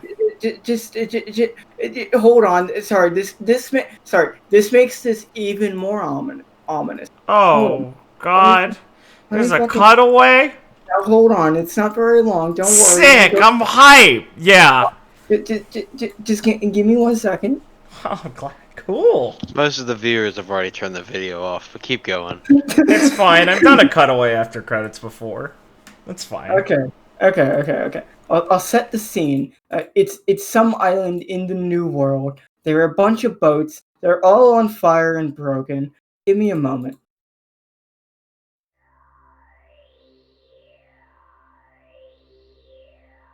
As Extermination will be sitting on a burning boat, he'll be reading an open newspaper. You can see in the newspaper from your anime camera view that it in fact reads, New Dawn Pirates re-emerge. And he'll start to laugh. Finally. We'll finally get to meet again. I'm looking forward to it. As we will cut from there. Yeah. Like, comment, subscribe, check out the other channel. Thanks everyone for watching. Very good, cool session. I'm excited for extermination. Goodbye. See you next week. Oh, Get ready to cut. oh God. Fuck. See you next time, everyone. Stay safe. Have a good one.